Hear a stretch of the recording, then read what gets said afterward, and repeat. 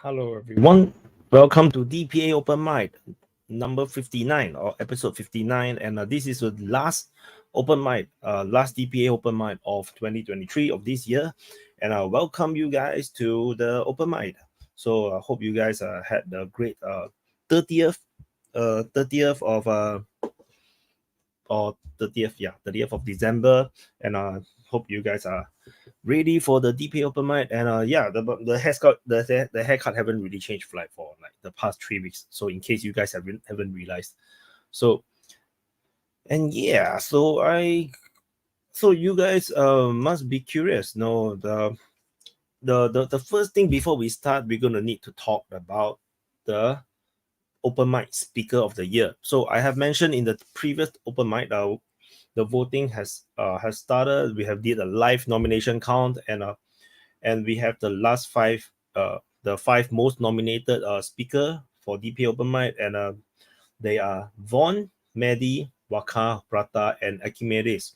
So and we have the results. People have been voting over 267 votes. So you're going to share the votes, and we can confirm now that the winner of the speaker of the year for DPA Open Mic is Von. Von won with 49%, and the closest is Waka at 20, Prata at 14, Archimedes at 9, and Mehdi at 7. So yeah, congratulations to Von. Hopefully we'll get to see him later, and of course our other finalists, hopefully they can say something nice, or they can just lousy voting full of full of things that is not so good. I don't want to say the wrong words. Later YouTube think that we are talking about American elections. So yeah. So okay. So that's it. That's it. Vaughn, congratulations. And so I'm gonna drop the link to join for those that are watching on the main channel or Twitter or Twitch. Yes, for those that are wondering, this is live. Okay. And so someone on Rumble was asking, is this live? Yeah, it's live. And so for those that are wanting to join, come on screen and talk and chit chat, please come to the DPA Open Mic channel, and DPA Open Mic channel, and also the link will be there, and also just adjusting them, and also for those that are watching on the main channel, the link to join the link to go to the open mic channel is actually in the pin, and for those that want to join the link, it was now posted in Rumble as well as on the DP Open Mic channels, both Rumble and YouTube's Open Mic channel. And so welcome to the episode 59 of DP Open Mic. So I'm going to adjust why I feel like it's a bit weird. So, and we have Shadow V. Hey, Shadow V. So this is open mic. Is the last one, so we can talk a lot more about the review of the year. Of course, as per usual, DPA open mic, we can talk about anything. And we have Darth Vader. Darth Vader is here.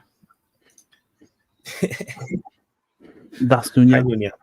So in case you guys are wondering, mask is actually not allowed on screen, but because Dunya is a regular, so which is why there is special rules for regulars, because we already know who are they. We see the environment, the room, we already know who is it.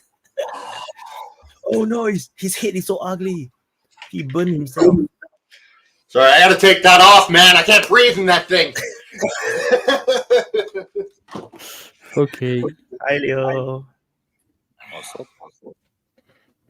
You ever watch Spaceballs, where Rick Moranis is in the helmet and he takes it off? He's like, I can't breathe in that helmet. That's what I felt like in that.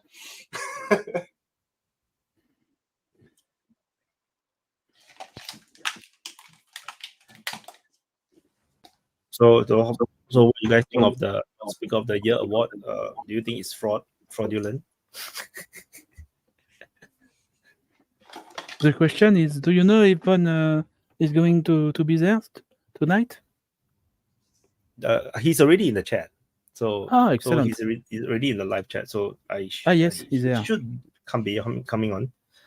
I guess, or maybe he's shy now. Or maybe he's now combing his hair. He's like, oh, I'm the winner. I have to comb my hair. And look nice. Wear button shirt.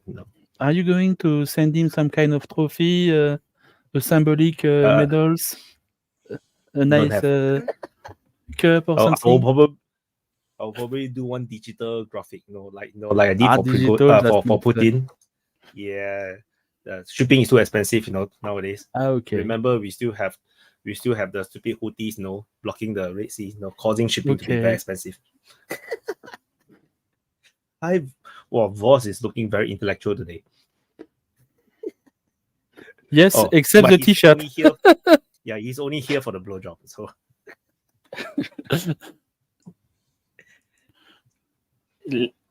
Leo, don't read that. Don't read that. You're not old enough for that. Please stay away. I mean, what kind of job you mean?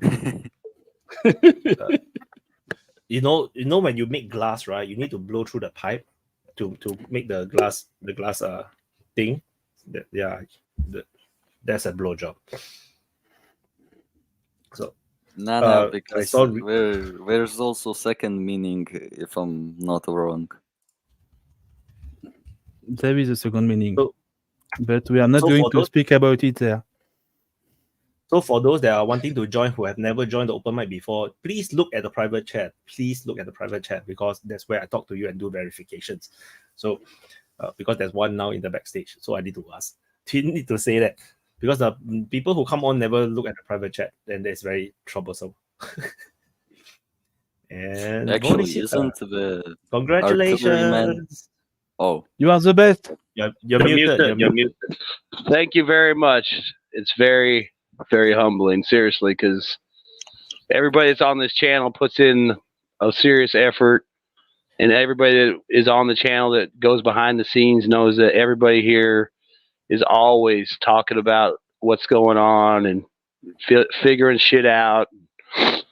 We're always on it. I mean, even if you only see Wyatt once a day or us once a week, you can be rest assured that the DPA army is on this shit all the time, everywhere. And like I said before, we really could use some more people around the world. I mean, we got Asia, Europe, Africa, Canada, America, parts of, all over some places in the Middle East. I mean, if you want the coverage, you come here. And I mean, I love this place. I love hanging out with everybody here, talking every week, and then on the sides, on the VC, I mean, we get shit done. We talk about all kinds of stuff. We go through what we're seeing on the maps, and everybody's spitballing and throwing things in there, trying to figure it out. So, I mean, like I said, it's very humbling considering everybody involved.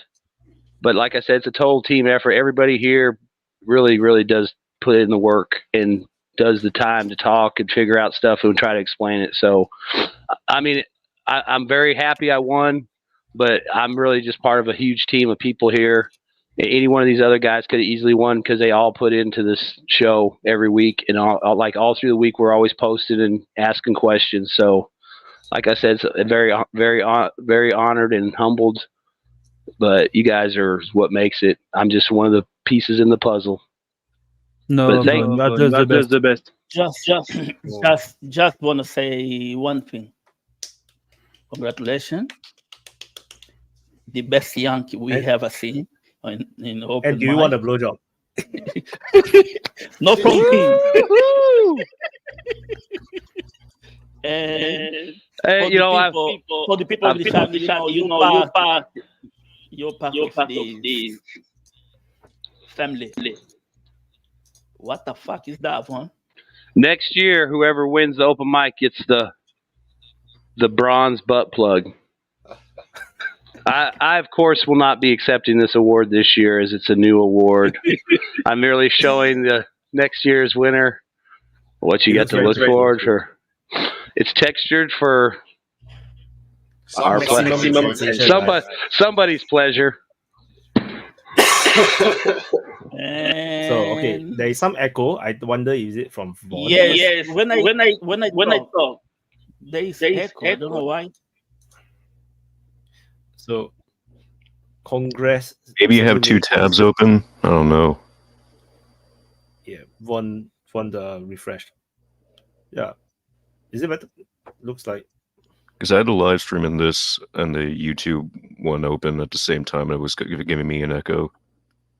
There's no more echo now, right? Because I think Von muted himself. Yeah. So yeah. So Rila, you're What new about here. me? Introduce yourself. No, it's okay. Yeah, Rylar. Yeah, everyone is okay now. There's no I'm more. a real no more Lambo, echoes. whatever. Yeah, from America. Wanted to come on one of these for a while, but never had the time. Yeah, just looking to it away. Talk about. Welcome to the Open Mic. Yeah.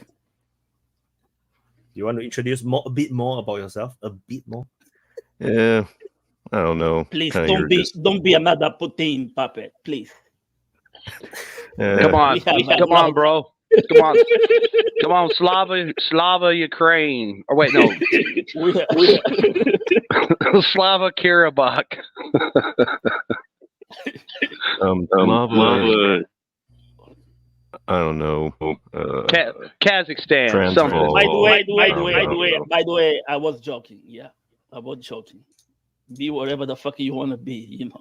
If you want to say Slav Ukraine, go ahead. Yeah, that's another thing too. Here, you can have all the opinions you want. They can be as crazy as you want. We embrace it fully and enjoy it. There is just one exception to this sentence. I'm still looking for a Democrat in the DPA forum, Telegram, everywhere. I'm looking for a Democrat, but I only find Republican from the USA in the DPA community. We just put Petraeus in whenever you need a Democrat or something. Shadwi, if I was a Democrat and come to this panel, I would never say I was a Democrat. They are fucking nuts, They are fucking nuts. I would be ashamed to admit that that's the party I'm following. They are fucking nuts. Whatever they say is about democracy. Whatever they say is about democracy. And when I see the news that come from America, I ask myself, what the fuck is democracy? Because wherever democracy is not in America at the moment. That's not democracy. I'm from France, so I know the problem about that. Okay? I have Macron as a president, so don't speak democracy to me. We've lost democracy. In the next couple of months, all the Republican states are going to kick Biden off the ballot, and all the Democrat states are going to kick Trump off the ballot. Because Maine just kicked Trump off the ballot, and I know Texas is trying to kick Biden off. Yeah. And, None of that matters. They know it's got no legs. So he'll be on all the ballots. This is just political games. But the real scary thing for me is we don't live in democracies anymore. The United States is not a democracy. Canada is not a democracy. UK is not a democracy. France is not a democracy. Germany, I could go down the list. There is a bit in the UK, There's not, man. There's totally not. I still trust the system in the UK. I still trust. Vaz, you've got more I think you are making a mistake, Nunya, in your analysis. Nunya, please, you are making a mistake in your analysis because you think the democracy is some kind of switch, or it's on or it's off. That's not the case. Democracy is a percentile. Okay, you could have 80% of democracy, 60% of democracy, 5% of democracy if you are in North Korea, and so on. It's some kind of score. And today, the score in France is very low. In some other country like North Korea, it's very, very near zero. And in some country in Scandinavia, it's very high. In Switzerland, it's a very high score of democracy. I think we have to understand things like that. And each time the government make a decision, it could increase or lower the democracy score of the country. Yeah, I never said it was a switch. What I'm saying is, what I observe is we're losing our democracy in these so-called democracies. Yes. That's it, right? Like, any way you want to spin it, all of the main parties that we have in each of these countries, when you look under the hood of what their policies look like, the big ticket policies, I mean, they're virtually identical. So, you know, you can talk about Democrats versus Republicans, or Labor versus Conservative, or Liberals versus Conservative, or whatever the parties may be.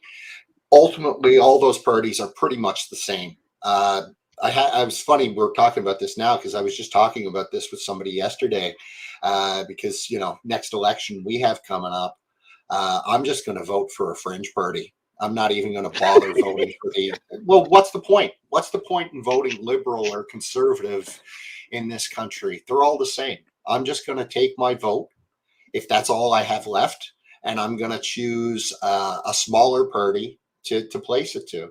I know it's not going to matter, but it'll matter to me because, you know, that's all we have left.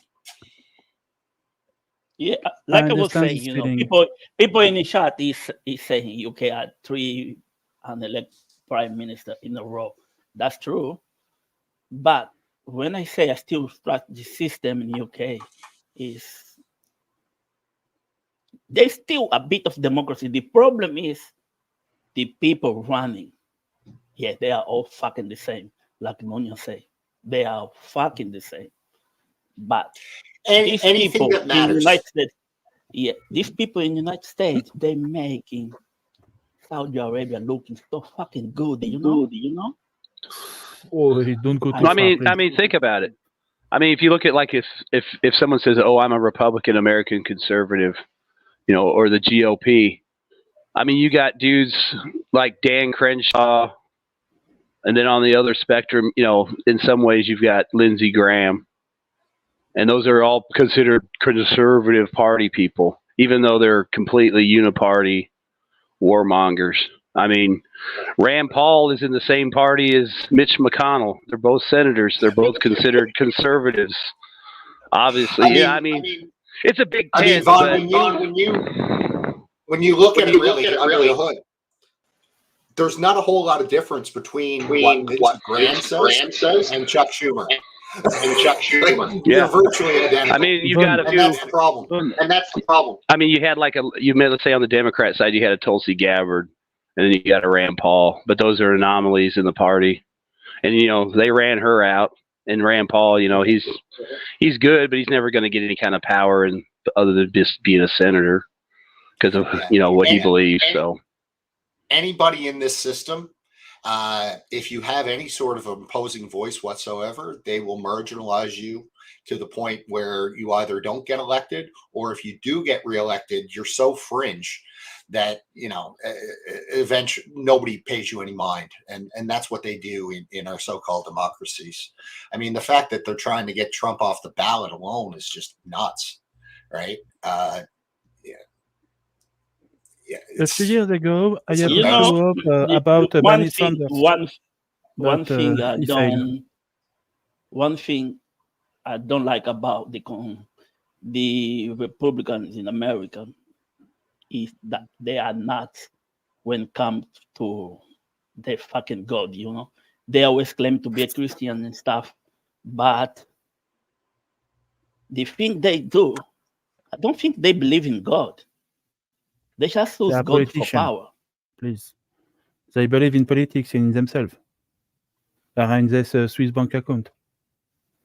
I mean, there's probably honestly very few politicians on either side that are actually truly religious, that would actually, you could go, you know, I mean, I hate Mike Pence, but Mike Pence would probably be one of the few guys in DC that walks the walk and talks the talk. Even if he betrayed Trump, he still, you know, he doesn't put himself in positions to where he's compromised or someone can say he did something. You know, he you know, he's a guy that does that, but look where it got him. You know, he's marginalized. Everybody hates him.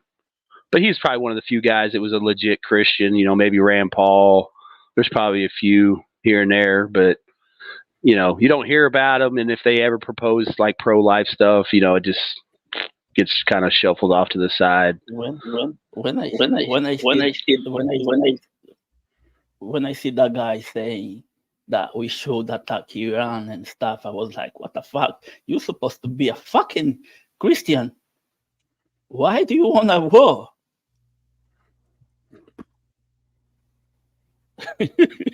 That guy is nuts. I don't know who voted for him, but fuck me.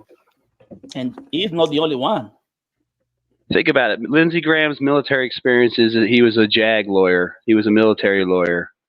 So he's obviously eminently qualified on combat operations against a country like Iran or Russia. Because he was in court a lot prosecuting. Probably his claim to fame is he prosecuted American soldiers for war crimes or something. I mean, think about it. I don't remember hearing any stories about Lindsey Graham prosecuting any terrorists. And JAG lawyers, they usually bust soldiers, so that's what he did. That was his job. He's such a great guy. He busts soldiers and then he calls for war so he can, I guess, bust more soldiers when they commit war crimes in the war that he supports. It's kind of a cool little trick he's got going there. So what do we do in this situation? Serious question. Because I'm feeling pretty down and pretty depressed with the state of my own country, as you guys know. And when you get to the point where you feel like your vote doesn't matter, you don't have much left, So what do we do in this situation where we live in these just god-awful shit countries that stop caring about everybody about 40 years ago, 50 years ago, whatever it was. And what do we do in this situation, guys? Heroin. How do we make it? No, I mean, how do we make it matter again? You know what I mean? I don't think you can. Because I agree with you, Vaila. I think it's too late.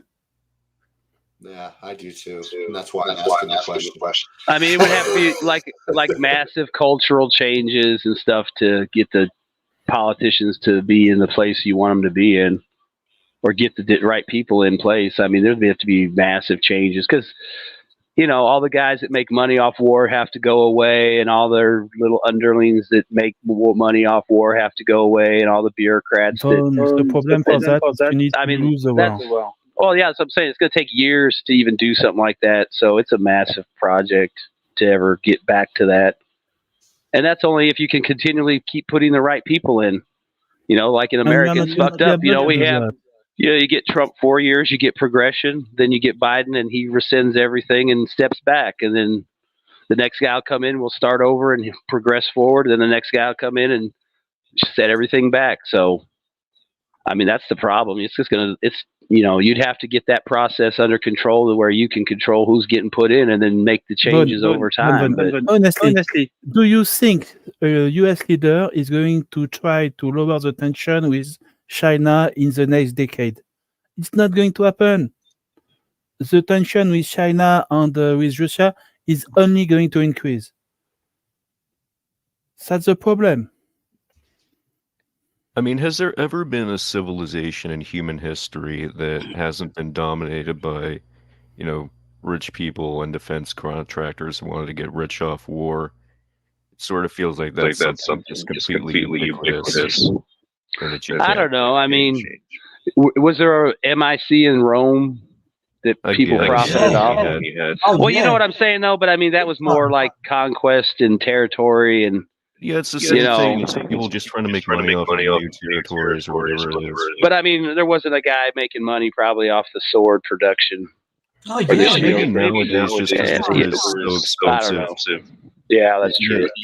You get it's more of the profit comes from actually fighting the war than winning it. I do remember that one historical thing real quick where the one time Caesar was complaining about a shortage of swords. And that the legions had sword hunger. I think his name was. It's more than that. The temples in Rome were associated with military production. So the Julian clan that Caesar came from were also pretty dominant in most of the temple trade. But all of the temples were they were basically supplying the state and the proto-state in the glorious Roman Republic. Would that be where like all the blacksmiths were and stuff? So they would just produce the swords and the shields and helmets and stuff. Okay. Well, I was just thinking maybe way back then it wasn't such an organized thing. You know, I thought maybe, you know, hey, you make swords, we need swords. Okay, great. You know, I'll make you swords. Arguably, if you don't have a military-industrial complex, you can't have a functioning state and an organized society. I mean, if you don't have people making weapons and making war, what are they going to do? Sit around and eat fried chicken? You know, like if you want to have a great thing, yeah, conquest and all the good stuff, and progress, you got to go fight for that stuff. You know, otherwise you're just sitting around eating chicken and complaining. And you need to check your audio. Can you plug out and plug in your headphone to see if it fix it, because there's an echo. We can hear ourselves when you unmute yourself. It's quite bad. If not, then you can just remove the entire headphone. I think it works pretty well without it. Hey Drew. You know what I'm going to say? China. Yeah, China. Because the civilization that you talk about that isn't ruled right now, at least isn't ruled by MIC is China.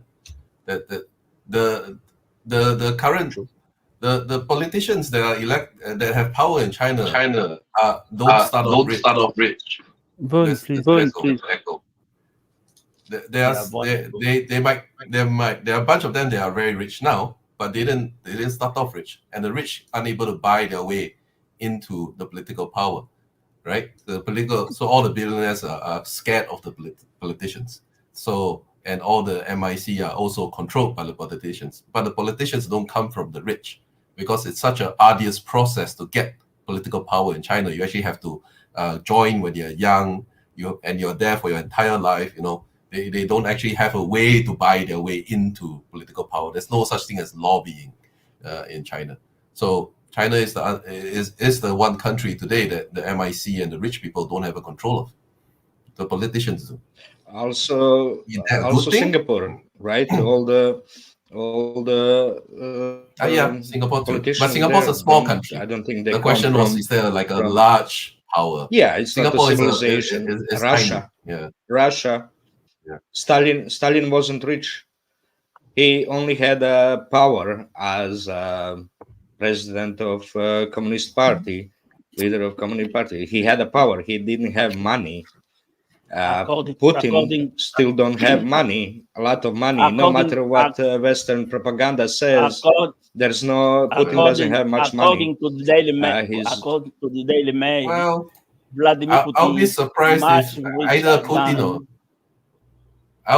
if either Putin or Xi are not actual billionaires. Like on paper, they don't have money. Yes, but I'm sure they have some bunch of money. What is important, and you are right, what that means on paper. What that means on paper, whose paper is that? I mean, a newspaper like Daily Mail, or what paper you're talking about? No, not on paper. Actuality, they control. Okay, like I'll tell you a story. Like I have as a business partner. I had this business partner whose dad was a declared bankrupt, right? But every day he was chauffeured around in the nicest BMW. He ate at the best restaurants. He goes home to a mansion, but he's a bankrupt because so the whole point when I got to speak to him, then of course I asked him why, and then he said, well, they can't take your money if they can't find it. So all his money is in the hands of other people. That kind of So does Putin has like stash of stash of dollars? Does he have? Can't find it. Does he have like Western accounts? Account somewhere in the West that's full of money? Does Putin have an account in the West? The richest money in that household is the guy, the maid that sweeps the floor. What you're saying? He has a stash of money loaded, like a room full of money, of cash. No like room. Something like that, or the gold. richest person. Okay, does he have properties? Does he have a He has nothing in his name. Does he have his mate? His mate owns a mansion. His driver owns a fleet of BMWs. His other mate owns a bunch of other things, like a small based on what? Island. Based on what you're saying that, I mean, about Putin. Based on what you're saying that about Putin. Based on what? No, it's not about Putin. This is my own personal experience. Okay. I know a guy that does this. Okay. I know a lot of that, those. That's so you know. I'm talking about like Putin. I'm talking about Xi's wife is Putin rich is beyond imagination, right? Xi's wife is fantastically rich, but Xi himself is not rich. So no, the whole point is the politicians. That's usual. That's how. That's how it works. So, but you cannot say like Stalin. Did Stalin died with the properties left after his death? How many properties were in his name? Yeah, none. Tito, president of Yugoslavia for 45 years, he died with no property in his name. Okay. What a dumbass. He died. Okay. After he had died, the state had to gift the villa that was presidential villa to his wife in order to have something, because he was using presidential villa that was in a property of the state. So they had to gift it in the end. Otherwise, she would stay without any income. No income, just pensions.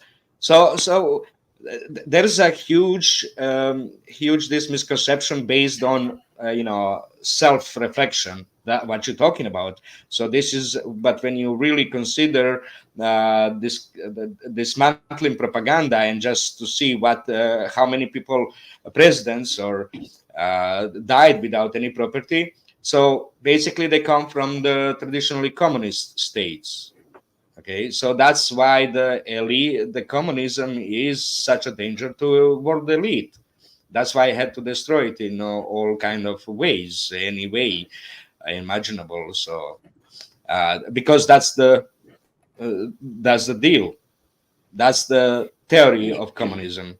That they don't deserve. Nobody deserves so much money. So I must have missed something, because we went from like bad rich people are in government, and so things are bad, and then it became rich people are in government, therefore being rich is bad. I mean, what is it that causes bad leadership? Is it poor moral character and an anti-human agenda based on philosophy, or is it the money itself? Is the love of money the root of all evil, or is money the root of all evil? You've got to, because otherwise you end up revering. It's gonna change. It's gonna change. Sometimes you see, America was like this in a Gilded Age in 20s, but then it turned. Even though the FDR was aristocrat, member of the aristocrat family, means rich elite, they changed the tune. They did the good thing. They changed everything, the philosophy and the economic knowledge. So it changes from time to time. You just get the whole group of people that come into power. It depends on them, mostly on their leader, how they're gonna act. They'll try to, let's say Orban. Was Orban rich? Yes, he's rich, but he did improve his society and financial standards of the whole population. So that's because they do, no matter how much they risk. Yeah. Okay. Sorry. I think bad politicians are the result of a bad system. Every country has good people. Every country has bad people. Every country has people that are smart but will eventually be corrupt. Every country also has smart people that are good, that are incorruptible. The whole point of a political system is to select the people that are good, smart, and incorruptible, that will actually do stuff for the people. So the result, if you see a bunch of bad politicians always being cycled over and over again, that's a bad system. So if you have a system that doesn't prevent the bringing to power of these bad people, or a system that when the person who is there is bad and that you can't get rid of him, then it's a system that is flawed and will result in bad politicians if you leave it long enough. So that it's just a bad system. No system Every country can be has good people. No system can be but there are left alone. systems that there are systems that are better. So, for example, a system like in the Western liberal system, you always have to be vigilant. Democracy is like that. Economics is like that. You always have to be vigilant. You cannot relax and leave it alone, and it's just a system you're going to mechanically drive it in. In a bad system, even if you're vigilant, you can't do anything about it. Well, did Genghis Khan have a good system? No, it was horrible. He went around killing them. He went around killing a bunch of people. Then but he was a strict legalist. He did it by the law. No, but Genghis Khan was one person. His along with a lot of other feudal systems, didn't last past a few generations. A good political system lasts past and is detached from the first guy that starts it. Right? Genghis Khan's system fell apart 2-3 generations after he they all fell into little states because it was a hereditary system, right? His sons and whatever, that never lasts. That's a bad political system. A good political system is where a guy that is competent and does the right thing is elected and left there for as long as possible until he does something silly or he retires, and then another good person that's unrelated or could be related to the guy, but the relation is irrelevant, that is then elevated to power and can continue. So Genghis Khan was a bad leader because his dynasty didn't survive, not because he murdered a whole bunch of people. I didn't say Genghis Khan was a bad leader. I said it's a bad political system. Yeah, that's what I mean. So it's actually Genghis Khan was cool. It's just that it didn't last, so we don't respect. Yeah, he was very effective. But the political system. Well, so this is where the definition of good and bad gets pretty fuzzy. Because if you can kill a quarter of the human race and still be a good dude, well, then what are we complaining about? Let's just send the nukes flying, and whoever survives wins. No, a bad political system can still. It was best known at the time. You see, and a good political system can still end up with a bad leader. You can't talk about good and evil in terms of systematic processes. There has to be some kind of philosophy behind it. What are you saying? Otherwise, like you say, I don't agree with you, Toby. We are speaking about politics. In politics, there is no such thing as a sentiment or about emotion. You have to be very hard and very cold. It's a very sad fact, but that's in France. It's not that. No, in the rest of the world, people have morality. I think what you guys are talking about in is politics. Seriously, Toby, you believe that? Do I believe what? You believe that the politician has ethics and things like that? Hitler had a dog, right? So everybody has a personal morality, and personal morality informs all human behavior. What I expect from my politician is efficiency. Well, then you end up with Genghis Khan, won't you? I think for the Mongol, Genghis Khan was a really good leader. For the rest of the world, it was a rebel, but for the Mongol, it was really good. Right. Well, so like the most efficient thing to do would be to have a nuclear war and see who wins. I think this was very French, actually. The fact that Shadovi said, I expect my politician to be efficient, because the career of a French politician grows through there. They have special formation, they have special schools, and a public servant, which is also a politician in France, has to be very efficient in whatever he does, and he normally follows a path where he actually can present himself as efficient. I don't think all the political processes are democratic. Political processes demand an efficient politician. Some countries have a political process where they demand someone with charisma. Some demand someone with high morals, like Toby was talking about. If we talk about the American one, for instance, is someone that is more, well, it's not the case with Biden, but the idea of the American politics, for instance, is to do, someone that can make consensus or aggregate the society with itself, because it's a very different society with a lot of different sectors and so on. Some societies like the Portuguese or the French one, they don't need someone that keeps everybody together, for instance. So we tend to ask for a politician to be more efficient. But it depends on the countries and depends how their system is done. We also have very different political systems in the sense presidential, parliamentary, and they all have their little nuances. So where does the moral stand? Is it with the parliament? Is it with the president? Portugal, for instance, has a semi-presidential system. You always expect the president to be the moral judge over all the politicians. So this is a very big difference. And we look at the parliamentaries, and they are they are always fighting, and they seems like very moral people, and also some ministers and so on. But the president, we always look at him like the moral, but he doesn't have much of a power. So it depends a lot. I think you guys are all correct. It just depends a lot of other variables that are also important to take into account.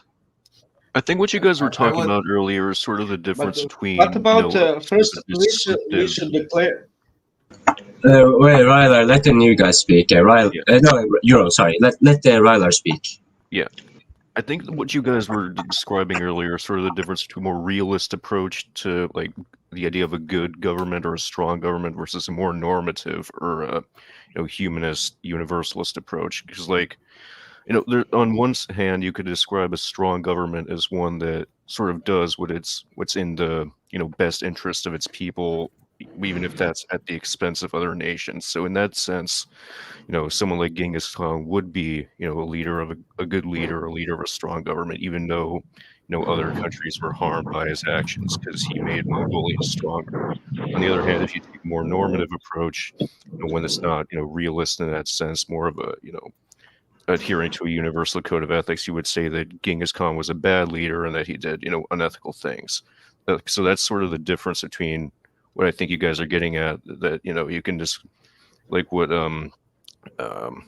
he left, I think, but what the guy was saying about how Genghis Khan might have been an unethical leader, but he was a strong leader in the sense that he made Mongolia stronger. Yeah, he was I was going to say. How about I think it's Juchan. First declaring what politician job is. We should clear that out first before we discuss what's the job of a politician. By my knowledge and by definition, is job of a politician is to make supposedly in a first look opposing parties, groups to cooperate together. Basically, two enemies to work together, basically to organize the society to work cooperatively with each other, even though one is losing in that position, another one is winning. And then switch later that other side is winning while other one is losing. Let's say contracts with the state. That's where the richest, easiest and fastest riches are getting accomplished. So the politician job is to make supposedly, first look, opposing sides to cooperate.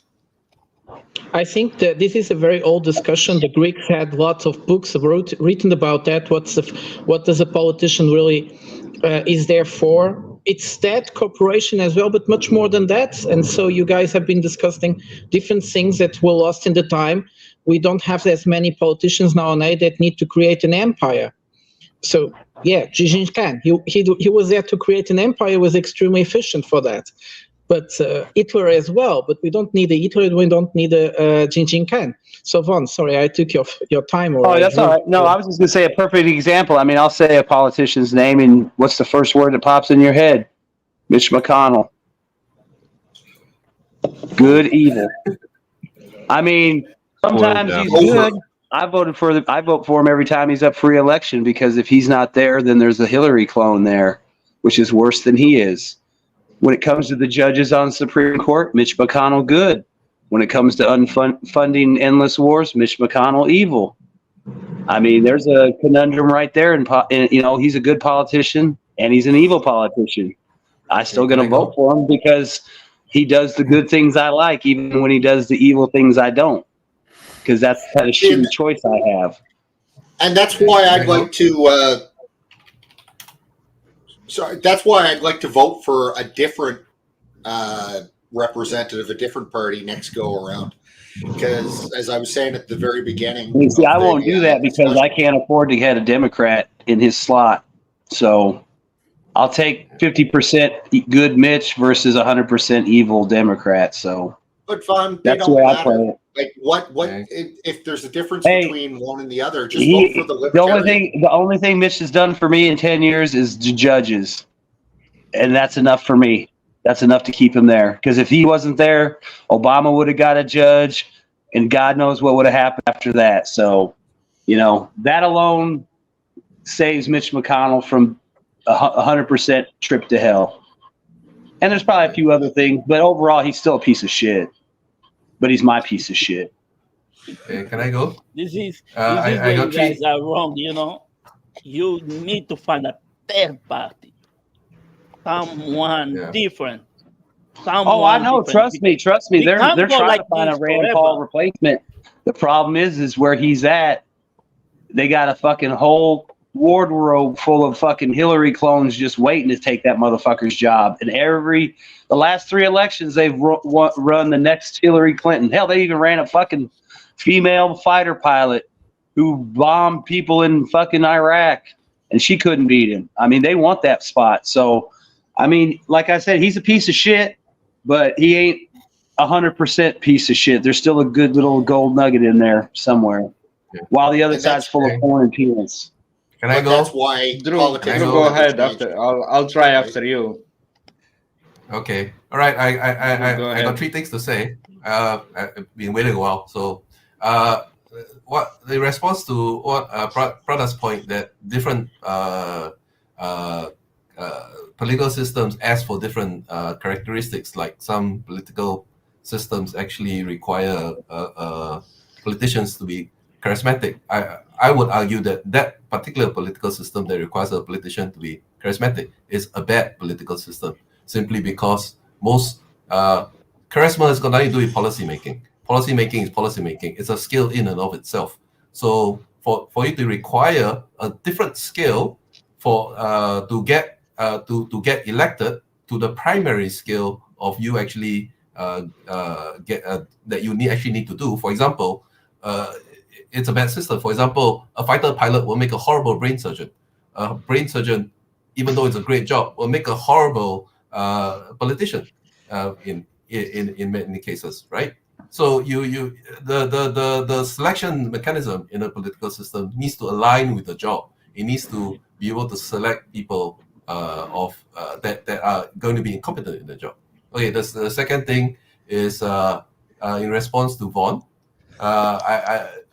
What you described is exactly the sign of a bad political system.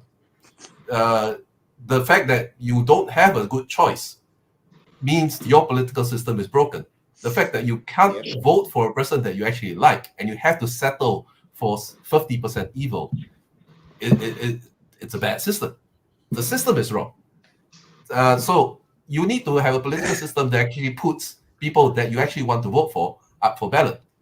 The system that keeps all these good people out means it's a bad system. You don't get the politicians that you want or can vote for.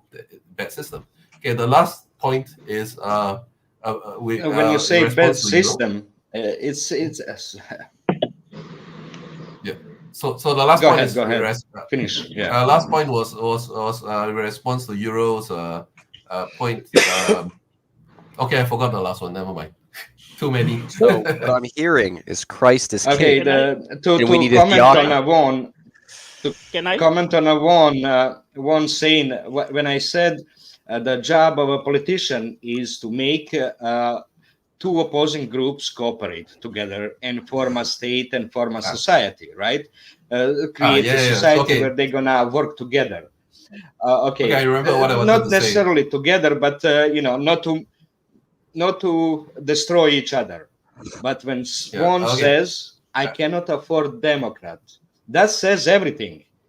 His politician forced him to think that way, that they cannot cooperate with other Americans. They cannot cooperate with other Americans. They cannot accept other Americans to rule over I them. can accept them. It's just In my I don't opinion, want them calling presently, shots. both. No, you cannot. Can I? You just said it's something you cannot afford to have Democrat, but there will be no change.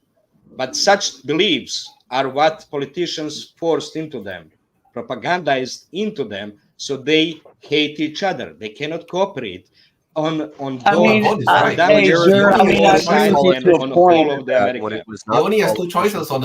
agree with you to a point. It's propaganda, but at the same time, I live here, and I just know democratic policies are bad for me overall. So, yeah, it is propaganda and making me choose a side, but at the same time, the evidence is there for me to pick a side too. It's not great, but it's better than the other. And you're right too. Proposing that the politicians created the dichotomy when it was not the politicians who created it. Coming from a long line of it's about hating political other plays. side, not about choosing. You always have to choose. Hello. No, you don't think you know. guys are See, again, you're trying to say the forgetting politicians because created the concept or the idea when they didn't, right? This is coming from a long. Hello. Anyway, this is coming from a long line of deep propagandization, not from political parties, but from operators above them and below them. If you're trying to say that, the Republicans made you think that way, Vaughn, that's just inherently wrong. That's not accurate whatsoever. I'm not saying they made me think that way. I'm just saying, no, I'm not saying. No, I'm not talking to you, Vaughn. The differences are highlighted, and I can see what policies work for me and which ones don't. Exactly, but it's deeper than that. But I don't think the politicians create it, but they definitely feed it and nurture it because it's beneficial to them because they want to stay in power. So if they can do a few good things to stay in power, then they're more than happy to play that game and act like they're down with the people to stay in power. They throw us a few bones and everybody. Look at American politics. Every time some motherfucking liberal says something red meat, I like Kanye or Cardi B, taxes are bullshit. Oh my God, Cardi B's red pilled. Who the fuck does like taxes? Nobody likes taxes. You don't have to be red pilled to not like paying taxes. I know some people who like taxes. Well, you know what I'm saying, though, but it's like people latch onto these write once a day clocks and act like there's some great change going on, and it's like a lot of times people don't realize you just got to take what you can get. Mitch McConnell sucks, but at least you can get something off that motherfucker. You ain't getting shit off Chuck Schumer. I just want to say one thing. It's going to take less than 10 seconds. I'm a Labour voter in UK. I will never, ever vote Conservative, ever. Yeah. But the way things are in the UK, I decided I'm not going to vote in the next election because there is no fucking point. And why don't you move? The Labour, there is no better choice. Trust me. There's like 6 or 7 parties in the UK. Well, no, then here's my confusion, right? If you claim that there's no good choice and you're not going to vote, right? So you can't do anything to better your social system. That means you are voluntarily enslaving yourself. You have made the conscious choice that you are not going to do anything to change anything around you. I gave up. Conservatives are going to win. Trust me. The way things are at the moment, with this Palestine and the Israel thing that's going on in the Middle East. So people just say, if you don't confront why are you so short-sighted? Why are you saying we can't change anything now? Can't you understand the fact that through a long-term investment, you will change, things will change, the system will break itself apart? No, this cannot go on. I know what you're saying. I know what you're saying, but the thing is, the opposition part at the moment is the same. They only gonna change the colors, but the shit is the same. They believe not disagreeing with you. I'm not. No, I don't think anyone's disagreeing with you. Vaz, what Alan's saying, and I agree with Alan, both Vaz and Vaughn have both touched on something which is disturbing to me anyway, and it should be troubling to them as well, when they both basically said, listen, we've got no choice. Like Vaz has told us that he's given up democracy. He just said he's quit democracy because he's got no choice. Vaughn is telling us that he's basically quit democracy because the choice he has is pure shit. So what Alan is saying, and I agree with Alan. No, I mean, I don't. Well, hold on. Let me finish. Change takes time, right? So you have these little parties now. In order for these little parties to become bigger parties, people have to vote for them. That takes a number of decades. So what I would suggest, what I plan on doing next election here, I'm looking at the smaller candidates, the libertarians, the parties like that, the PPC, things like that, that aren't getting a whole lot of traction, aren't getting a whole lot of media. That makes me want to like gravitate towards them because maybe they have something to say, and that's why they're not being mentioned in the press.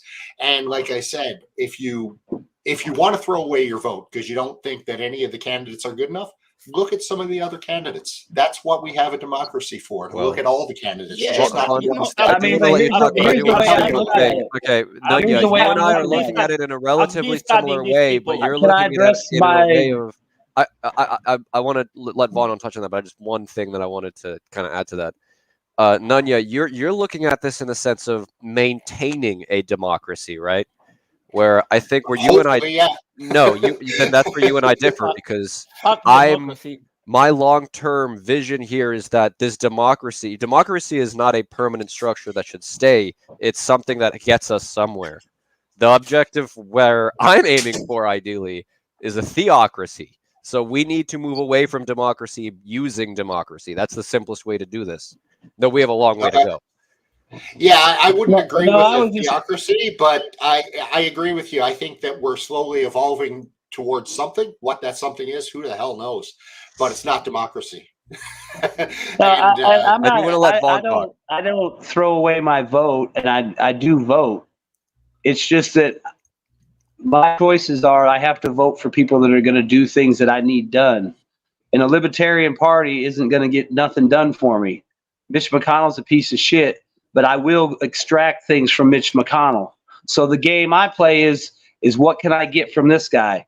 Because to me, at this point, I'd rather have a little bit of something than all and nothing. And that's the game I play, and that's the way I play. It's all about me surviving and navigating. And I vote how I have to vote to enable that. And in the process, I'm also trying to get better people in, more people like Rand Paul and stuff, but that takes time. In the meantime, I've got to keep the people in place that are going to roadblock shit and stop shit that I don't want to go forward, and in some cases, advance things I do want to go forward. And as much as a piece of shit Mitch McConnell is, he fits that build right now. He can get things done for me. Sometimes I need done. Other times he can block and roadblock and hold up shit that I need held up. And that's all I need him to do.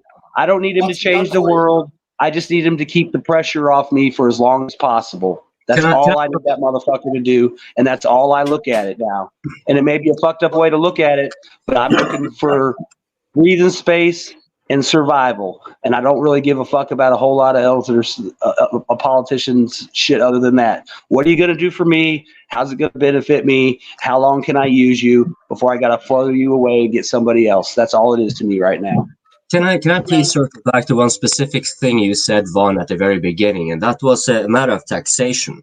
Because I'm kind of in the belief, because what you all are saying, I'm generally agreeing, and Norway is no different. We have plenty of parties, but generally they fall under a two-party system in effect through coalitions, and after which all the voting, we are completely detached from any sort of a democratic process or anything like that. And, you know, the frame of democracy is also not ours. It is set by our rulers. They set a very limited frame of what democracy is. So, for example, Vaughn, you pointed out taxes. I have one big issue with taxes. It's not necessarily that I have to pay it, but it is that in everything else in life, there is a receipt for it. But for the taxes, I have no idea where my tax money is going. I have no choice either where the tax money should be going. And of course, that is perhaps an argument by itself on the side, but that argument is also never had. We don't have those alternatives to how do we, for example, decentralize facets of our economy and our political authority in a manner that is, has Alan has little theocracy in his little, there can be a part of the United States is huge. So it's no problem to actually arrange it in a way where people who would like to have a theocratic, domestic autonomy, then you can have certain laws. Let's say they don't want to have people that are gay. Fine. Gays don't simply have to show up. That's it. And then there could be people for gays, for all the woke people, as an example. Now, I'm not really offering a solution here, as you may have noticed, but I do think that one of our problems here is that our framework is so confined, and it is but the discourse is like, this goes through the media. This is why us here is actually like an effect of democracy, not only because we are generally kind of in a democratic fashion operating with each other, but also because we are discussing these facets of society that are never put on, let's say, mainstream media or on documentaries. You're not really presented with, what other options have been, because let's not forget that the things that we have now, they didn't arise in a vacuum. They came from somewhere, right? And so we are not having the discussions had to be going forward. So I don't know, like if we want to be talking democracy, maybe our specific policies, are we talking about fundamental changes? Should the whole electoral system be revamped in a this becomes suddenly very risky. So that's why I understand a lot of people when they say, no, democracy in the way we have had it, the way I know it from the back in the days when, we had debates where they seemed orderly and some of our policies were pulled through and we had the veneer of everything being okay. But and also sorting our problems. But it's not really there. Most people are sensing, like increasingly, even here in Norway, people are sensing that, maybe we can't take everything so seriously and something is wrong. Like, how come everyone is struggling, but you're suddenly seeing a whole bunch more people driving around in the smaller towns or cities, I should say, with Ferraris and stuff, like something we usually haven't been seeing much of before. And this is not because people are getting wealthier. On the contrary, some people are getting wealthier, but this is not discussed. There's no discussion on corruption in Norway. No, people will think that Norway is not corrupt. I can assure you, corruption is skyrocketing at the moment. It's been doing so since COVID, unchecked, and it's just going to keep getting worse. I find that lack of discussion on that alarming. Whenever I try to address that to my fellow citizens, and you talk Putin, you talk COVID, you talk whatever. But what about what our oligarchs are doing? No, then I suddenly start becoming an enemy. That's alarming. Then you're not following the main line of what the discourse, the accepted discourse. That's not democracy. I would like to pick up something that Jordan said, which is to understand the political system as an arena where there is a political fight. And different groups try to pick up resources from the state where they can actually bring up their policies, their interests, and move things forward in their interest line. So the problem about democracy by itself, the problem of modern democracy is that there is little participation from the society as a whole. So in a way, lobby groups substituted people.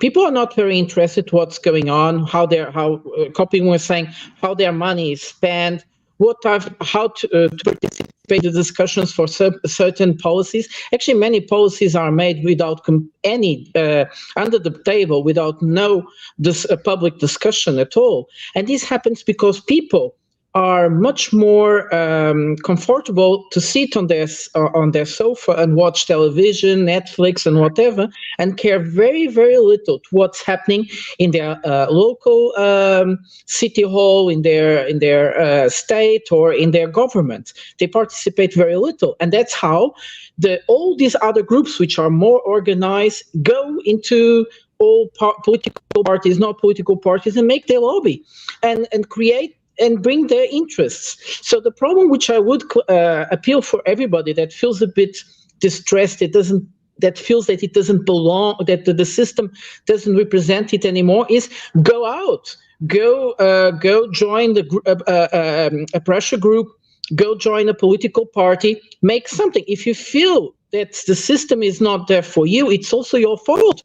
Yes, there is a lot of propaganda. There is a lot of this and that, but if people just sit and complain, I'm sorry, Voz do Povo, you are right, because we are all, the system as it is made to now, it's all to push you not to go to vote. And the best you can do for them, or for their interest, is not go there for vote. It's the opposite. We should go vote, but much more than just vote. Democracy is not just going to the ballots and put your vote. It's much more. And you can participate, and there are many instruments in democracies, most of democracies, well, almost all the guys that are here. I think Leo was here. Leo he's from Russia originally, so there you don't have that many instruments, but you have a lot of instruments at your hands that you can use to also at least be a part of the system, not be an outsider. That Prata. We have a new speaker. I believe we have a new speaker here on the open mic, Daniel Kinyo. Please introduce yourself. Welcome to the open mic. You're muted. Oh, you're muted. You're muted. You need to put the press the mute button. Oh, sorry. Hi. I hope you guys can hear me, because I think I was dragging or something. Loud and clear. Yes. Go ahead. Yeah. Good. Yeah. I was just so I'm Daniel. You can see my name. I'm from Kenya. I just been watching this for a while. Just glad to be here. Welcome. Is there anything else you need to introduce yourself with? Well, if you don't have anything else you would like to add on, maybe opinions or something. Okay. We tend to ask we tend to ask newcomers, and I forgot to ask Ryler, but Americans have been asked quite a bit already. So, but Kenyans not so much, and we have a standard thing to ask. One, general opinion on the ground when it comes to Ukraine, the Ukraine war, and the second, a general opinion on the ground and on Israel and Palestine in this case. And this has to do with, of course, not what you think or what you believe, but what is the general impression you get from where you are? Because we are always very excited to kind of, have people tell things from where they are. Copy. Where's he from? I didn't hear where he was from. Ukraine, fuck Israel. I want to know what's going on. Vosh, I want to have it heard from our new speaker. Kenya, I hope you can hear me, right? Yeah, we hear you, bro. Yeah, I'm from Kenya, Nairobi, Kenya, East Africa. So, if I got you correctly, Coping, you said my general opinion on Ukraine war and Palestine. Palestine. Oh, that is just a mess in and of its own. Okay, first of all, I 100%, including guys here, because I'm in a Christian country, and the one thing you notice about Palestine is that in Christian dominated nations, the narrative is completely different. I forgot I left it open. You can hear me, right? Like, the narrative is so different because of stations like TBN from the US. Like, they tend to have this pro-Israeli narrative that is quite destructive. But because also you have countries with channels like Al Jazeera and stuff like that, they tend to balance out the view. Because, like, my own mother thinks Israel is being attacked by Hamas every day. But I already know that's bullshit. Like, because the way TBN, like, let me tell you, a channel like the Christian channels from the US, they, like, just the media itself, you're like, this is shit. Like, they have these pictures of Israeli soldiers killed every day. Like, they poster them out like he was a university student. And when you look at Al Jazeera, there's like 99 people dead today because of a bomb, and you see nothing of that. Absolutely nothing. And I was just amazed at how powerful this Israeli thing is. Like, just how powerful are the Jews? Like, they can literally make a section of the entire world think a certain way just because they want to. And I was actually amazed, because you cannot convince most, like here in Kenya, you cannot convince most people that Israel is evil, because that goes against their religion. because this is the land of God and everything. So I think Israel, while it is evil, my view is that they can't win, but they already have won in a way, because you can't remove religion from Israel. So no matter what happens, they will always have this giant Christian population that will always back them, no matter what they do, no matter how evil they are. They'll always be they will always be this giant 2 billion Christian population that can be able to always get on their side, and that kind of puts. That's. I would like to interject there. I wouldn't say it's all Christians are on Israel's side. I think it's very specifically Western evangelical Christians. Yeah, no, not just that. Like the you see, there's a difference between the elite, the governments, and the population. Like guys who don't know much. Like those guys tend to be the government dictated. are, the people are. Yeah, I think Daniel is very correct. Daniel is very correct. My mother also today told me that so many people died in Israel, and I asked him who killed them, and she said Hamas as well, and she's Catholic. So, but the thing is that if we inform ourselves, actually Christians are very badly treated in Israel. Not as extremely bad as Muslims, but Christians are also very badly treated. Let's not forget what's happening to Bethlehem, where people are closed in the city and they can't get out. But on the other side, I think Alan also said that very true about. So I was wondering, Daniel, because I get the impression from you that the Israel-Palestine thing, that's a sufficiently big thing for people in East Nairobi to be talking about. And if I got it from you because of whatever Christian biblical leanings or all that. No, don't get me wrong. Like in our parliament, there were parliamentarians coming in with like free Palestine flags and stuff like that. Like this, like Kenya has a huge Muslim population. Like a huge Muslim population, but it's just that you realize that, like I'm speaking from my personal experience. I was shocked at just how the same thing can be. Like I was shocked at just how good propaganda is. Like I was shocked when I was watching. I think I was watching. It's called Family TV here, but it's called TBN in the US. Like I was shocked by that. Like they were, like on one side we had Al Jazeera, and a guy was saying that I think 50 people has just been, like an apartment has just been bombed, 50 people are dead. Like it's live, like they can show it. And then on the other side they're showing this like Israeli guys in his home saying how his life is so miserable because he's afraid, he doesn't know where his future is going. And I'm like, you're in a very nice house, seated online, talking about how inconvenient your life would be, yet 50 people just died, and this media is showing this guy. Like and the media is showing the guy who's like seated in his house with some coffee, complaining about how inconvenient it is because he can hear the bombs getting dropped. Like what the fuck?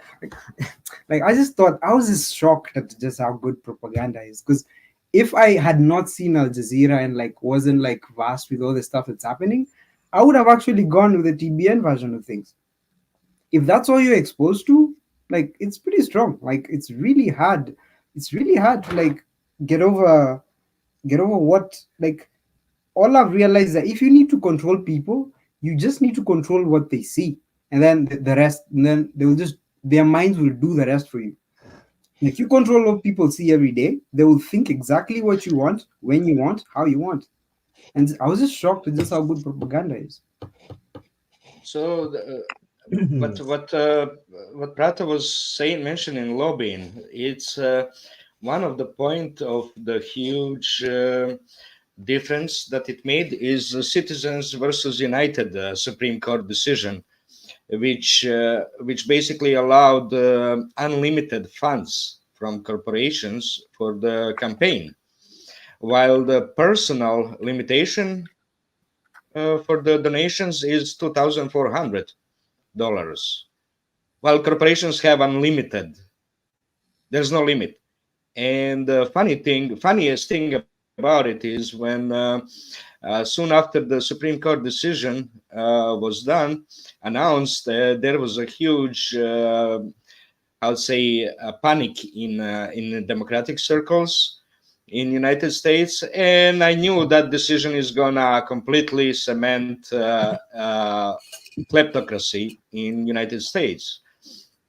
And when Obama in his annual address said that Citizen versus United decision is gonna change, is gonna allow foreign countries to meddle into their democracy, to pay into campaign donations, and Roberts, Supreme Court Judge Roberts, said to him loudly, "You lie."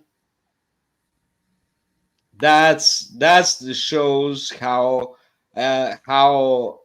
radicalized right is in United States. It's really radical.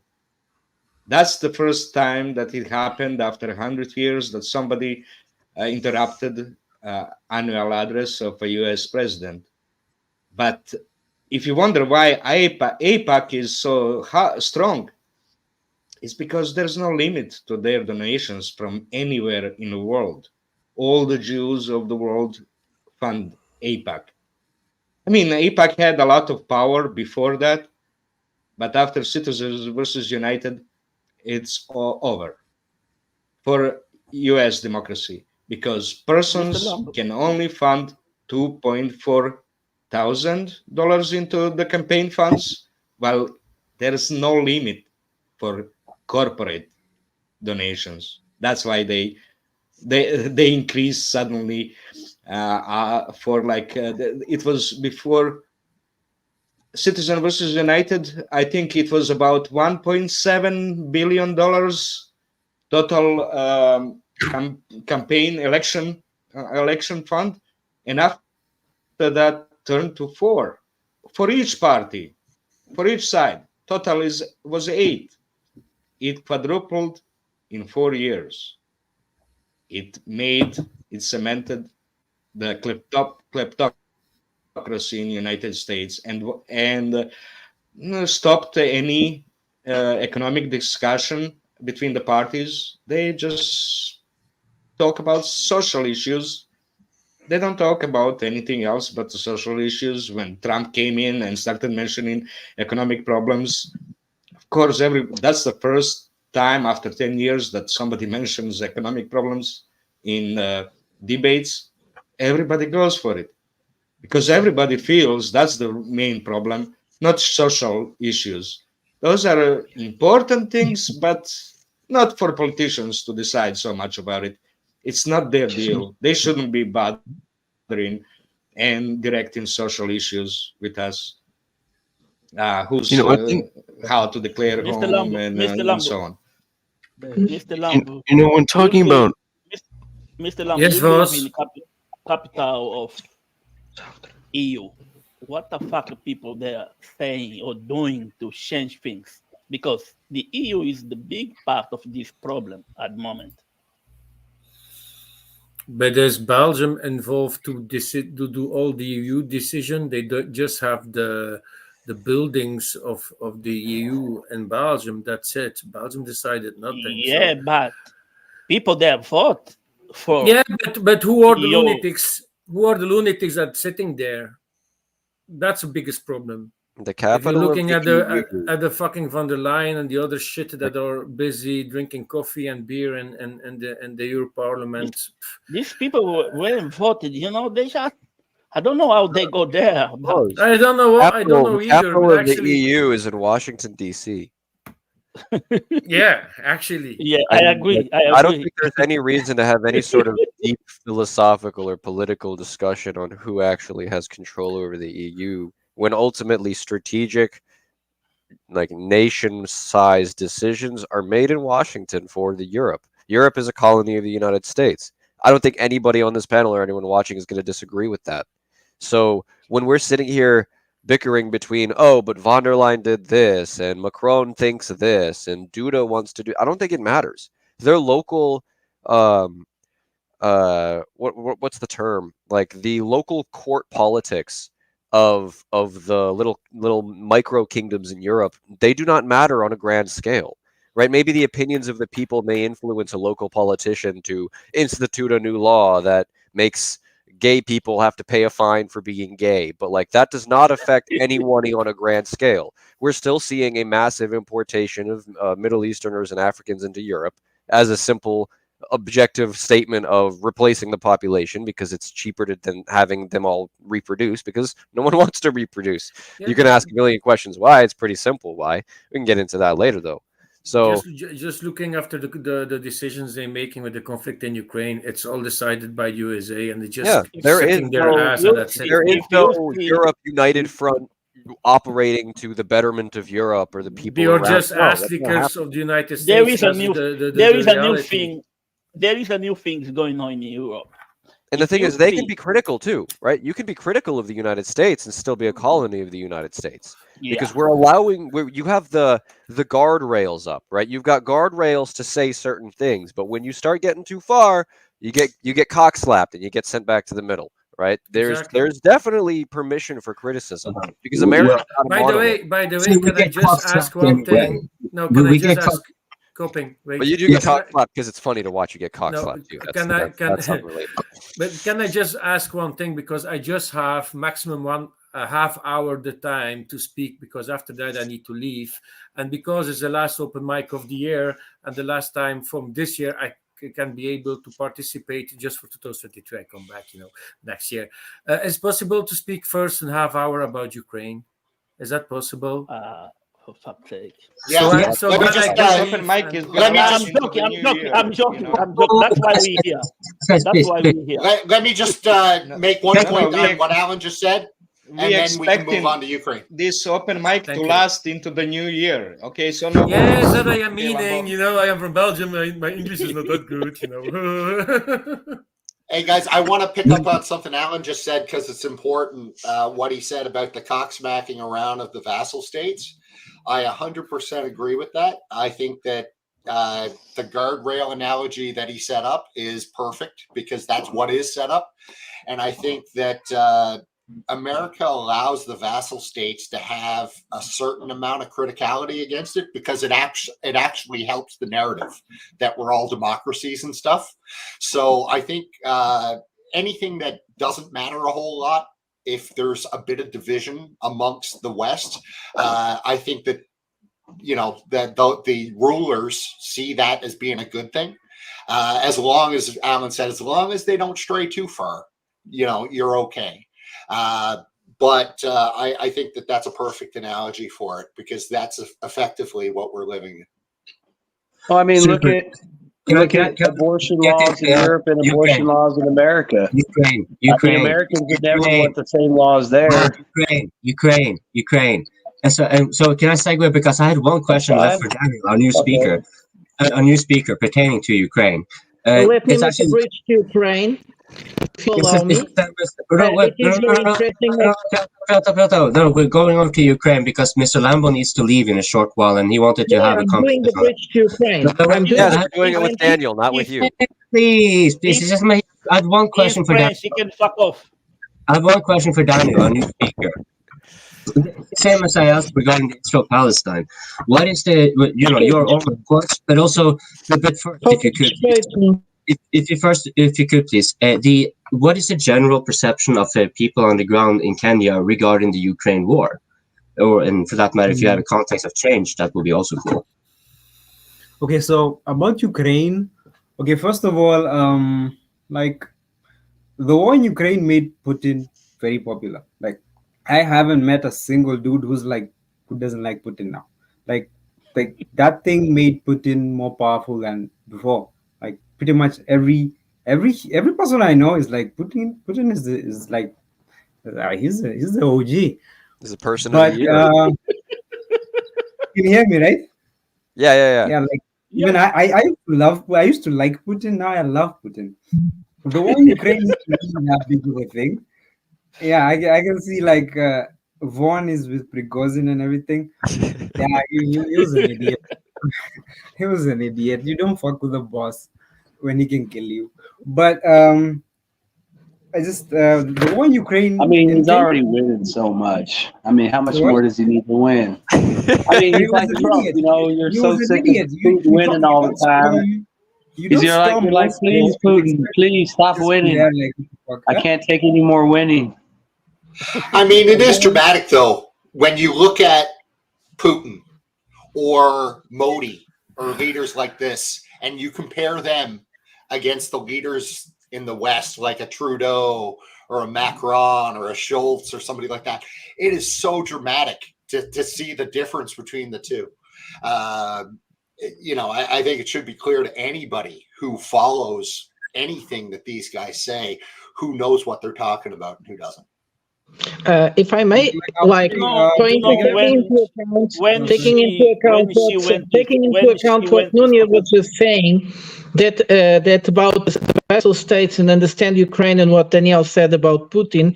The thing is that why is Putin a hero for so many people in the countries? Because he presents an alternative of independence. This is the multipolarism, the polycentral world that they have been talking about. They offer the promise that actually you can get out of the interval of criticism, you're allowed to talk it and go away.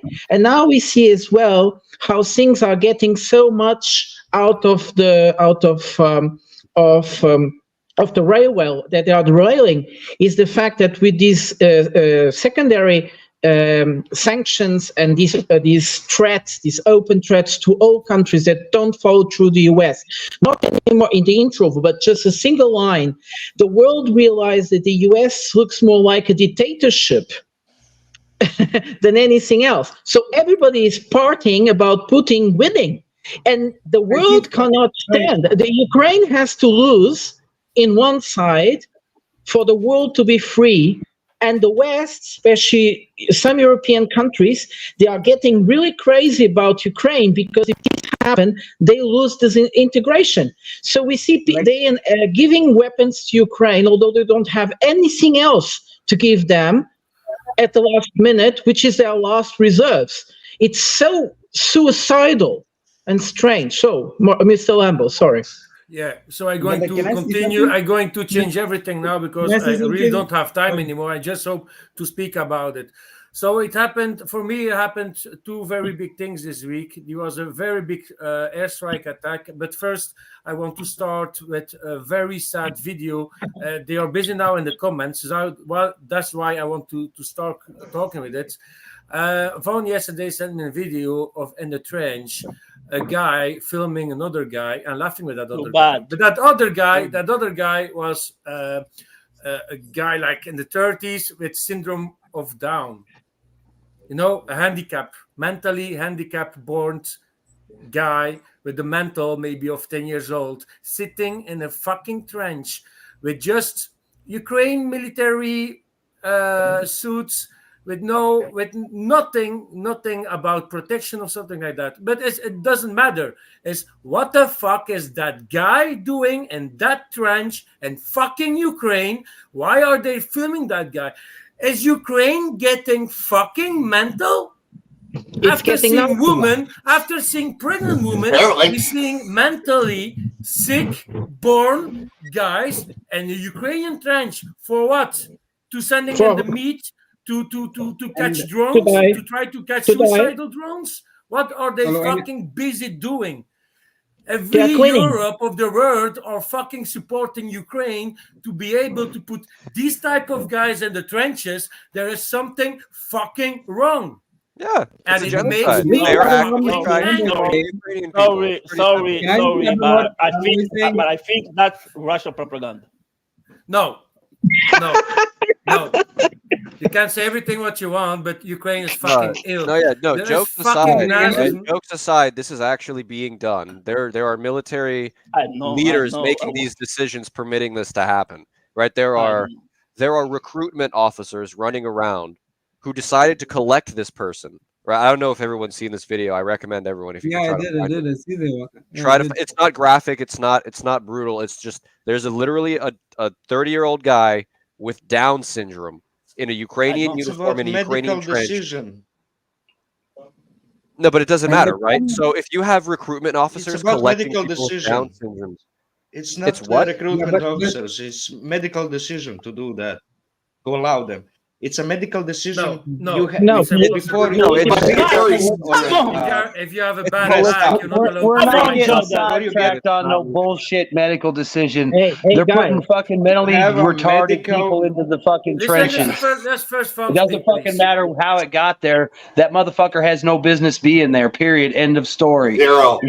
He should never even fucking be. If that guy actually wanted to help and volunteer and help his country, they could have put him in a fucking uniform, stuck him somewhere in the office in Ukraine, and had him get coffee for Zelensky and pretend to be a little aide to some military guy and fulfilled all his fantasies. They stuck that motherfucker there because he's retarded, and they probably figure, hey, you run this way and the drone will chase you. We'll get away. Hey, stick your head up. Hey, go out there and fucking climb around in the minefield. Fucking sick ass motherfuckers. He doesn't even have a single rubber band for a fucking tourniquet. When's the last time you seen a Ukrainian or a Russian that doesn't have a tourniquet kit strapped to every fucking arm and leg, plus a couple on his chest, plus probably some more in his backpack? No mag pouches, no first aid kit, no canteen, no protective helmet, no plates in his plate carrier. Fuck Ukraine. When I saw not even right shoes, yeah, just fucking boots. Yeah, not even right shoes on his feet. You don't put people like that in the trench. Never. Let them at home. And you see the conditions on the front line, and they gave him fucking galoshes. He doesn't even have fucking boots on. When I saw the Are they even feeding the guy? Does he even get to go inside and warm up? Or do they just make him sit outside and play with his fucking stick? When I saw the pregnant woman, I said to myself, fucking nasty motherfuckers. And every fucking soldier there should fucking die because they should take that motherfucker and take him back with or without permission. And the fact that they're sitting there laughing about it and let it go on, they all deserve to fucking die. Every officer who allows this to happen.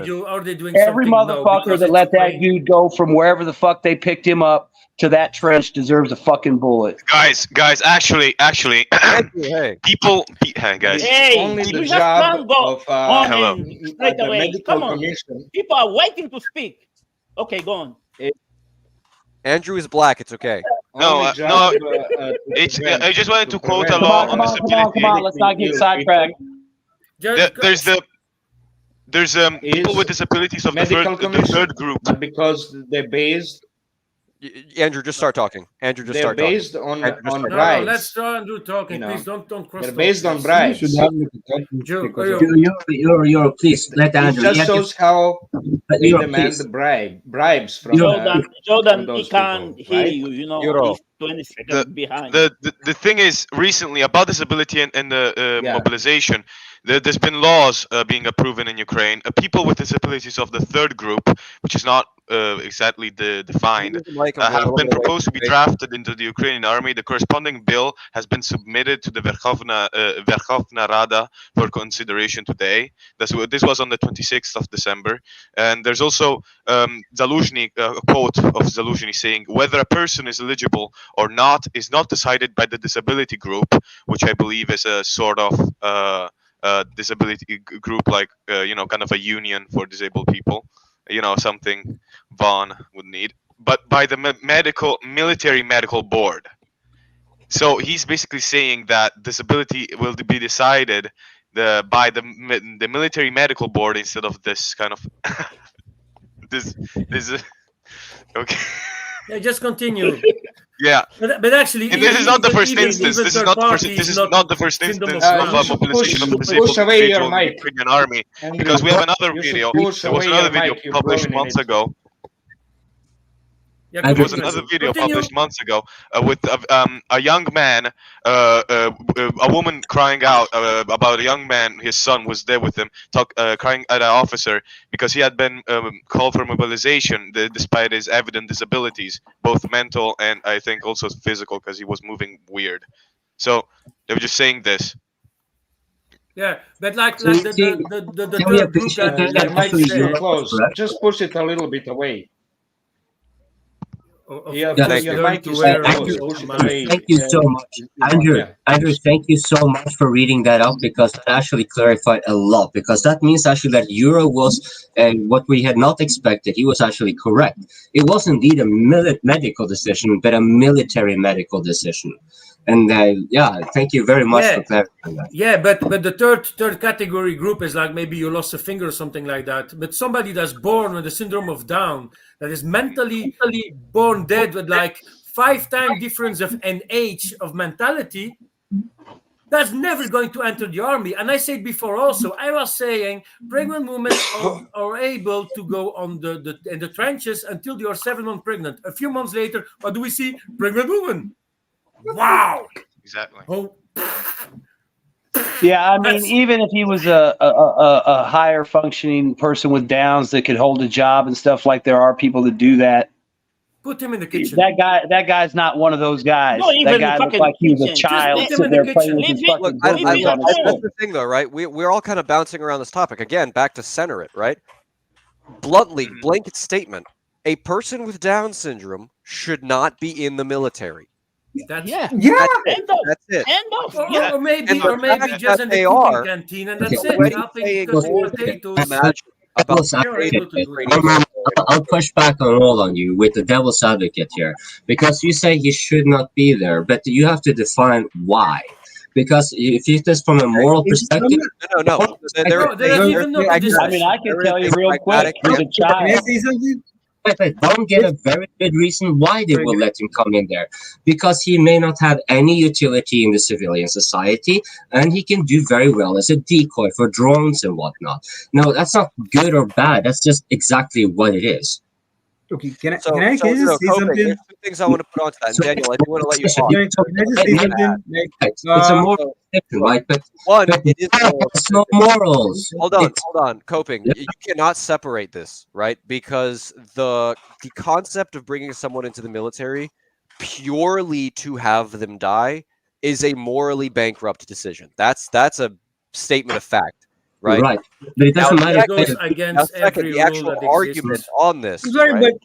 but let me say this. You see, if you can't put intellectually efficient state, right? This is not like if you want us to go into detail, then it's pretty standard. A person with a mental disability cannot operate in a hierarchical, teamwork-based structure. It is a detriment to the military if you want to be kind of this pragmatic. Can I say something?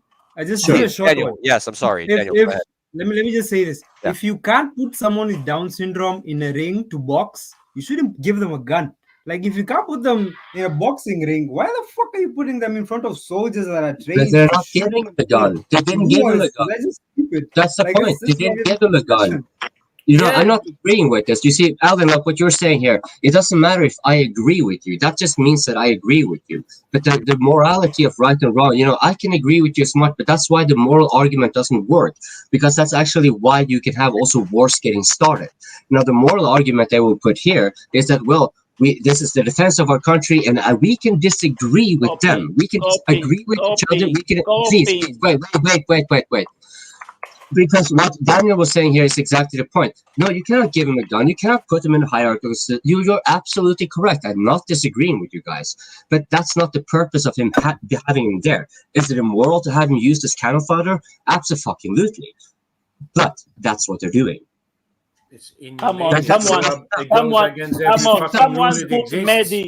Someone put Medi super shot, please. Come on, coping. Yeah. Come on. There's no way you can defend this. You can't just say, hoping if you're operating from a general concept of relative morality. Stop this philosophy. Stop the philosophy part. No, you can't. No. What Maddie said. What Maddie said here. Listen to Maddie's super chat. Maddie's super chat. Can we all do one at a fucking time? Wait, Maddie's super chat. That's the exact point here I'm making. I'm not defending this. I'm explaining what I believe to be the rationale. That's it. There is no explanation. You just say what they're thinking to be planning to do. Doesn't matter what you say. It's not going to change the fact that they put that guy in front line. Can you imagine that guy with a fucking grenade? May not. No, gonna they happen? don't going to use them for that. They're just going to say, "You see that Yeah, drone? but trust If me, you see drone, try to catch it." that guy is basically brain dead. Unless And it was a find a decoy. grenade somewhere. He can find a grenade somewhere, and you can see the result of that shit. Come on, wherever is running, the Ukrainian army needs, like I God mean, said, you know, a fucking if bullet we're in gonna the sit head. here and speculate, let's speculate more because it's Ukraine that's evil that's decided to do this. What if Ukraine's going around to people with disabled kids saying, "Let us ease your burden, let us have your kid"? Going to I mean, give they've you a already ticket to been recruited out Europe. of fucking orphanages. We already know they had the first 17-year-old orphan die last year or earlier in the year. So who's to say Ukraine ain't going around to people with disabled kids saying, "Hey, we'll get rid of your kid for you. You don't have to take care of him anymore. Give him to us." I mean, fuck, they're already doing that shit. You don't think these evil ass motherfucking Nazis wouldn't do that? Matter of fact, I mean, I don't know how much more fucking proof you need. They're fucking Nazis. They got retards in the fucking trenches for fucking nothing more than to kill them. I mean, they ain't even decent enough to just put them on a train and go kill them. They just, hey, here, go fucking die so some Nazi can live. I kept asking myself when they say they're willing to fight to the last Ukraine. Now I know what they mean. Yeah. Oh yeah. Finally, Be sure I know. they're going to do that also. Now I know what they mean. If Yeah. they're willing to put a pregnant woman in the front line, Yeah, the and last a fucking Ukrainian. dead brain, they willing Yeah, to good. kill all of them. I'm going That to tells you close a that lot discussion about- because it's That tells you a lot about the leadership of Ukraine and the fact Yeah. that they're not actually Ukrainian, doesn't it? Just give them the bullet and Zelensky, and it's enough.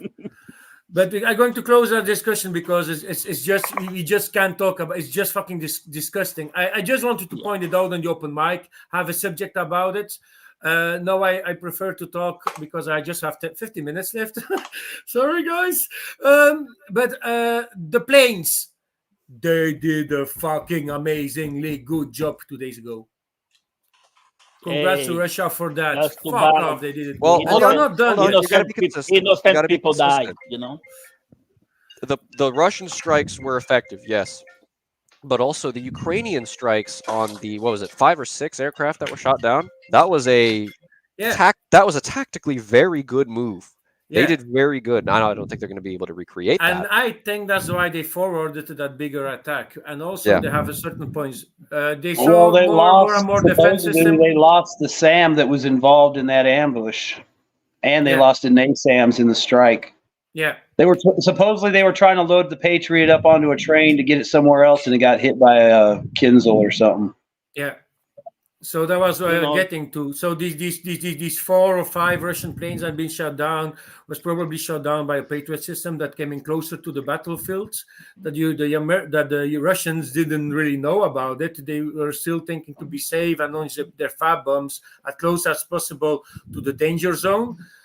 So that was a bad luck. And then you had the strike with the 2 Sukhoi 24s that hit that ship in Crimea. That also was a big pain. Not such a big pain to lose that ship, but just to know they were able to cross with the. I don't think it was a Storm Shadow. I think it was a Taurus system because they didn't have they don't know shit about the Taurus system. So that's actually a Storm Shadow, but the German version. So actually equal system. French. No, Taurus, Scalp is French. The Taurus is German. They have more than 600 of them, Scalp by is the way. French, yeah. Yeah, Scalp is French, Storm Shadow is British, is actually exactly the same. And then Taurus is another system, but equivalent as a cruise missile compared to the Storm Shadow and the Scalp. So my thinking is because Russia doesn't know nothing about the Taurus and they know everything about the Storm Shadow because they have completely intact Storm Shadows in their research center in Russia. The UK media keep saying that was the missiles.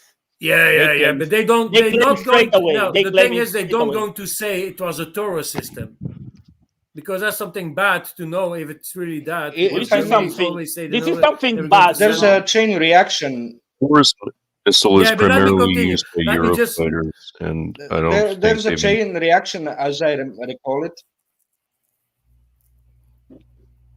I just want to continue there's a chain reaction, if I may describe yeah, it was fully. A chain reaction. So it was first thing was that those Ukrainians set up the SAM systems near Kherson and shot down the planes, Russian planes that were using same trajectory of approach for weeks and weeks, if not for months. Basically, the Russian pilots or commanders were directing them to use the same approach on targeting and delivering the bombs.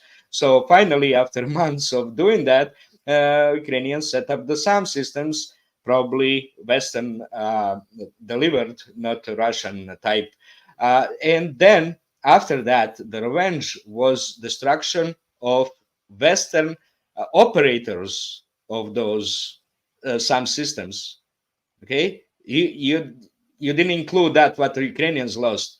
There was even Zelensky was complaining how the Russians hit a railroad station in Kherson and killed the civilians. But a report from Ukrainian civilians is that civilian trains don't enter Kherson train station. They stop outside on the edge of the Kherson. They don't enter it because of fear of the Russian bombing of the train station. That's where the Western operators of those NASAMS, IRIS-T were killed. After that, for the revenge, well, that ties into that brings credence to the rumor that the Kinzo Jordan, can we give Mr. Lambo his 90 minutes left because he's gonna leave? Yeah. I was to try to just make my little conclusion. It can be also like a closing. You can compare it like closing, maybe. Just don't have time.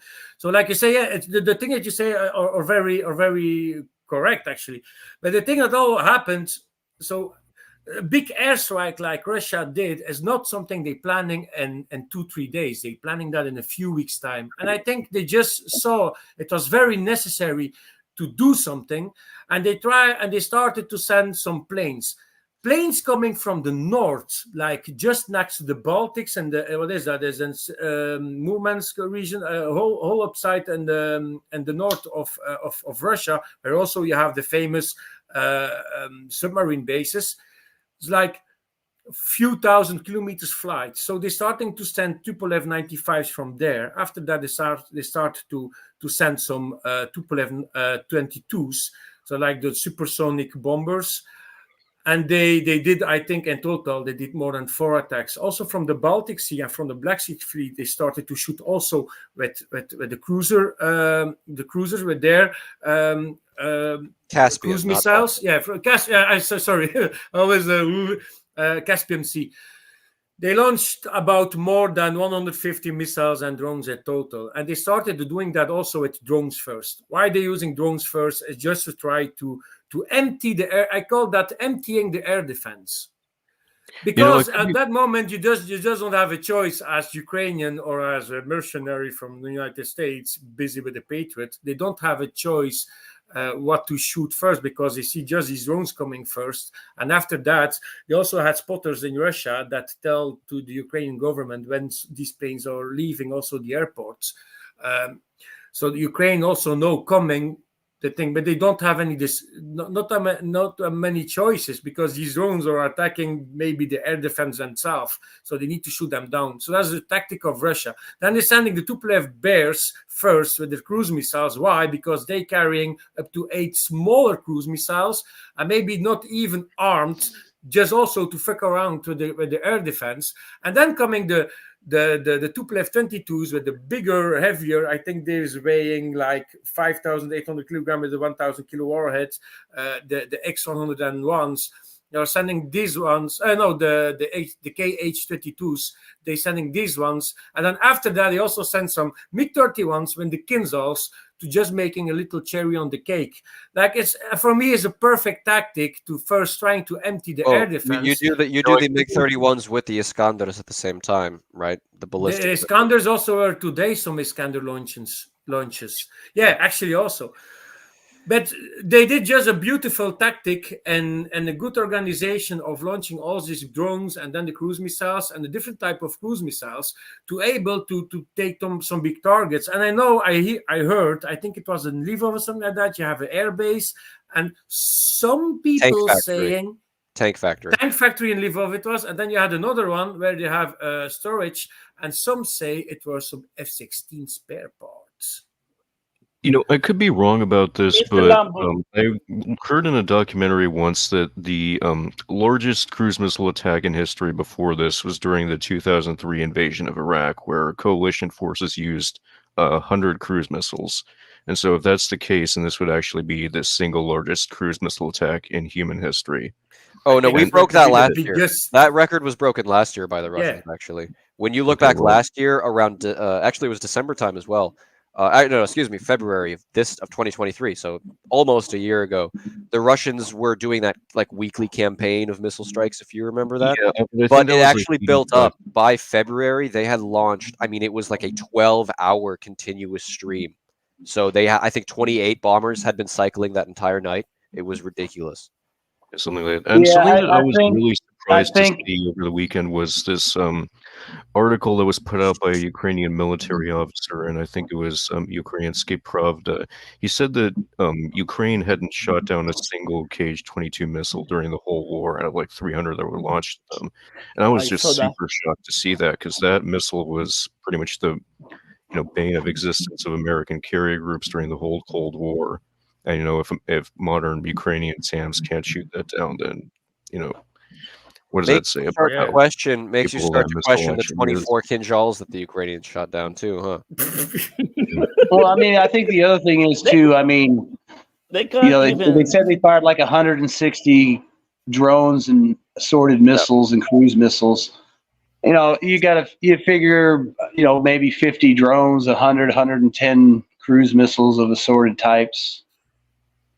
I mean, it's still, for a single strike, it's big. And with their production ramped up, you might see these big strikes just start cycling through maybe every couple weeks, maybe every few days, just depends where they're at. Because, I mean, no one honestly knows how many they're building and how many they had before it started. And, that was just a Christmas gift, and the New Year's gift. I mean, that could have just been payback for the ship.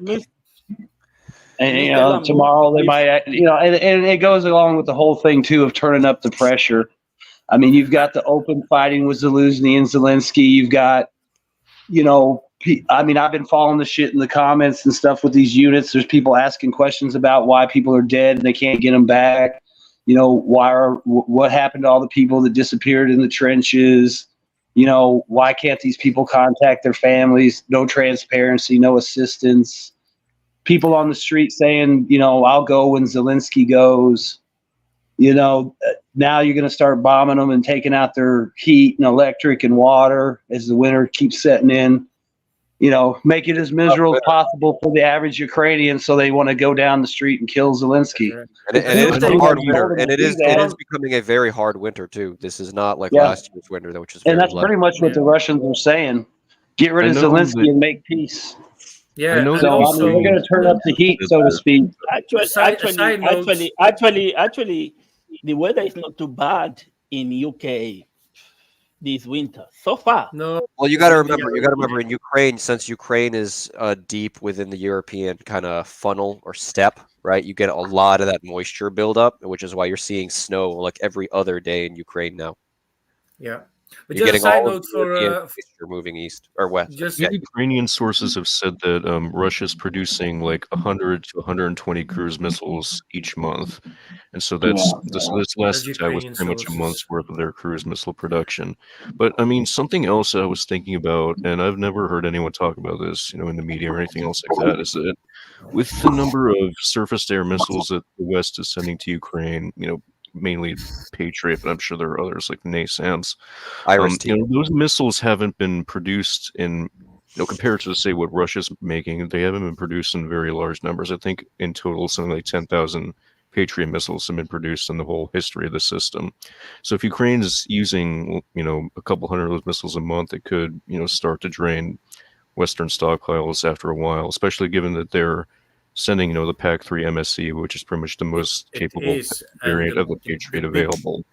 The biggest difference. I feel like that's going to be a pretty big problem coming up. No, but the biggest difference you had between Russia and the rest of if you just compare it to the NATO countries, is that Russia always puts most of their money in defense and electronic warfare, and then maybe in the planes also. So and strategic stuff.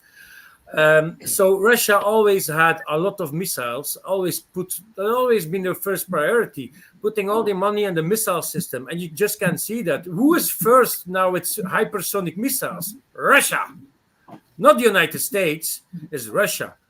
And that's a big problem for the NATO, because the NATO is not, even with the Patriot, they are not allowed to shut down hypersonic because themselves doesn't have hypersonic. So they are not allowed to make something against hypersonic because they have nothing to train or to learn the lessons with. Yeah, and that's something else big change for them. And something else that needs to be pointed out is that, sort of Soviet and later Russian doctrine has always revolved around having, sort of quantity over quality. You have, tons and tons of ammunition, tanks, what have you. Whereas Western doctrine, definitely since the end of the Vietnam War, has been sort of this, shock and awe doctrine where you have, really intensive war for, a couple months to begin with, something like the Gulf War 91. And that's how you would fight a war. And the problem that poses a conflict like this is that you're having Ukraine use up huge amounts of different munitions over the course of multiple years, and so that's something that's been creating problems for Western ammunition stockpiles. And that's definitely ammunition is definitely a bigger bottleneck in this regard than the actual systems themselves. People always say, why doesn't the West then 1,000 fighter jets to Ukraine or something like that? And basically, the biggest problem with that, the biggest bottlenecks would be training and the ammunition, the actual missiles themselves, which would be used up very quickly. And so that's something I think people need to keep in mind. I saw a documentary about the Russian air defense forces in the VKS, and it was like from the 70s in the height of the Cold War. And it was put out by the U.S. government or NATO, and they were talking about how the Russian air defense forces have more surface-to-air missiles than any other country in the world, and I think more than NATO combined. And this was in the 60s and 70s. It was specifically talking about their air defense and how many varieties they have and the quantities they have. And it's just another red flag. All these Western analysts, experts that have been out here saying shit, they're going to run out of missiles. It's like, motherfucker, you guys made movies about it in the 70s, how they had more missiles than God could imagine.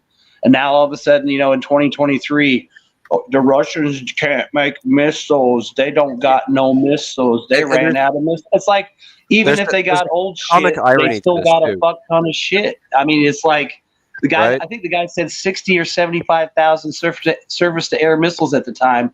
And that wasn't like man pads. That was all the S2, SA2s and S125s. No. You're making a great point, Vaughn, because if we're sending F-16s, right, what was the anti-aircraft missile designed to shoot down the F-16? You guys remember? S-300. No, the SA-3. The SA-3. The SA-3. The Russians still have SA-3s, dude. That's like 10, 15 years older than the F-16, though. And it still shot them down. Yeah. I just want to. I'm going to make my closing because I'm going to leave. I'm just going to. Wait, Juro. I'm going to make my closing. I'm going to leave. Just about planes, you need to watch the DCS channel of Growing Sidewinder. Yesterday he posted a video with the dogfights. They have a new pack in that game, so the Russian planes are not fully correct compared to the reality. So now for first, they have the Sukhoi 30 SM with the 3D thrusting vectoring system. He made a clip dogfight against an F-18. You really need to watch it because the F-18 had zero chance. Zero chance. That is a true capability about an F-18, compared to a Sukhoi 30. is like an F-18 has just zero chance. No, I do my closing. I'm going to stop. I just speaking, and Mr. then I stop. Mr. Lambo, before you go, before you go, I want to ask you something. Have you watched the movie Firefox? No, the last one I watched was Top Gun 2. That was very funny. Please, it's an old movie with Clint Eastwood. Please. Yeah, I think I watched it, but it's long. I need to rewatch it. But also, I just want to say, if you have even F-16s, if you have F-16s in Ukraine, and they need to fight it against other planes that are never going to happen. I hope they're not that stupid. They have zero chance, even in a dogfight situation, even in distance. Don't forget, Russia has fucking good air defense. It's so good that they even shoot their own planes with it. It's so good. It's so effective. The thing is, the F-16s is just the biggest propaganda bullshit is going ever to happen. I have just another list of planes that NATO can maybe put inside of Ukraine. That's maybe a bigger solution. I am still thinking is going to happen. Tornadoes, Mirage Type D, and maybe the Saab Gripen. Why the Tornado and the Mirage Type D? These are Storm Shadow or Scalp Carrier planes. And that is something that Ukraine is needing. If they really want to still continue to use the Storm Shadows and they don't have Sukhoi 24s anymore, then you have the Saab Gripen. Why the Saab Gripen? The Saab Gripen is designed in the mind of the Swedish thinking. And that's meaning Sweden has 120 highways where they're able to land their planes. That's meaning they don't actually using in priority their own airfields. They have a good mindset in this type of planes to be usable and a bad condition for landing and taking off of a badder situation like that.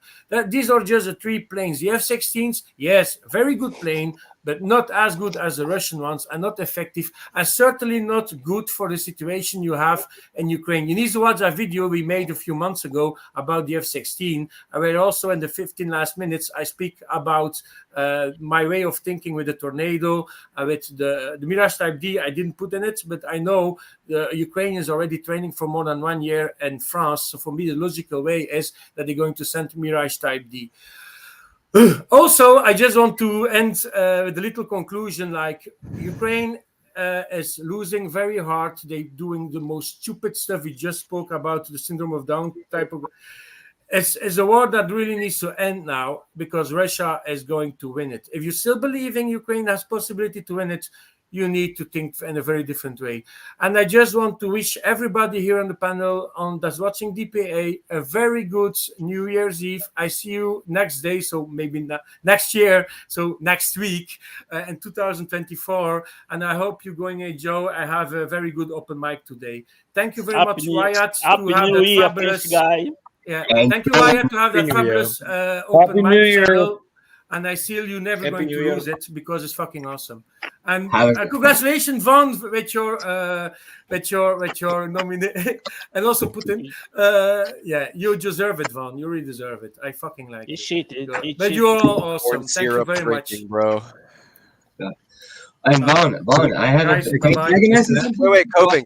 Dan wanted to talk. Can I say something? I have a question that might digress. Is everybody closing, or can I just ask it? No, I'm just closing. No, he was closing because he was leaving. So I'm leaving. Bye-bye, guys. I wanted to ask something because we have like military guys here, like Vaughn and stuff. Like, since we're talking about military technologies and hypersonic missiles and stuff, okay, I'm a software developer, so I was thinking you know the new AI powered machines that are coming up, like those electric dogs that China is building. Yeah. I'm just thinking, like, how do you think that's going to affect war in, let's say, a decade or so? Because I'm just thinking, if you have like 1,000 of these things, then doesn't that detach the soldier from the field? Oh yeah. I mean, think about it this way. I mean, let me finish. I want to go. Let me finish. That's the purpose.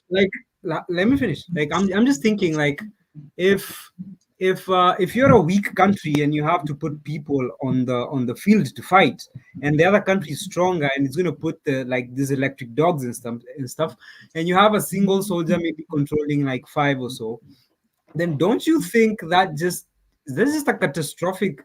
Like, doesn't that mean that casualties of war will just blow up by 1,000? Because if I can just take a trigger somewhere and have like 5, autonomous like military units, and it's just supposed to detect human beings, there's little empathy. Like I'm detached, so less PTSD. Don't you think that's gonna make soldiers kill more innocent people over time? Well, oh yeah, I mean, think about it. They've already got tracked robots with guns. They already have robot mules that carry ammo. I mean, special forces stuff. some of the ones that you see, like the size that DARPA makes, could easily carry a cornet on the back and just walk around and shoot cornets. Well, actually, I mean, it's actually you're gonna have a lot more people killed, but you'll have people also figuring out ways to counter. I mean, think about it. You say, "Oh, here comes 5 robot dogs." Something simple as a fucking generator and a water pump and a fire hose might be what you need to take care of that. I mean, people might get creative. Instead of putting a minefield in front of your trenches, you put a pool of water that the robots can't walk through because they'll short out.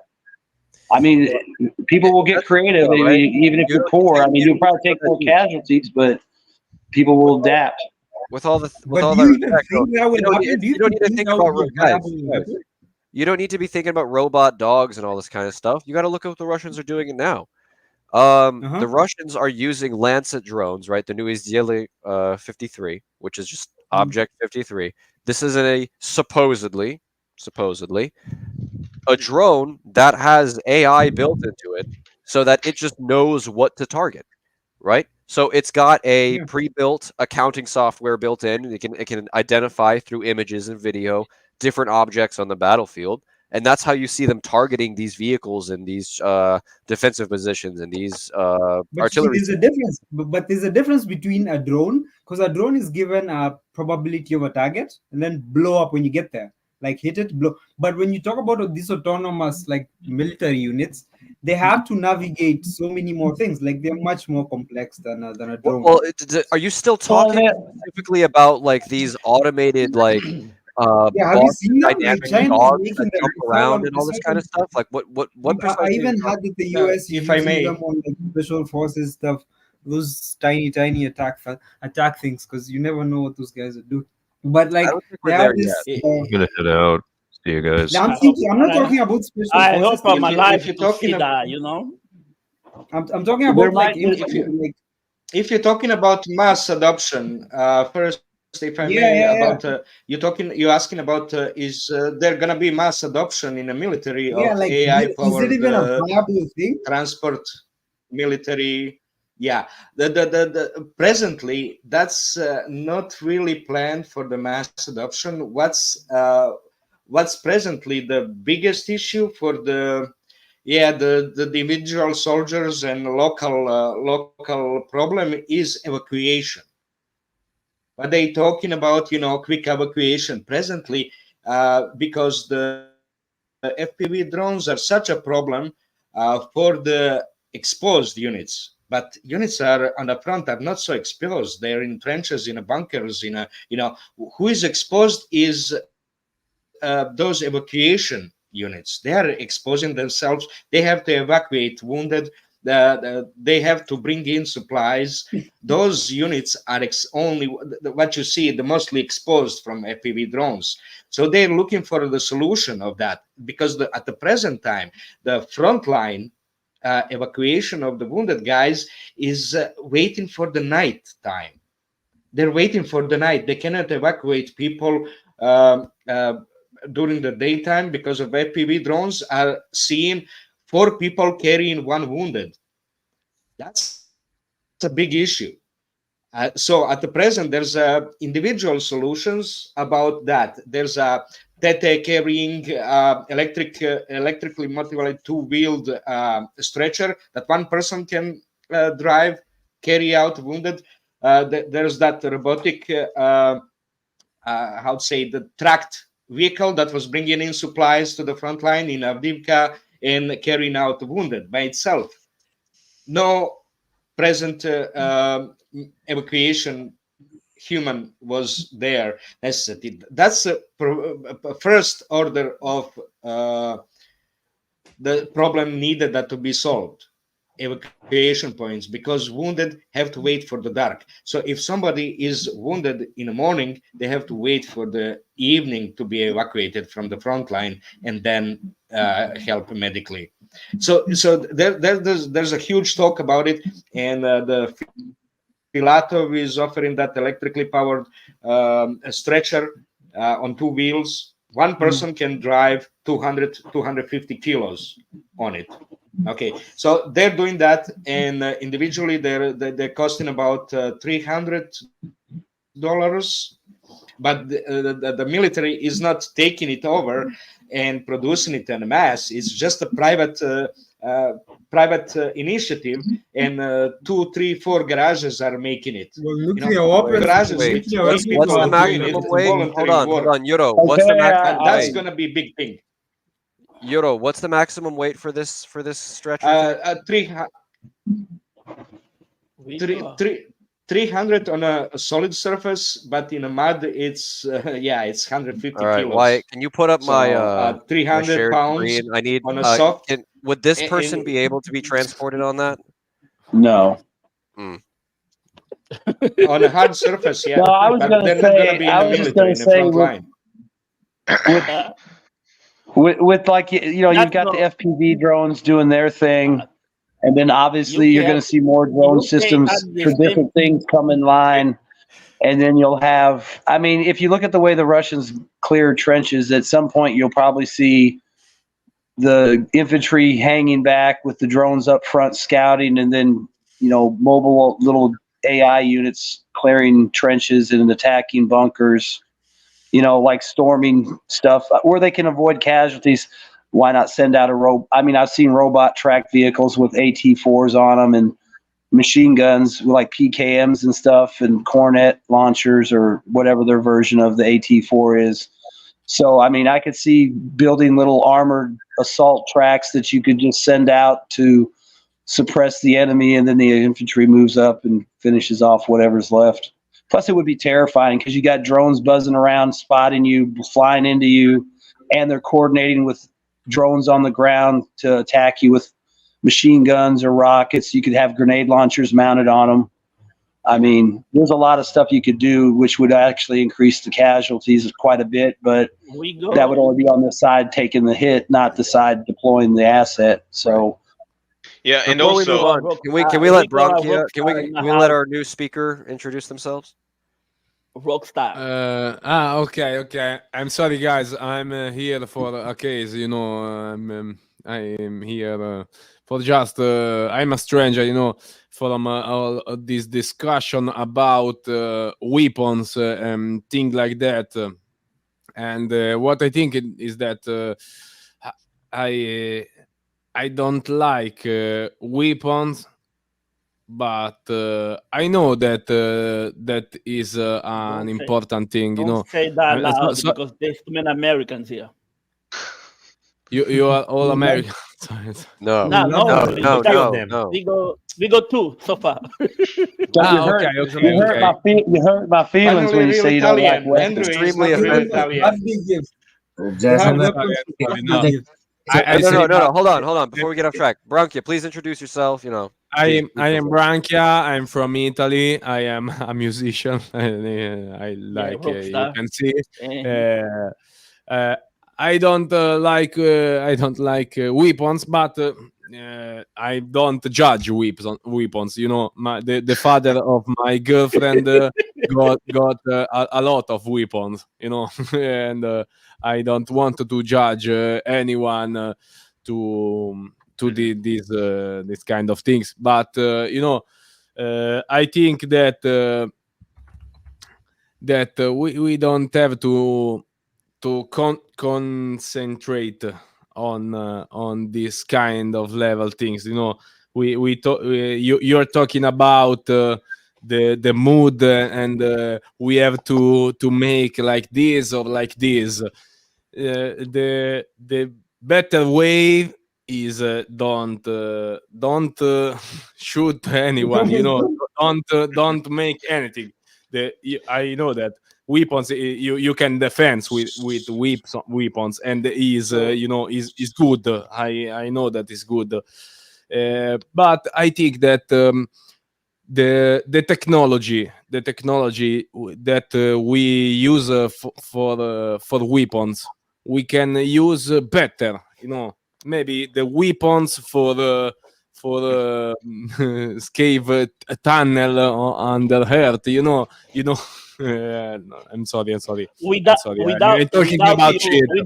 Without you say you were Italian, I knew straight away. It's not because of the accent, but because of Okay.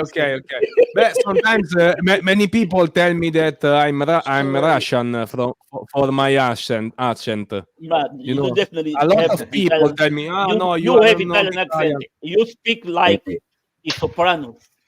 I appreciate that. So welcome to DPA chat. Brachia, welcome to DPA chat. So if I can understood you.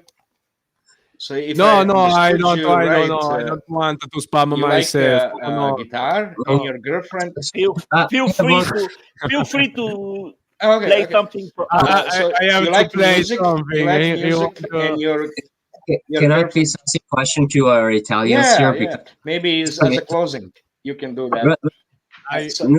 Your girlfriend likes weapons, so you're really European, really Italian. Good. Maybe I explain myself bad because wait a second. Maybe I explain myself bad because also me. I like weapons. I like to think about weapons. I like this is a powerful thing. I like a simple gun. I like, but I don't like violence. Okay, this is my point. Just this like is my point. Yeah, I mean, everybody gets that. I mean, weapons are cool, but it sucks when they got to be used to kill and fight a war. Exactly. Yeah.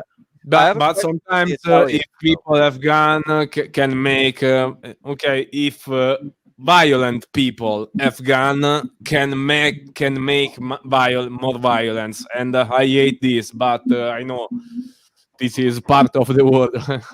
Okay.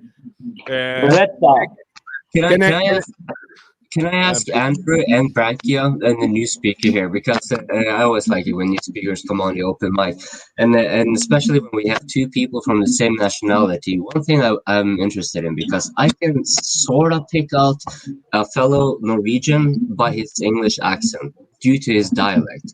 So I was wondering, are you, Brianka, able to pick up like Andrew, where in Italy he is from, and Andrew, can you pick up where Brianka is from based on his can you read it through his English? Through his English, no. But if he spoke Italian, I would understand that. I think. Andrea, tu sei italiano, quindi? Sì, sono italiano. Te sei del centro-nord? Centro-ovest. Yes, so italiano. Ho capito. See, yeah, he's for central Italy, because I got that from his accent. But I have a very neutral accent myself. Like all my classmates in my classmates, they all have a very heavy Apulian accent. I don't. So I have a very neutral accent in Italian. I have another question for the Italians. Branca, can you sing this song? Can you sing this song for me, please? No, I had a question next. Is it true that the further south in Italy you go, the more likely you are to get stabbed? Yes. No.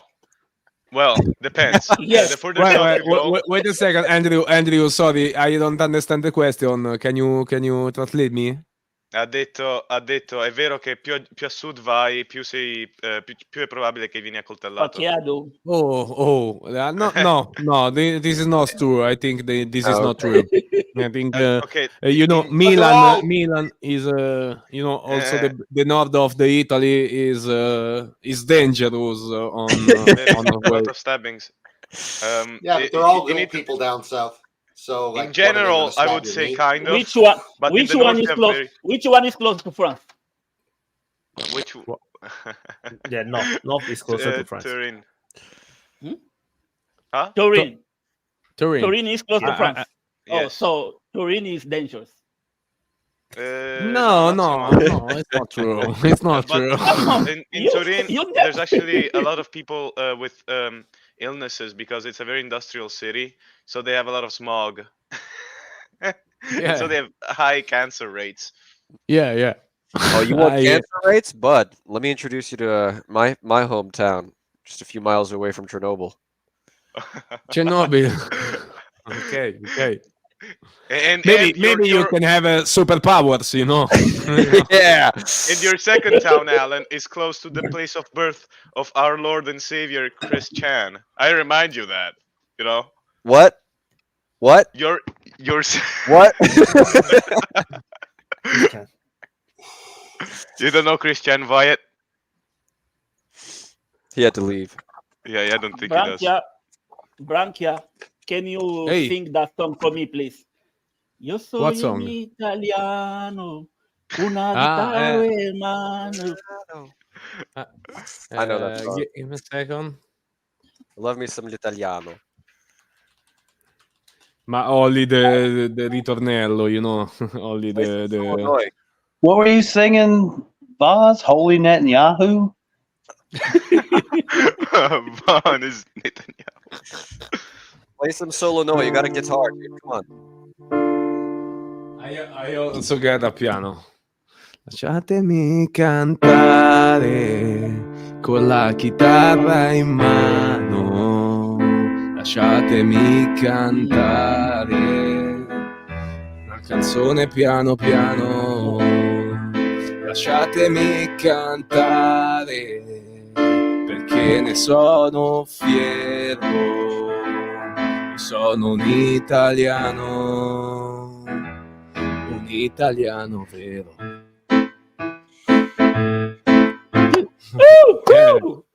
This is why I love DPA. Thank you, Come on. Flipping this.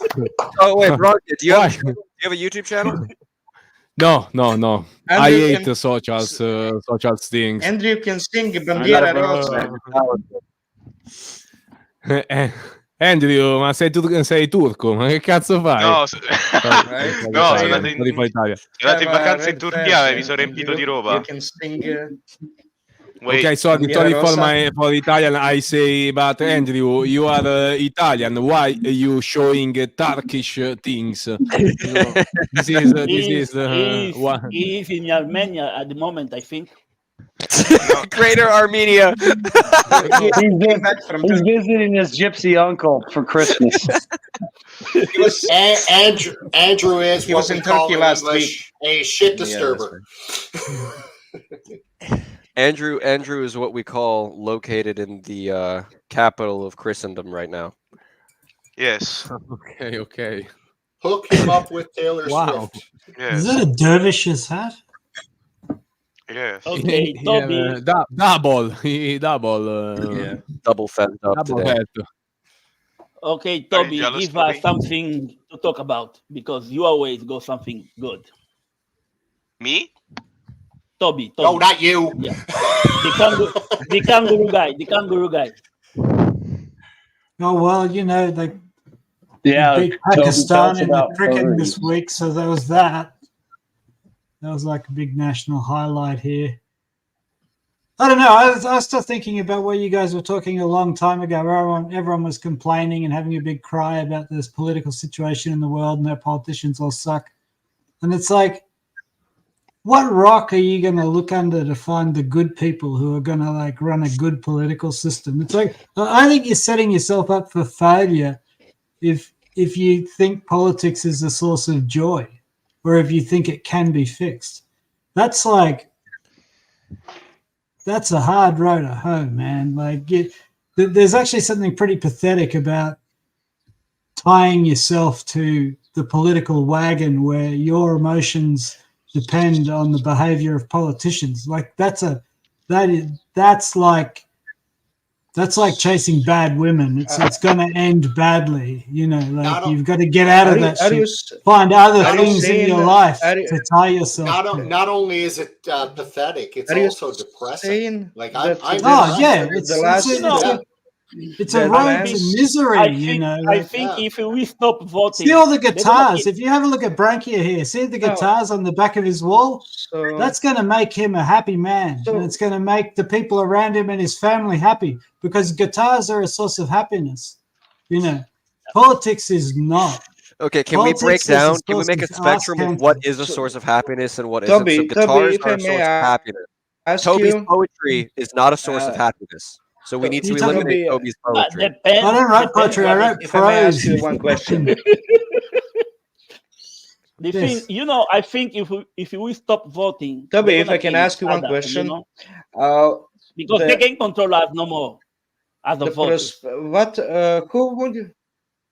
Whom you would contribute to the present the development of the society, of the advancement of the, whom would you contribute to the last 60, 70, 80 years? Was that what system would you contribute to success of? Because we advanced really enormously in last 80 years, and now we are slowing down, not just slowing down, going back. Backwards you a can't little even bit. ask that question. You establish what advanced depending, means. but what does slowing down. advanced mean? You say we advanced. What does advanced mean? We killed 100 million people? Well, I think I know what Gilles means. He's talking about technological advances that have made life easier. Look, the Green Revolution was a real thing. We learned how to make nitrate fertilizers from the air, and that basically ended world hunger. We ended pandemics because we ended world hunger. That was a big deal. That happened. Now, the same guy that invented that also invented chemical weapons. So it's been an up and down road. But then we've got the internet. There's been a lot of ending of poverty. So I think Gilles is right. There's been a lot of advancement. And I don't know, I'm pretty radical on this because I kind of think truth is mighty and above all things. And at the end of the day, the truth fundamentalists are the ones who dragged people out of the superstitious age and into an age of scientific and technological advancement. And I find it odd because we're returning to a superstitious age. Superstition is when people believe things which are manifestly ridiculous. And that's going on now all over the place. And maybe I'm wrong, but I don't think it was like that when I was a kid. You didn't have like public debates that were manifestly dishonest and ridiculous like you do now. And I think it's because we don't have truth fundamentalism anymore.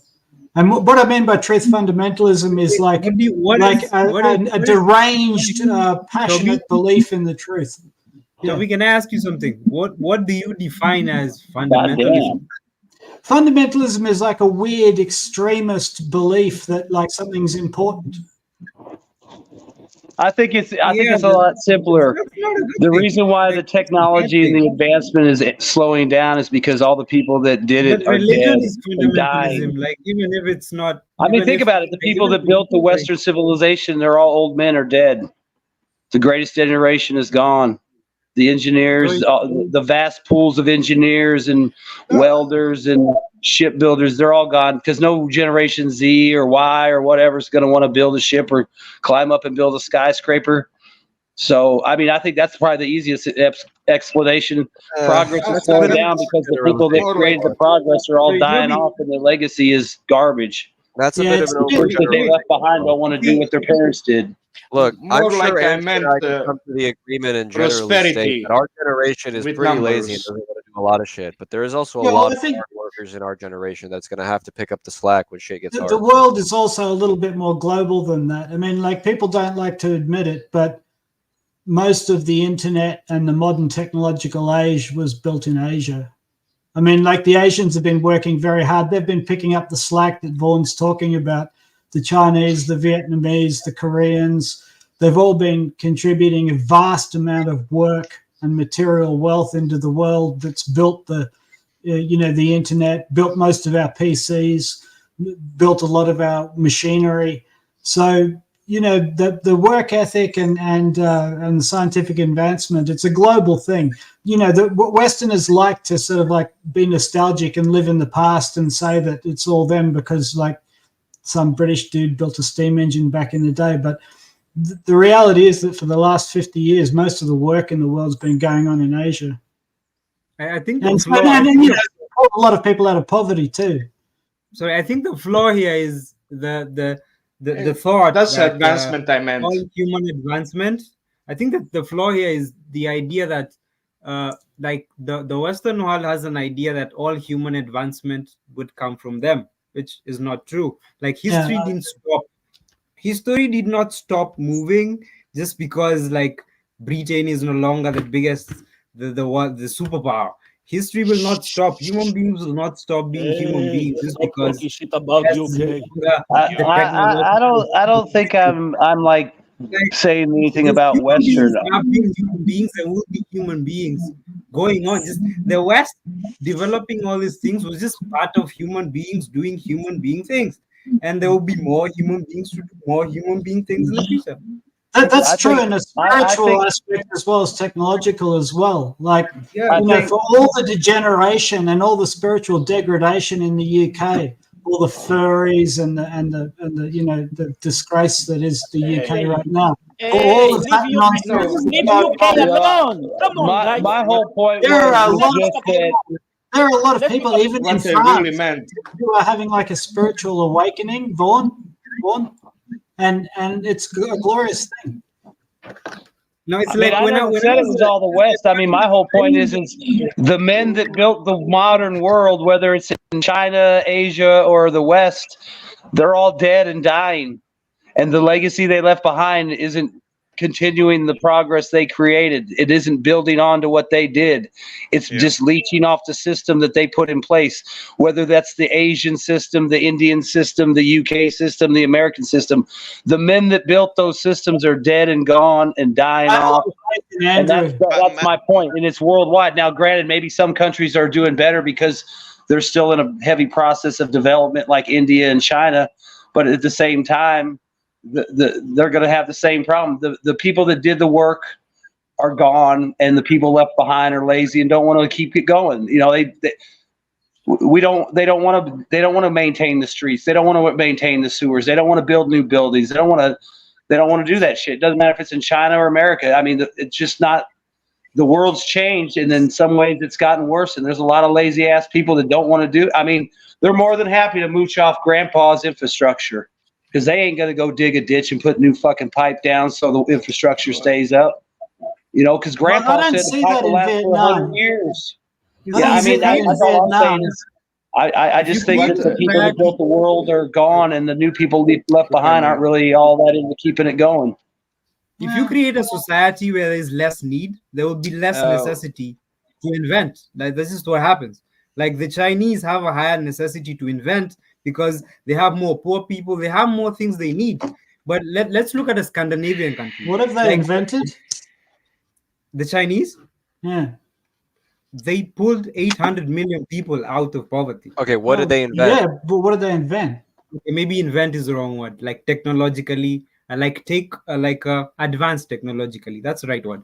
So I'm just saying that, like, where was I? Oh, like they industrialize. Yeah, like modernize. Innovate. Sorry, innovate. You were talking about Scandinavia. Innovate, yeah.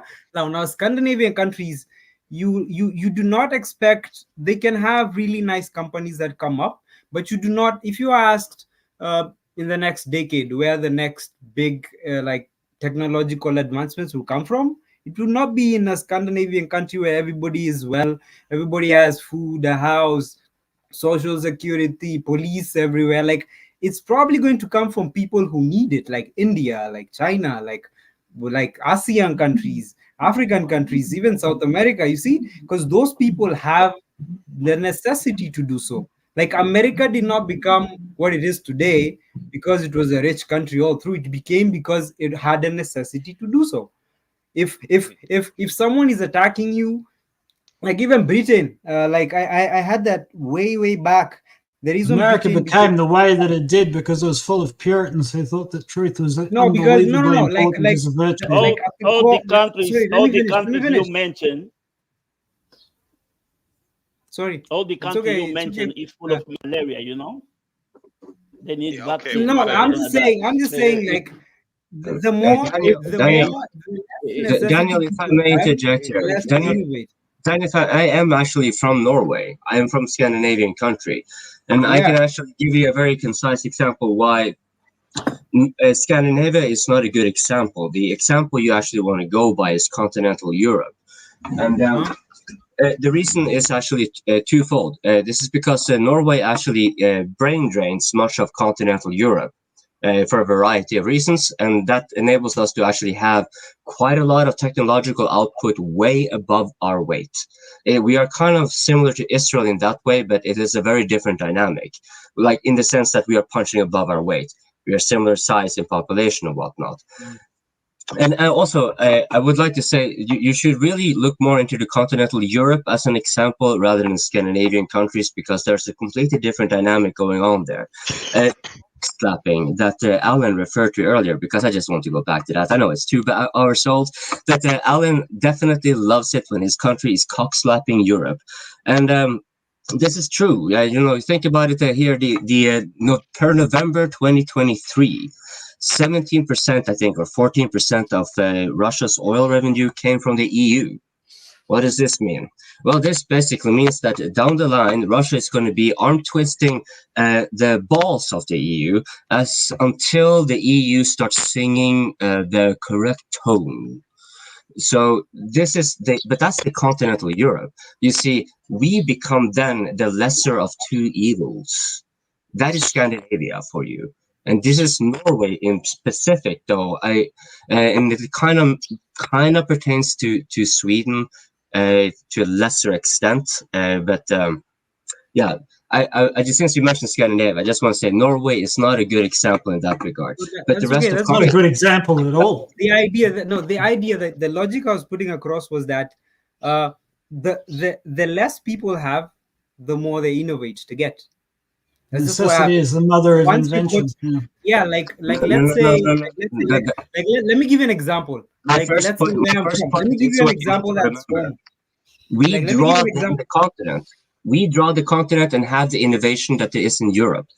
That's why Scandinavia is not a good example. But Europe, if you stick to continent, then the country in this particular scenario is irrelevant. I was just trying to put across, if you have a society, even if it's, I don't know, wherever, if you have a society where people have pretty much everything they need to have a stable life, they're less likely to innovate. That's just a fact. If I can sit at home and make money enough to have a car, to have internet access, my children can go to the hospital, why do I need to go and sit down and invent Tesla, for example? Like, why do I need that? Like you're going to have less and less people who want to innovate, because like it or not, humanity does not advance unless there's adversity. It's just a fact. Like if war stops usually today, the inventions, if I may, usually inventions come from a need of people. Somebody sees that there's some a bad process of creating something like construction or going on, and personal need for the people is to change that. Logically, they found a better solution, thinking about better solution, and they will spend 20-30 years doing the better way, and that's how the inventions come, usually from the personal desire to improve someone's lives. When they this sounds good, but it's bullshit. I mean, hold on. That's where the problem is. Who's gonna Problem is who is gonna incentivize them and help them do that? You see, problem is who's gonna help let's hear them from there. Turkey. Why you interrupt me in the middle? The problem is is there a system to help them develop that, and is there a system that will help and those innovators that won't help people? Let me just give you an example. That's always been like that. Let me just give you an example. Like the systems don't matter. It's the individual, because systems don't invent anything. Human beings do. Like we don't use cars because somehow systems were created to make cars. It's because Ford was like, people really need to get somewhere faster than this, so he made cars. he made like the not cars, so to speak, but he made the idea of having mass-produced cars. Like that necessity is what I'm talking about. But having systems like I will tell you, if you're in a Western country, you have more than like 90% of what the rest of the world has. So if it's about systems being there to make things, you already have them. But and that's where most of the inventions come from as well. I mean, what you're doing is you're proving that like Africa is making a lot of cars and that India is responsible for the internet and like. No, I'm just saying. No, I was just saying. I mean, everybody has these necessities, right? Exactly. That's what I was saying. Some people invent most... things like the internet, and the internet was invented by a bunch of people in California who really didn't need anything at all. What for? To look at cat pictures. Yeah.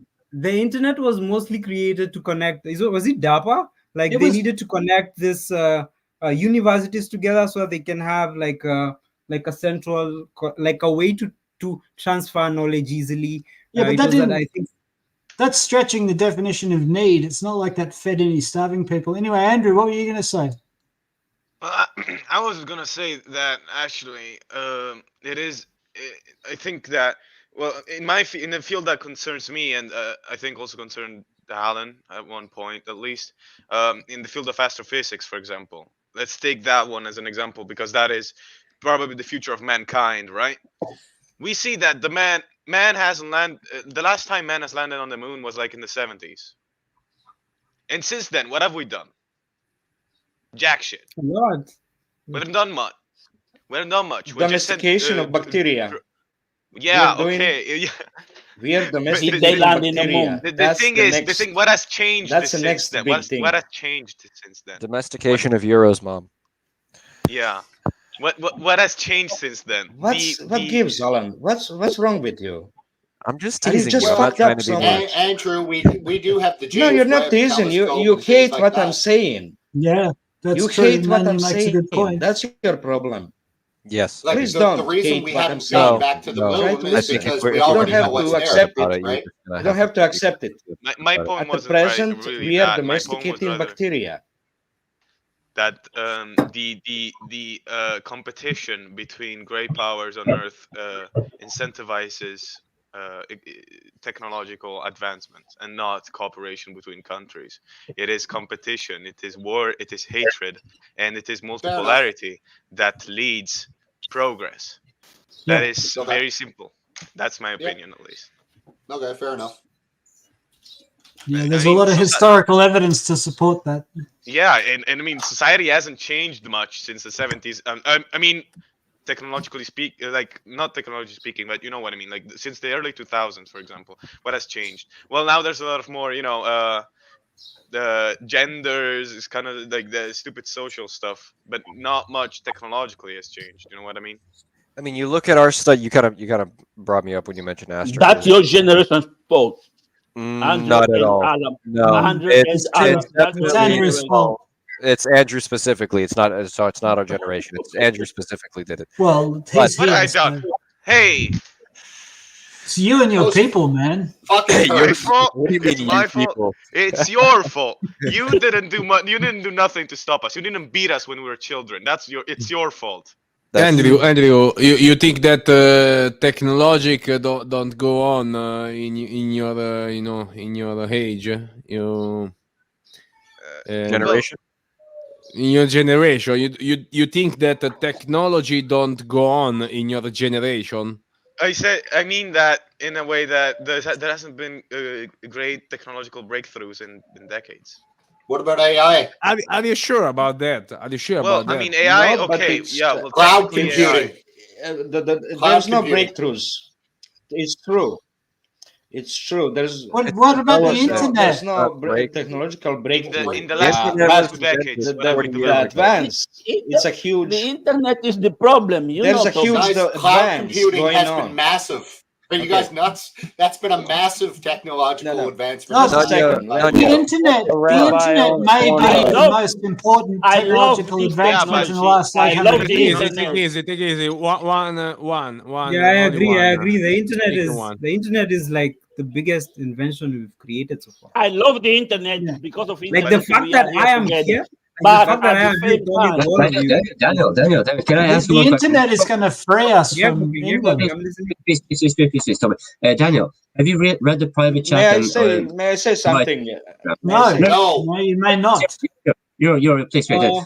Daniel, have you read the private May I chat say something here? to the lounge? Again, no. I think I'm not getting cooking. You saying, have I read what? Have you gotten the I'm invite going to to the let lounge? Mehdi in. See you. Guys, please.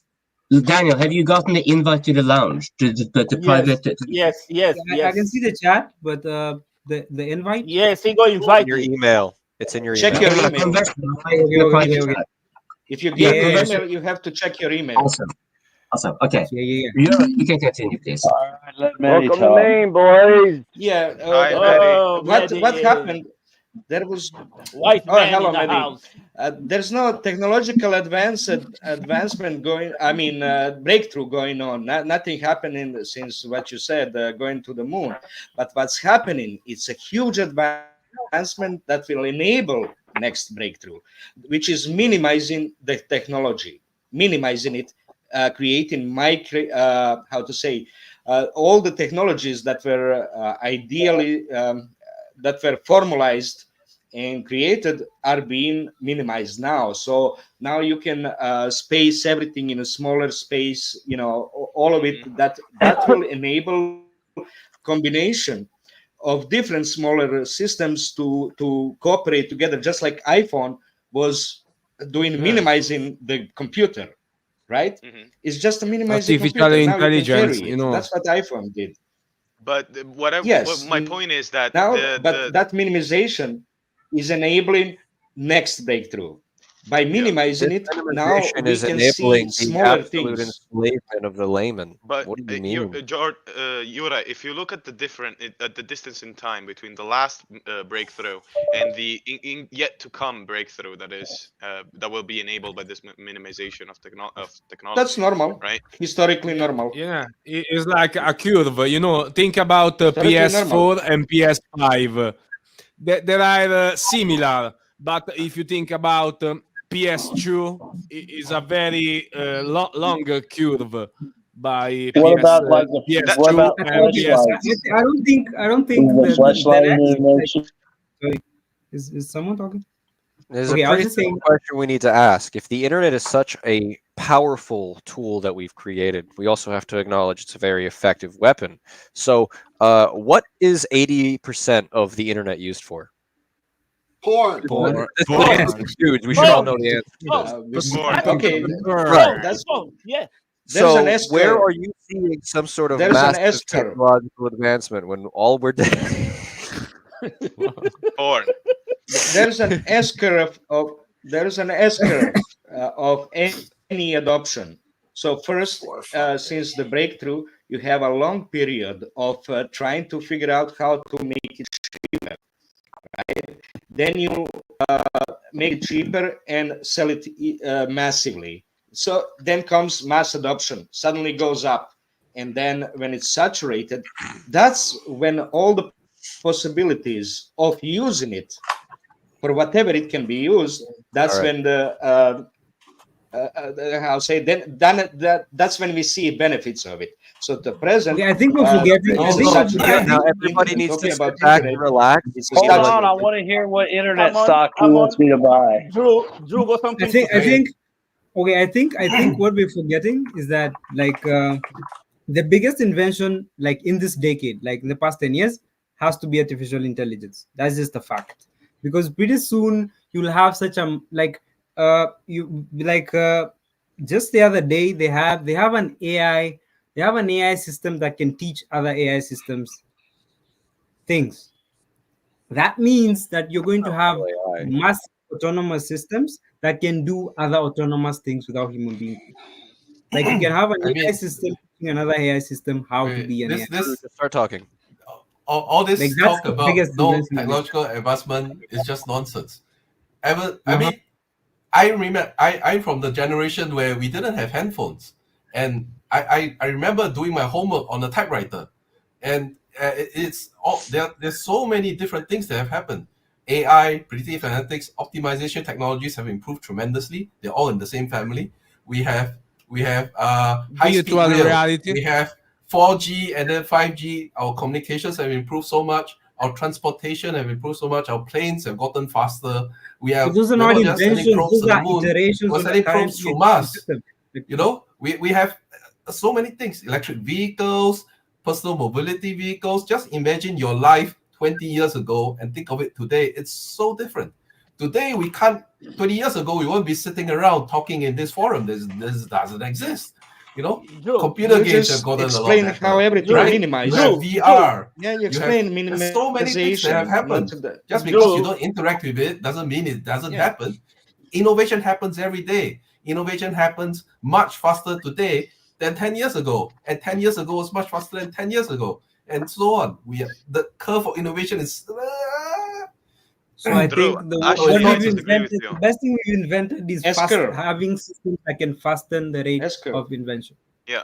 Not S. S is like this. Technology is like this. There's no S. It's a parabolic. Andrew, what do you want to say, Andrew? I was just trying to say that Yes, while it's true saturation.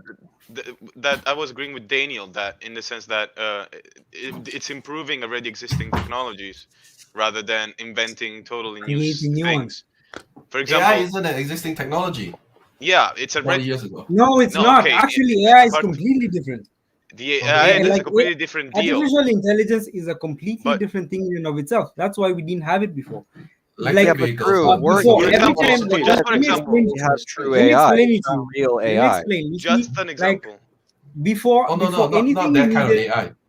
Sorry, before anything you needed a computer to do, you had to have almost like a trigger action and the result after it. Yeah, to like that was the standard of everything. But when you're talking about AI, let's say ChatGPT, for example, all you give ChatGPT is a bunch of data.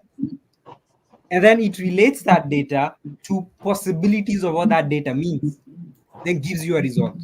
Like that is in itself completely removed from what computers were before. I don't know. I mean, maybe you could just look at it there are some technological innovations, but a lot of the innovation that's done faster is just done and added on to existing systems. Like people aren't really doing the original work. That's kind of what I was saying earlier. Like the people that built all this, they're going away. The people there, some of them are smart and they can innovate and add to it.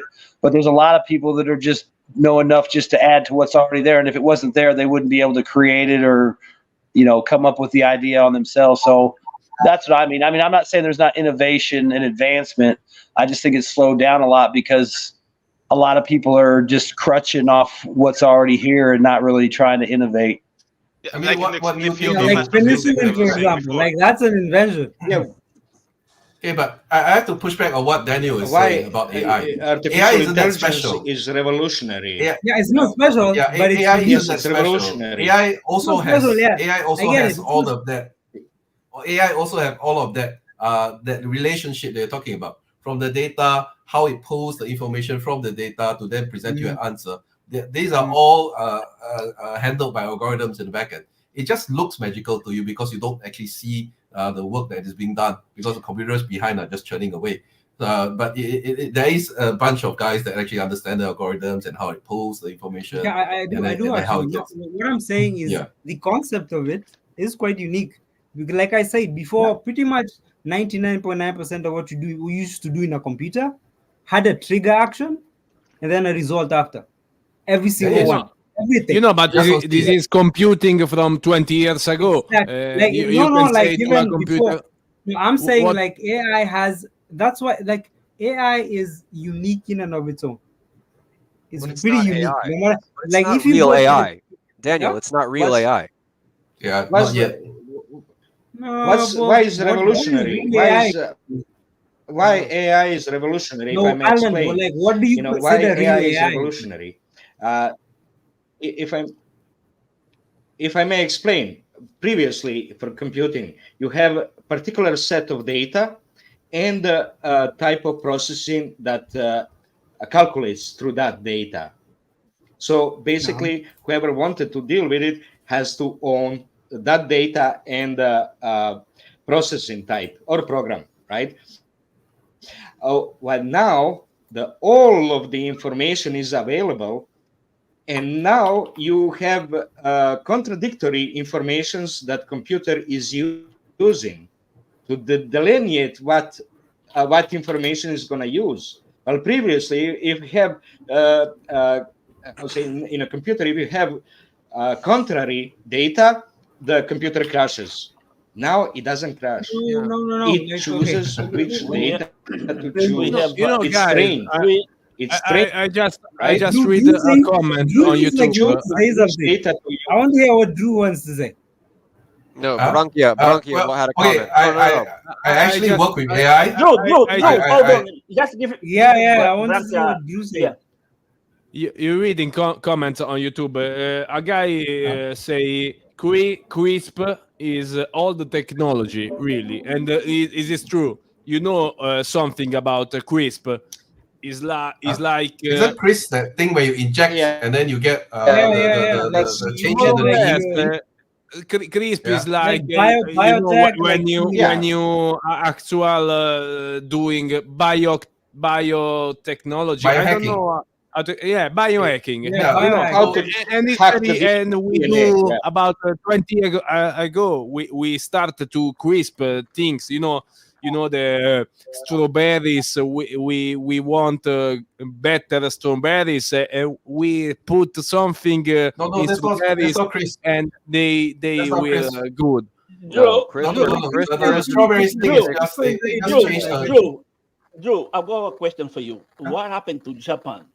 In the 19th, Japan, in the late 19th, their technology were boom. Everyone thought that in 2000 we the US were about to see flying cars because of Japan. What happened to their technology? No. The US happened to Japan. They decided to shut down Japan's economy. So I forget the name of the thing, but they stalled their advancement because the economy was becoming too big. Gentlemen, let Drew answer Brianka. Brianka had a question. Let Drew answer him. Vosh, fuck are you doing? Please stop that. So what Brianka was talking about was the CRISP thing. The CRISP is okay. I didn't study this. I just know this from general knowledge. It's this technology where you can actually take a piece of RNA and then you inject it into yourself. You change your genes of one cell. It's quite useless because you only change one cell, whereas your body is made out of trillions of cells, right? So your body is made of trillions of cells. You only get to change one. You're saying CRISP is useless? Yeah, it is, because every year the cells die. Things, but it's like but the stuff that you talk about, like better strawberries, better grapes, that's basically your not CRISP, your typical biotechnology. Where they actually change the gene, the part of joints, the part of the thing that produces better grapes, so that it translates to the next generation. So if you want the same thing to happen with CRISP, you need to change the genes inside your sperm or your egg, and then that would actually be then translated to future generations. But of course, that's illegal. You can't do that in humans. That's that's banned in most countries. So you can change one thing in your, but it doesn't really work because we every day we eat things that made of biotechnology. Where you go the good grapes because someone inject in the semen of the grapes. And they will good. And sorry for the term. But technology is good. Yeah, technology is like that, right? The reason we're all alive is because of technology. Because now there's enough rice to feed everybody. But but there's also cases where people do weird shit, and then the grapes become bad. You eat them and you fall sick, and then it's a double-edged sword. Wait, Drew, but we're all like Drew, you were interrupted. You didn't finish what you were saying. You said something. You were disputing that AI is not unique, and you went to say something, and then someone No, interrupted AI you. is just an iteration of. That you work in AI, so I want. Yeah. If you could talk on it. Well, I don't You work. and I had this conversation before about how the AI we have now is not true AI. And I wanted to. Yeah, it's not true AI. Okay, I think you're saying true AI compared to what? Like exactly, like you, like a human being, Okay, or so there's the two kinds of AI. The one that we have right now is called narrow AI. So basically, you have an objective. For example, I want this AI, like ChatGPT. I want this AI to be able to, if you ask me an open-ended question, it will answer you. So that's the objective. And then you build the entire system around this one objective, right? And then so that AI can only do that one job. If you change up anything, the whole system breaks down. The true AI that Alan is talking about is the kind of AI where it's not narrow, it's wide AI. Basically, something that takes in information by itself and then learns through a process, and then from there it creates other maybe algorithms that it applies to itself, that it then slowly grows from there. So that's the true AI, but we don't have that, and we're not going to have that anytime soon, because everything that all AI engineers build today is narrow AI. They have an objective. For that particular purpose. So basically, all the AI we have is basically just man created. True AI has to be sentient, and that's really. Now we're near that. not sentient. How can you say sentient? Because sentient would mean it knows itself as itself, and then it's able to do things for itself as itself. That would be. Well, I mean, it can grow itself and teach itself and create things. You know, I mean, I'm not trying to be goofy, but like Skynet, it can learn how to put shit together and build things. I mean, and do its own thing. I mean, Skynet would do that because it is built to do that. It would not do that because it wants to. You get what I mean? Well, I'm just saying. I mean, I think if you want true AI, I would think it would have to be what people would understand to be like a sentient brain. You just have to mimic the human brain. Well, that's what I'm thinking. I don't think we'll ever have true AI. It'll always just be a mimic. Aware that is different. It's basically that knows that is different from the rest of the computers. That it knows that is different, that is individual. That's what sentient means. The AI not necessarily needs that. It not just needs to do its job, right? Just needs to do its job. Doesn't have to recognize and knows that is different from humanity, that is different from other computers. Well, that's what I'm saying. I mean, it'll never be like true AI. Skynet recognized that it's different. It's true. That's why it started the war. That will never happen. Yeah, that's what I'm saying. It won't be like true AI. It'll always be something somebody created. It'll mimic. You may think it's developing itself and building itself, but that's because it was programmed at some point to do that or teach itself how to do that. So it's not actually ever going to be sentient. The only true AI we make is babies. Yeah, if you think about it, it's a nice philosophical question, right? Baby's AI. It's just biological. All its makeup is from carbon instead of zeros and ones. We're all grown up to AI. Yeah, we're all grown up AI. So, but of course, everybody. I know not many people. You cannot blame the normies. It's perfect. You cannot blame the normies. We are all AI. You cannot blame the normies. If you want to do AI, the AI that you eventually create in this computer system, it might have all things that we have. It might have more than 5 fingers. You might be able to access the internet. You might be able to, have huge computing power to do a lot of weird shit. So, it's right now humans are the little boxes of AI, but we are limited. We are not artificial. We are natural intelligence. You are actually natural intelligence. Yeah. Brianka, you're pretty artificial. Let me prove this to you. If you were told, if you wiped your brain today, and I told you gentlemen, we got a letter down here below from Wyatt. This is a black hole alert. We should heed it. We should definitely heed it. So let me get an advice here, because this is an advice. Let's talk about. Stop. This is an advice got from our brother Dan, Wild Siberia. the channel Von Siberia. He comes in here when the open mic starts getting a little bit too black hole-ish, and we start getting into deathless topics. And his advice, I think, is exactly the one we should take here. Have an endpoint from the get-go.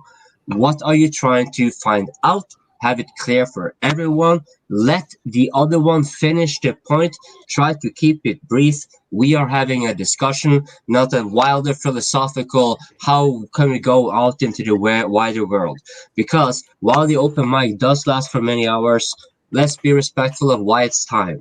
He has to actually host this. And after we are 3 hours in, after 5 hours, we are still going to be on the same topic if we do not learn from this.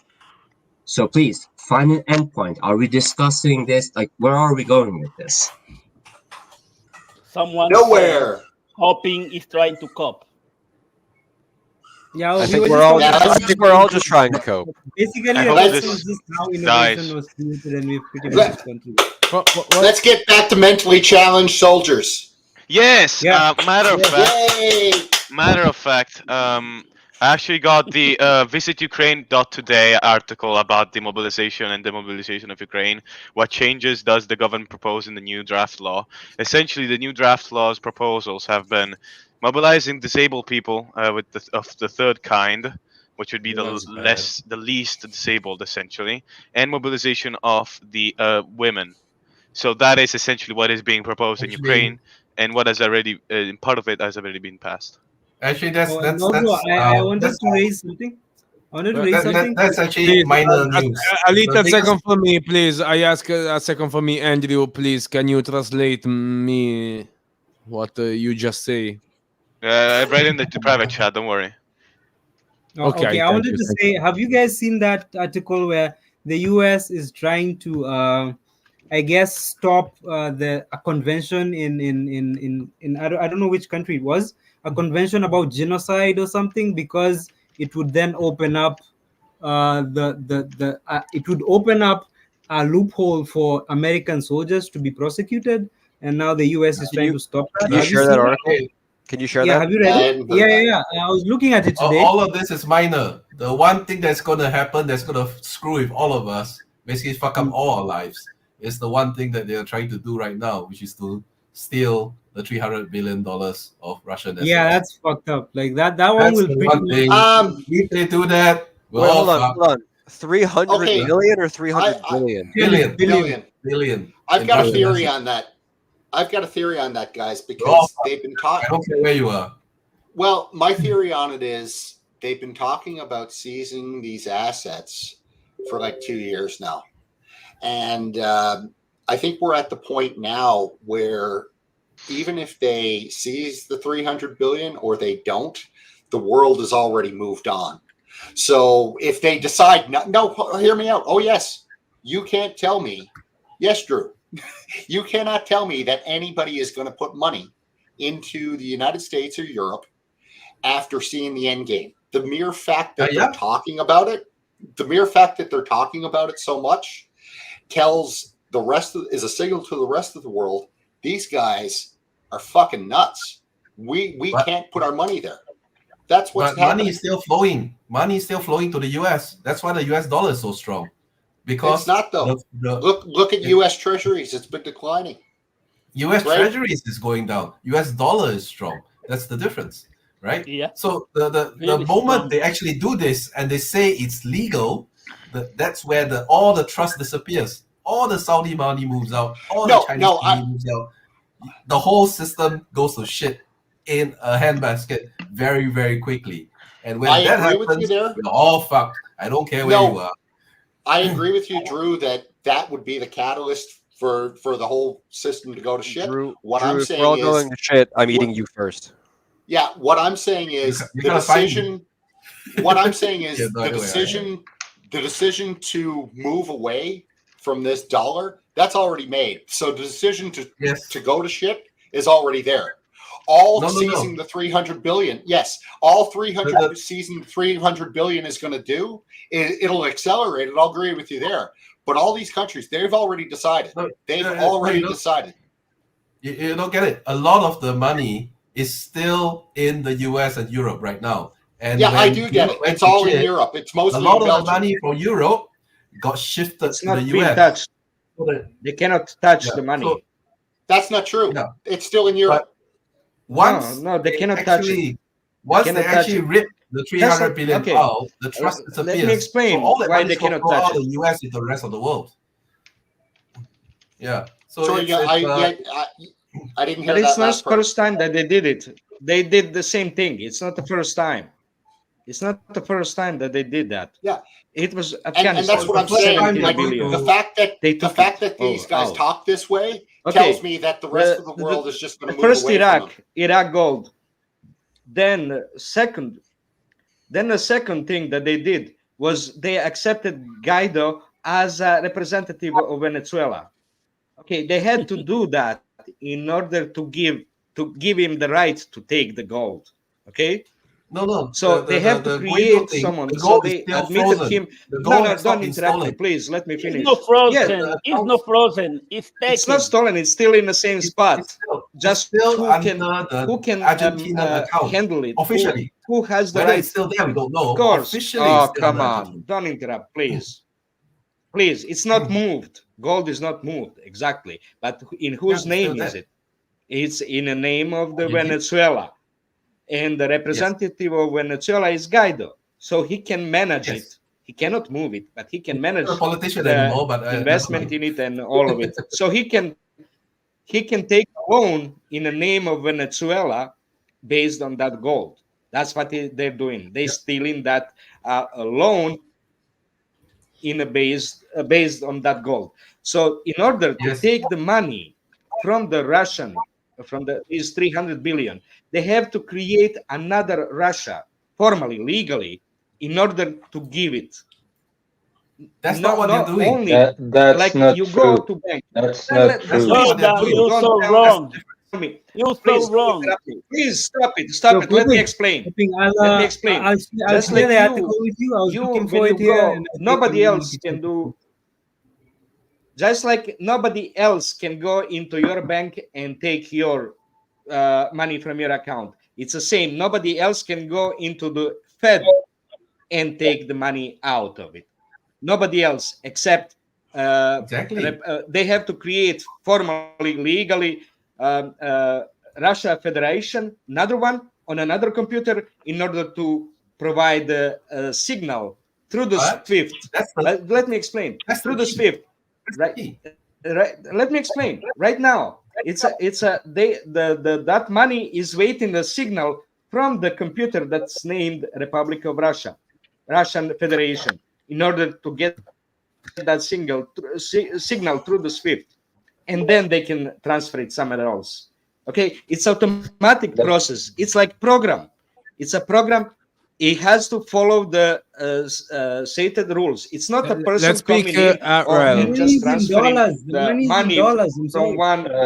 It's automatic. Let's speak RL. Jordan, I have a counter example to give you. Libya. You have an official government in Libya of Libya in Tripoli. You have Haftar in the east. You have rebels in the south.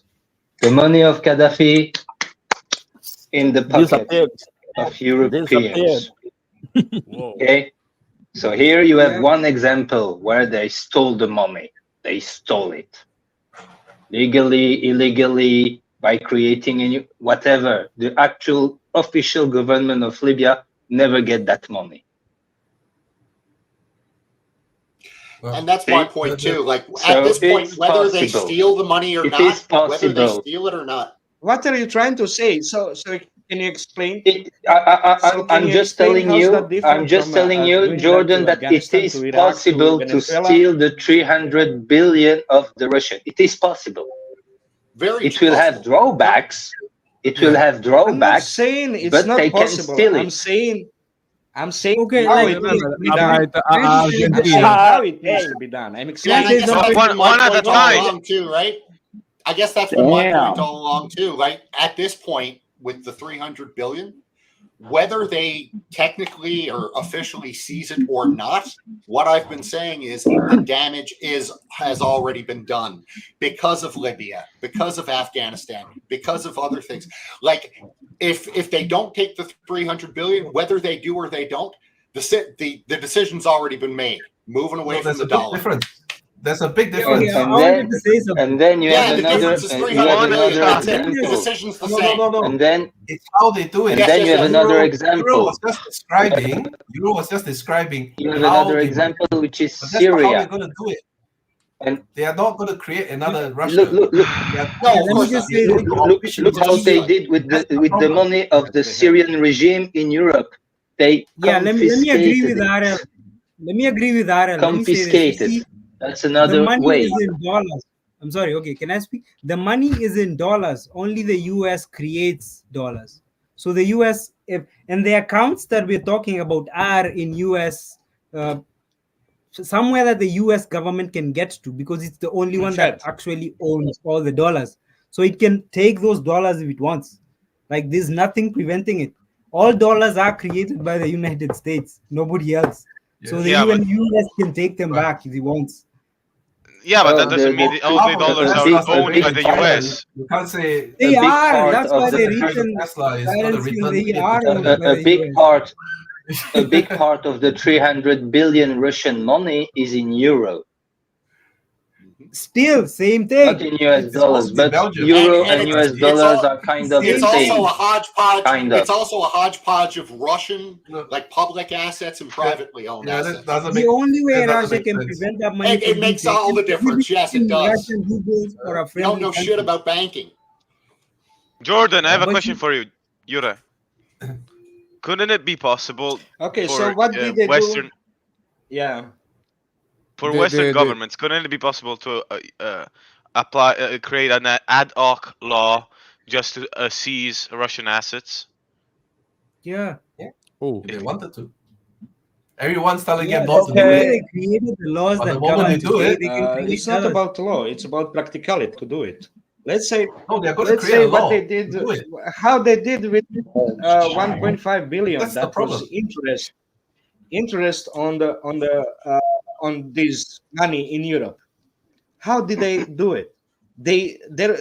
So basically, the money that needs to be paid to the account of Russia Federation couldn't be transferred because there is no SWIFT access to that account of the Russia.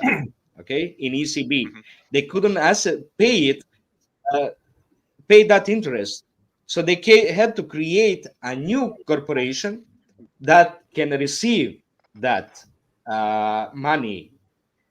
They had to enable the SWIFT connection created to by banks. to that. Like banks create it, they can do whatever they want with it. Like money is not like a physical thing. No, it's just something banks that cannot do whatever they want. They have the the banks law. agree this money is It's not because of SWIFT. Banks cannot It's not do because it of whatever SWIFT. they want. Hello, oh man. They can if they're allowed. I think we can move on because obviously de-dollarization is happening in some way. It's on the horizon.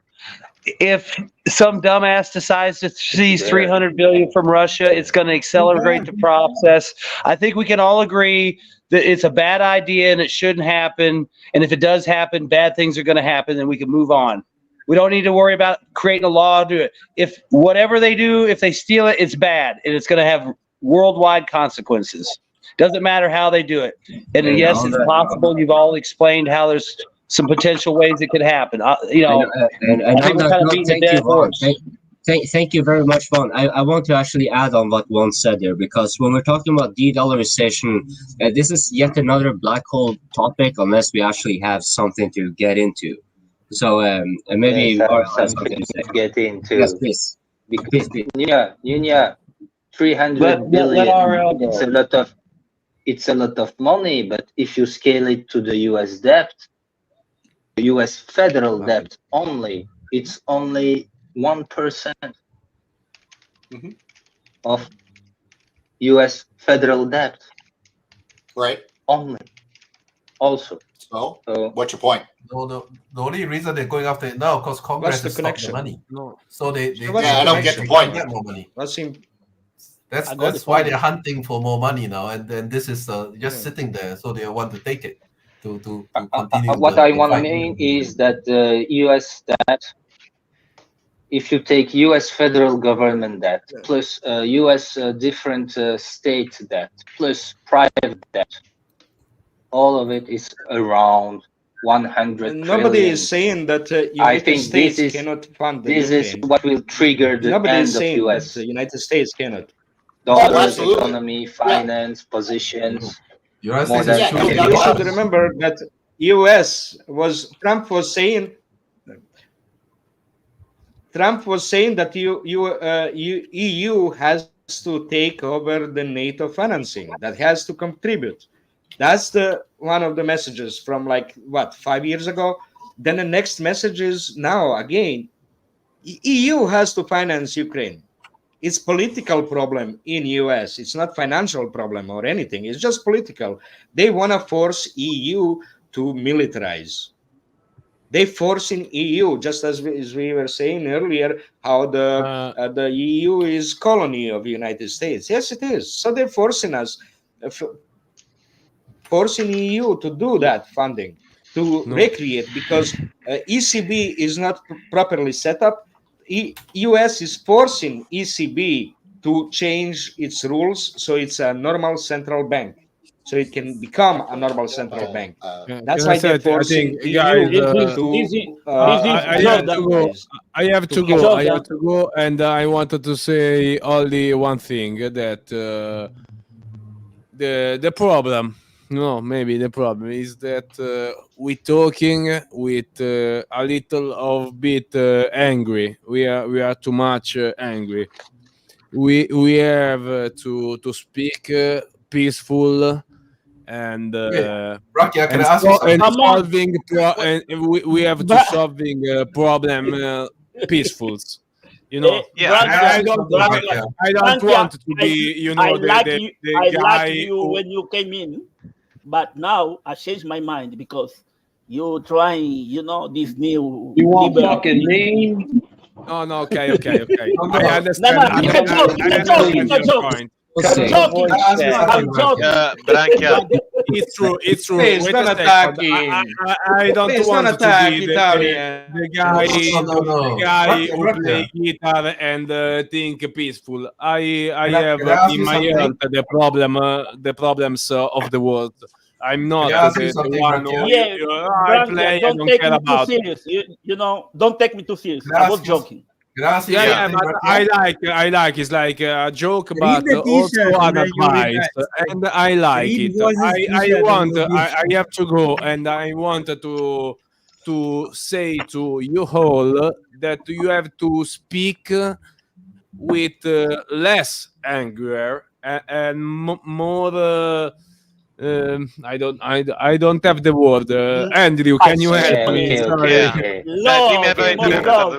Più voglia di creare. Ciao. Più voglia. Will to create. More will to create. More. Brianka, before you leave, please. Oh, fuck off, you wimpy Italian.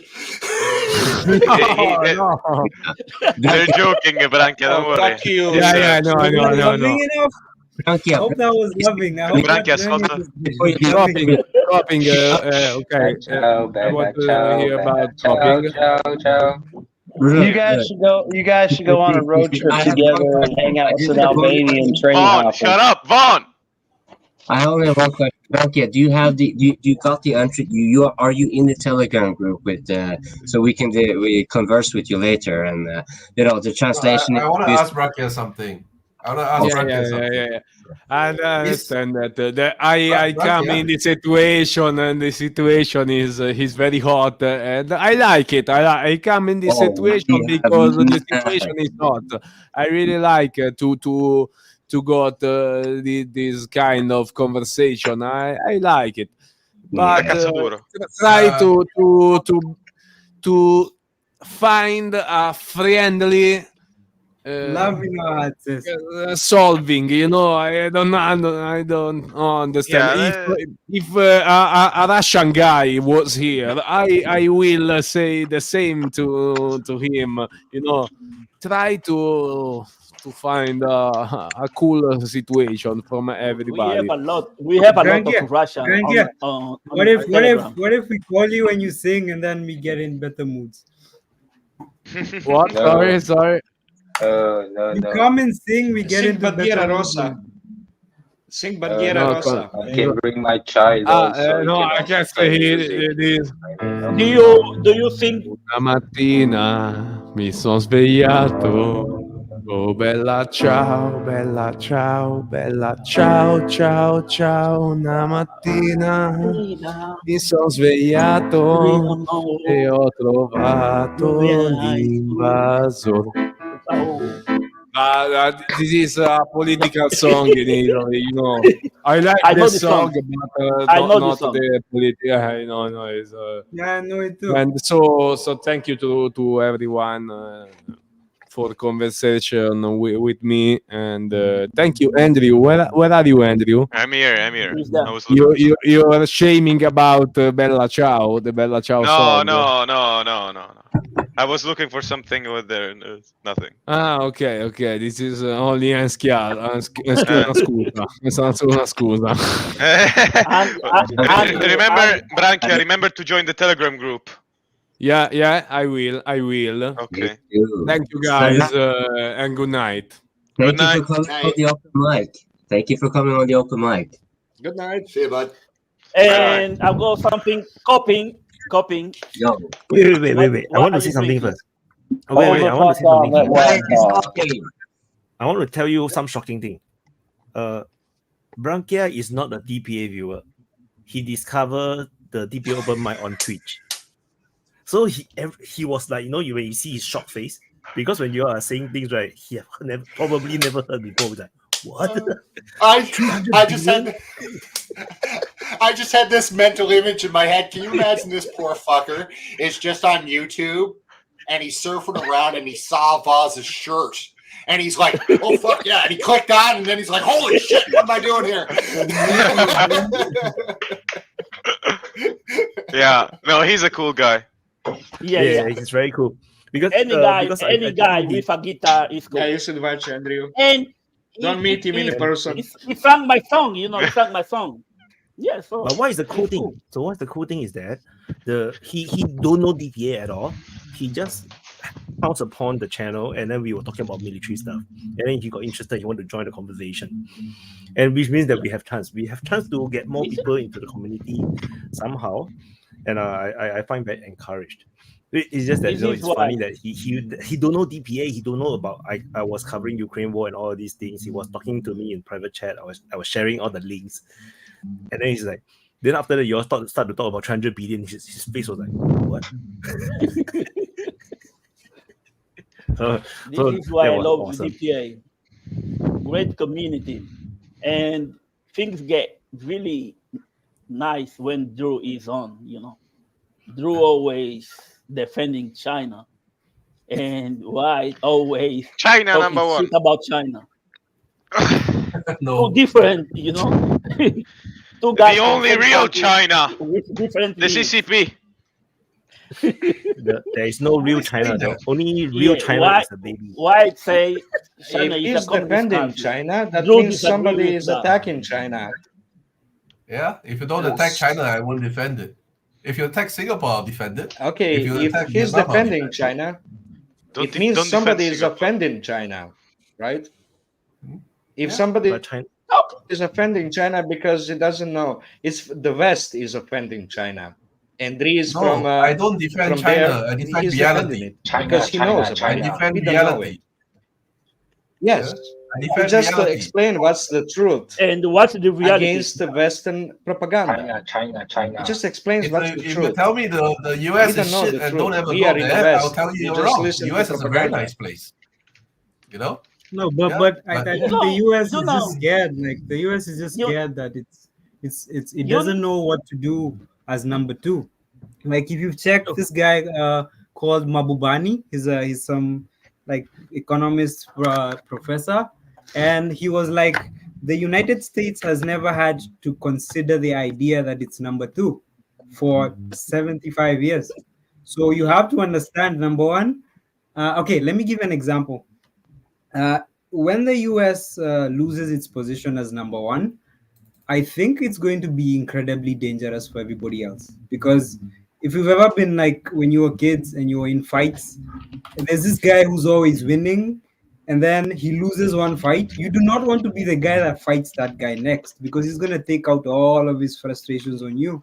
So I just think that the US, once it's number 2, in like a decade or so, it's going to be incredibly dangerous for everybody else. Because if you fuck with it, it has a bone to pick with you, and it or for itself. You know, yeah, something dangerous. That's sort of where we've been the last 20 years, right?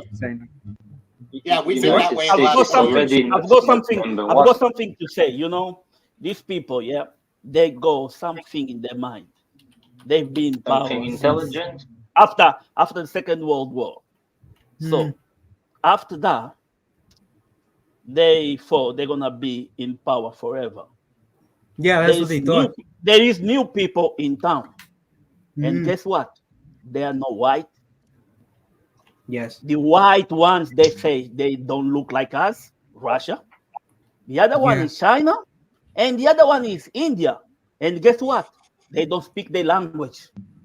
They got their own fucking language, and they are taking over. This shit is scary. Scary, and especially like scary for people who got this mentality about colonialism. It's really scary for them. It's not even about colonialism. It's just human beings. Like you're used to being number 1, you will not take kindly to being number 2.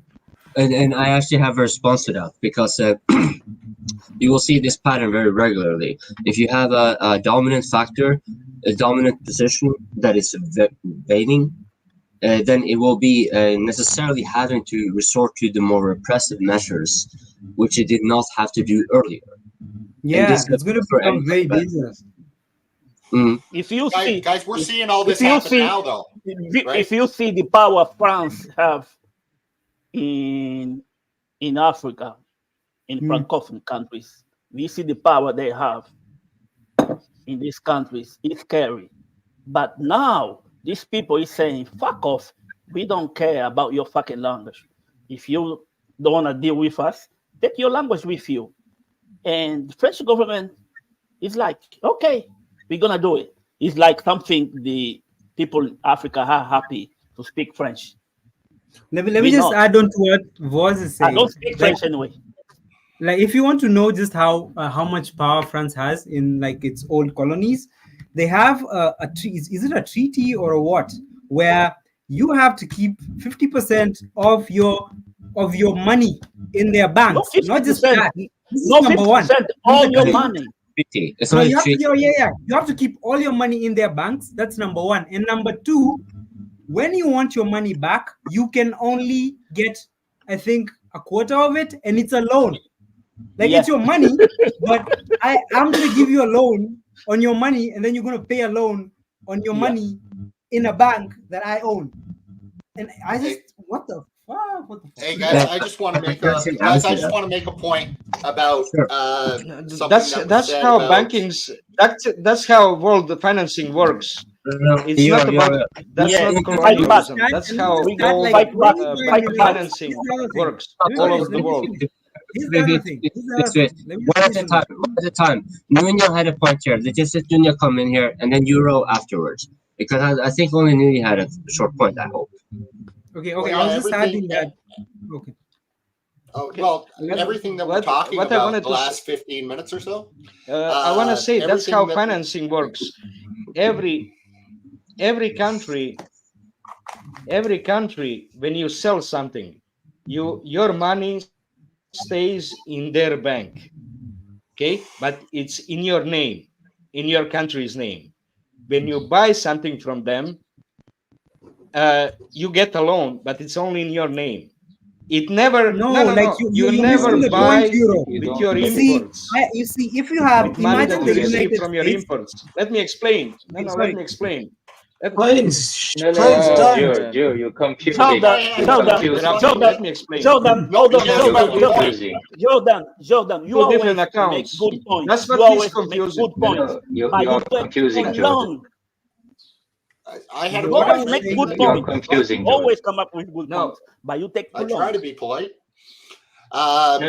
What I wanted to Jordan, say, you're what I confusing. wanted to We are say, talking about the money, a currency, a national money stays currency, separate. which is managed by French bank, French Like I'm national talking, bank. if you It's buy, if different. you were to buy the This is CFA fund, neocolonialism. Same thing. This Why- is neocolonialism. Same thing. if you wanted No, euro, same thing. if you wanted to buy the CFA fund, Wyatt, please. Put an order on this, please. Nunia was first. Let Nunia make his point, and then Euro, and then so he can continue. Because I think he's kind of. I'm not really sure where, but let Nunia get it on here because the Euro has a problem with this audio lag, and of course that causes an issue. Can you please just because it's shouting. Get Nunia on here, and then Euro, and then whoever else otherwise. Coping, you need a microphone. No shit. Topic, why are you communicating with us through 1970s Soviet radios? Is that all you have in northern Norway? It seems like it because everything that I otherwise buy is supposed to be better. I have a microphone that's supposed to be better. It actually works. If I have a microphone that's supposed to be better, it's actually worse. And so I kind of just lose hope at the end. I try here this Christmas with a variety of various microphones. It's just all shit. So yeah, you might be onto Chinese something. ones. Get Chinese ones. One Remember of the the conversation best about countries in Europe, you know? You live in one of the best countries in Europe and you can't get a fucking microphone. Isn't Plantronics European? Plantronics? What? Made in China. Made in China. There's Nanya looks like a beaten wife here. Okay. Well, I gotta make the rest of you look good. Everything is made in China.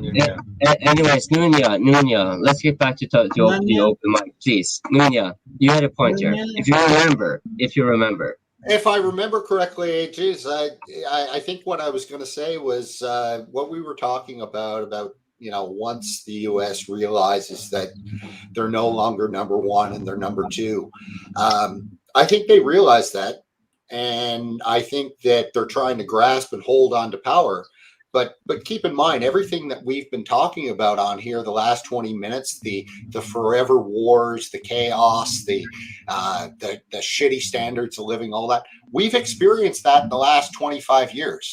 So I think when we go back long after we're dead, right, 200 years down the road, when the historians are writing about all of this, I've said this before, I'll say it again. I think that they're going to point to the 99 invasion of Serbia as being the catalyst, and then everything that subsequently went from that would have been just a decline of the U.S. empire. But I think it all started there, and then everything that you saw after it, countries, particularly Russia at that point, they kind of looked at what was going on there and said, okay, shit, we gotta, kind of cover our bases here, so to speak. And then we had Iraq, then we had Afghanistan, we had Libya. I've forgotten countries that have been invaded at this point. So the last 25 years have been chaos. So everything that we're talking about that they're going to do once they realize they're number two, they realized that 25 years ago. They've just been trying to hold on for the last 25 years, and things take time, right? Like we think about 25 years as being a long time because it's in our lifetime. In the span of history, it's nothing. So I think when the history books are written, arguably the wars have been going on for a lot longer than that. I mean, there's that famous quote that America's spent a couple of years not at war during its whole existence.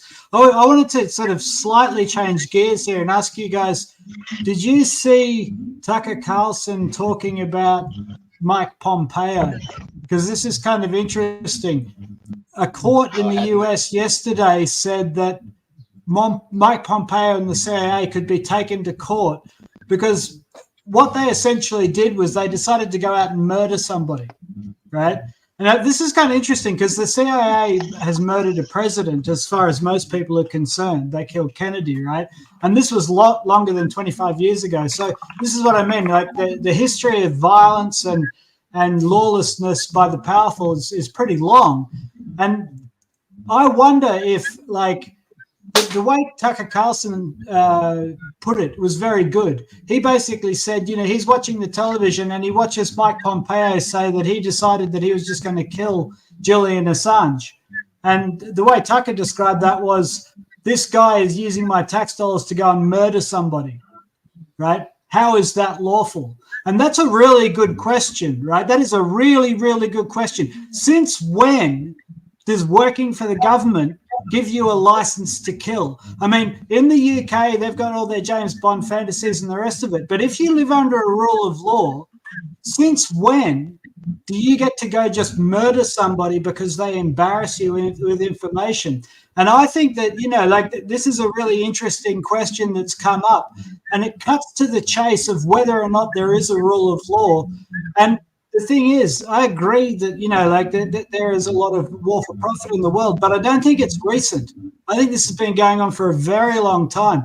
And I really wonder what's going to happen with that case against Mike Pompeo, because he's just a government employee, and he seems to believe that he can just go murder people because he doesn't like them. Right? If there's a rule of law, he should go to jail. And if there's a rule of law, the CIA should probably be cleaned out. So I really think that, like, there's an issue there to discuss.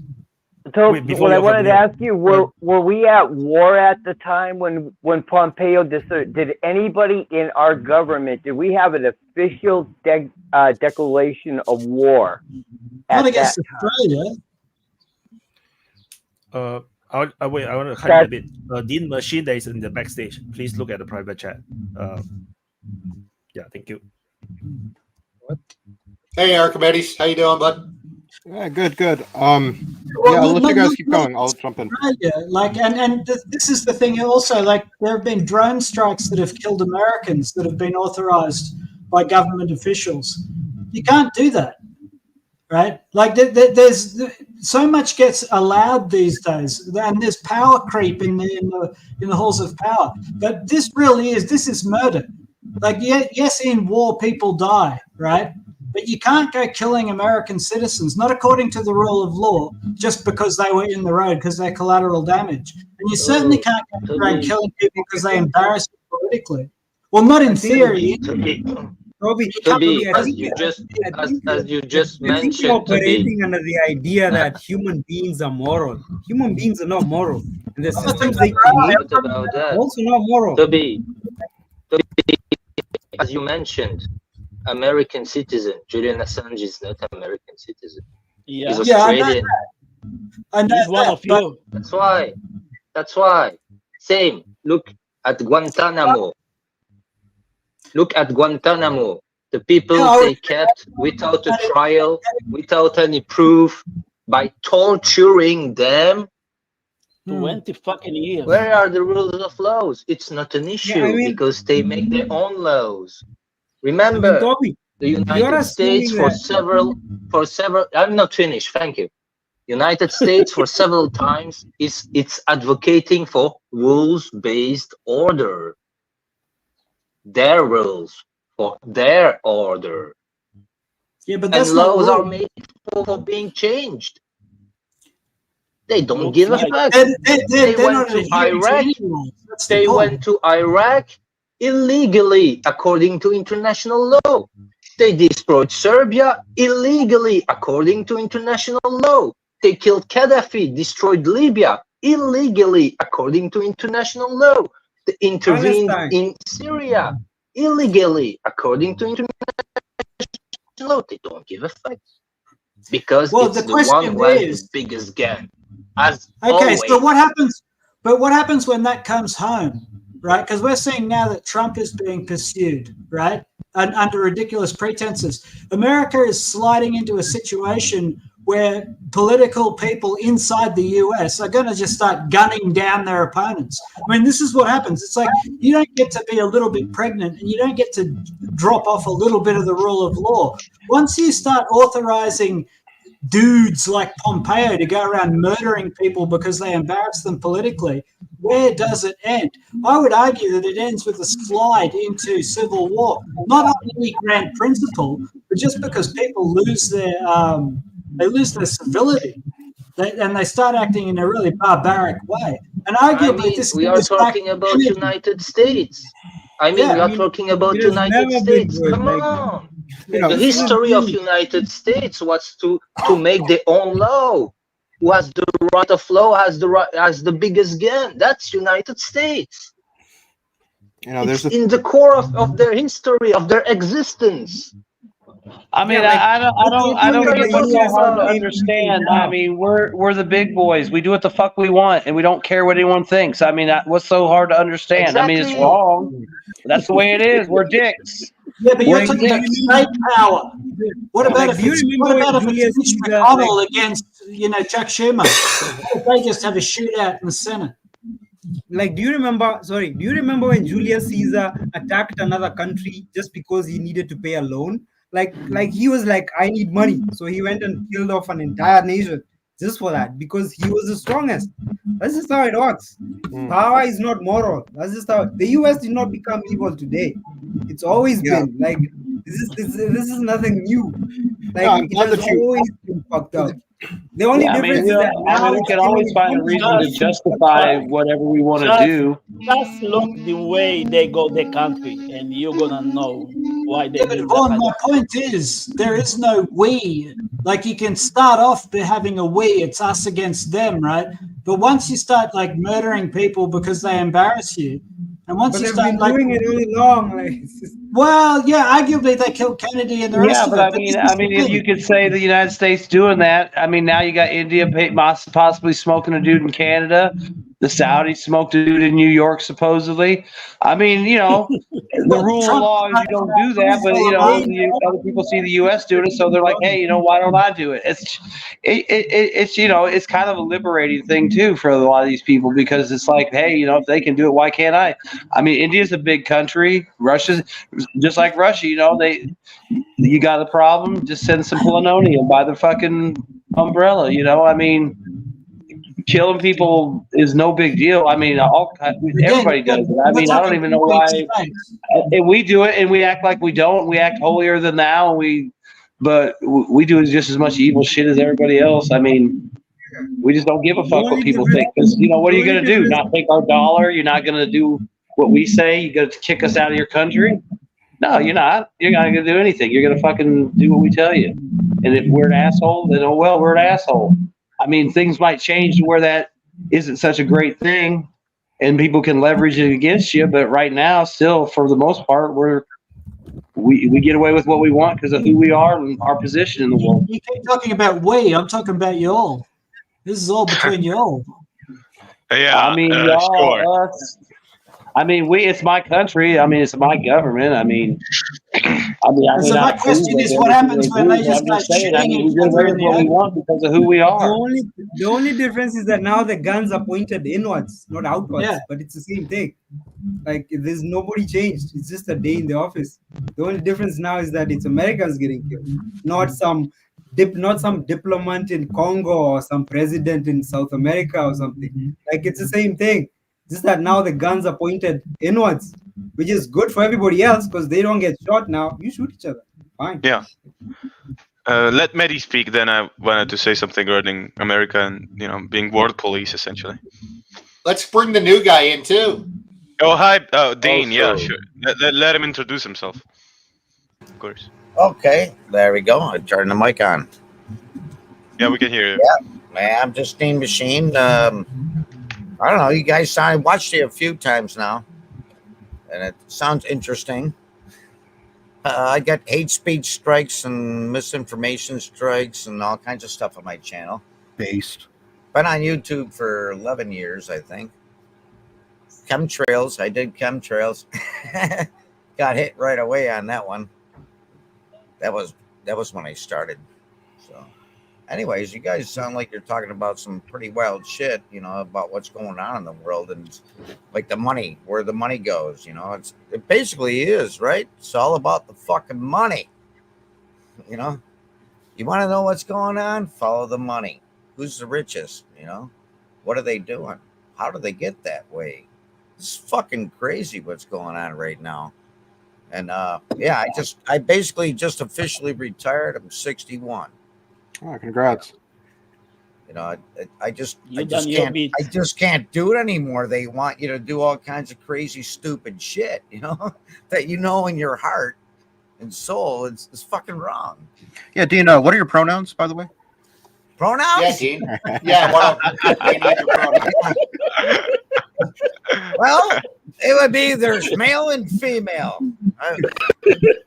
I think that falls under the stupid I've been shit. married since 1990. I think Hey, Dean, you from upstate That's a New question York? for the Italian guy. It's not really. Young. They always call it. It's not upstate. It's western. It's like the far end near Lake Erie. I knew you were from Buffalo, man. I could tell the accent. Yeah, it's Buffalo. Yeah. Yeah, I could tell the accent. Buffalo. Yeah. Yeah, I've been here for 61 years. If I can have the floor, I want to respond to a couple of things about about the rule of law in American empire. So I think that you know, from a certain perspective, right, we have to look at Rome. And I'm glad that Daniel, you brought up Rome and Julius Caesar, because from a certain perspective, the experiment of Roman democracy was over, or was beginning to die, as soon as the Romans conquered Italy, right? As soon as you become an imperial power, it starts to become a little bit harder to actually be a democracy. I mean, it makes a lot of sense when you have 3 people and you can go ahead and vote, and 2 against 1, then it's great. When you have when you're controlling an entire continent, when you're controlling an entire ocean, democracy starts to fray. And so does rule of law. Although those are separate concepts, I think that they're pretty much related. Because once you have the rule of one person, an emperor, he supersedes rule of law, and that's a natural thing to happen. As America became an empire, the concept of rule of law started to fail. And what we saw in the period from 1945 until today is America kind of doing this weird double game where we pretend to have a rule of law that applies to all countries in the world, right? But the only way that actually works is if you presuppose that there is some great power that is the judge, jury, and executioner of all countries on the planet. Of course, who is that? The United States of America. That was what we were trying to push as this globalist system, right? That's how you can get a rule of law in the global order. Yeah. That obviously isn't working, and I think that you're right, Toby. It is coming home to roost, right? The ability for us to have an empire is going to lead to us losing our democracy. We're going to have, more likely than not, I think within the next 10 to 20 years, it'll be one man in charge of America, and a man, not a woman. A lot of things are going to return to normalcy. Democracy, I think, is an artifact of I put a super chat in earlier about this. I said democracy is an artifact of the newspaper era, when you had enough people that were educated that they could go and vote, and yet the newspaper was not so effective in controlling people's minds that they could just be dominated by the powers that be that want to control the media.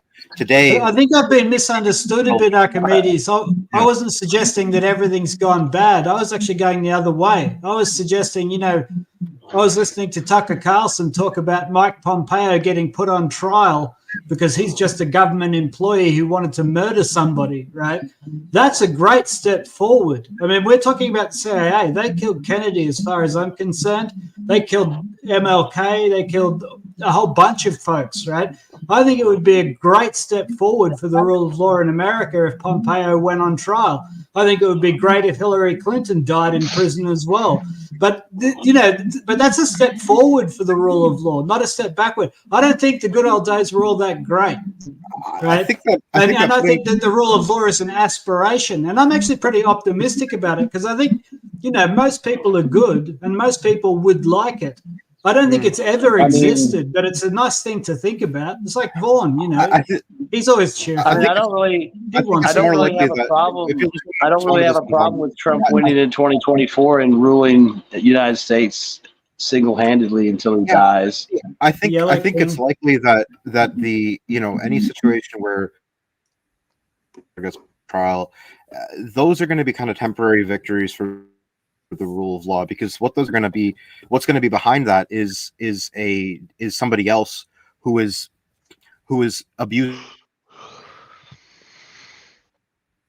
the rule of law to their benefit.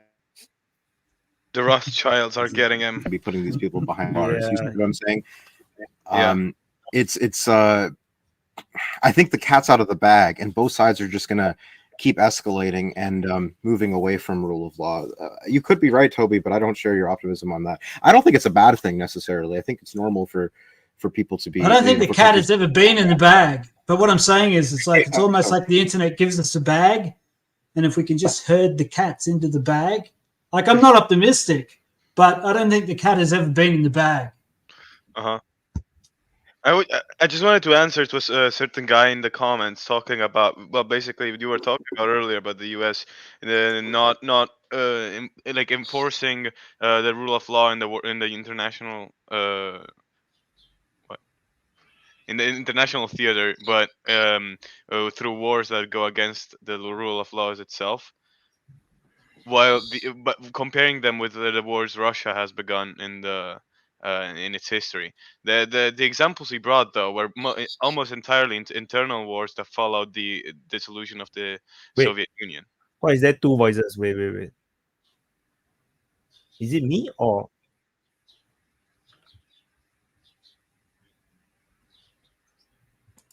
Somebody have a parakeet? How is that?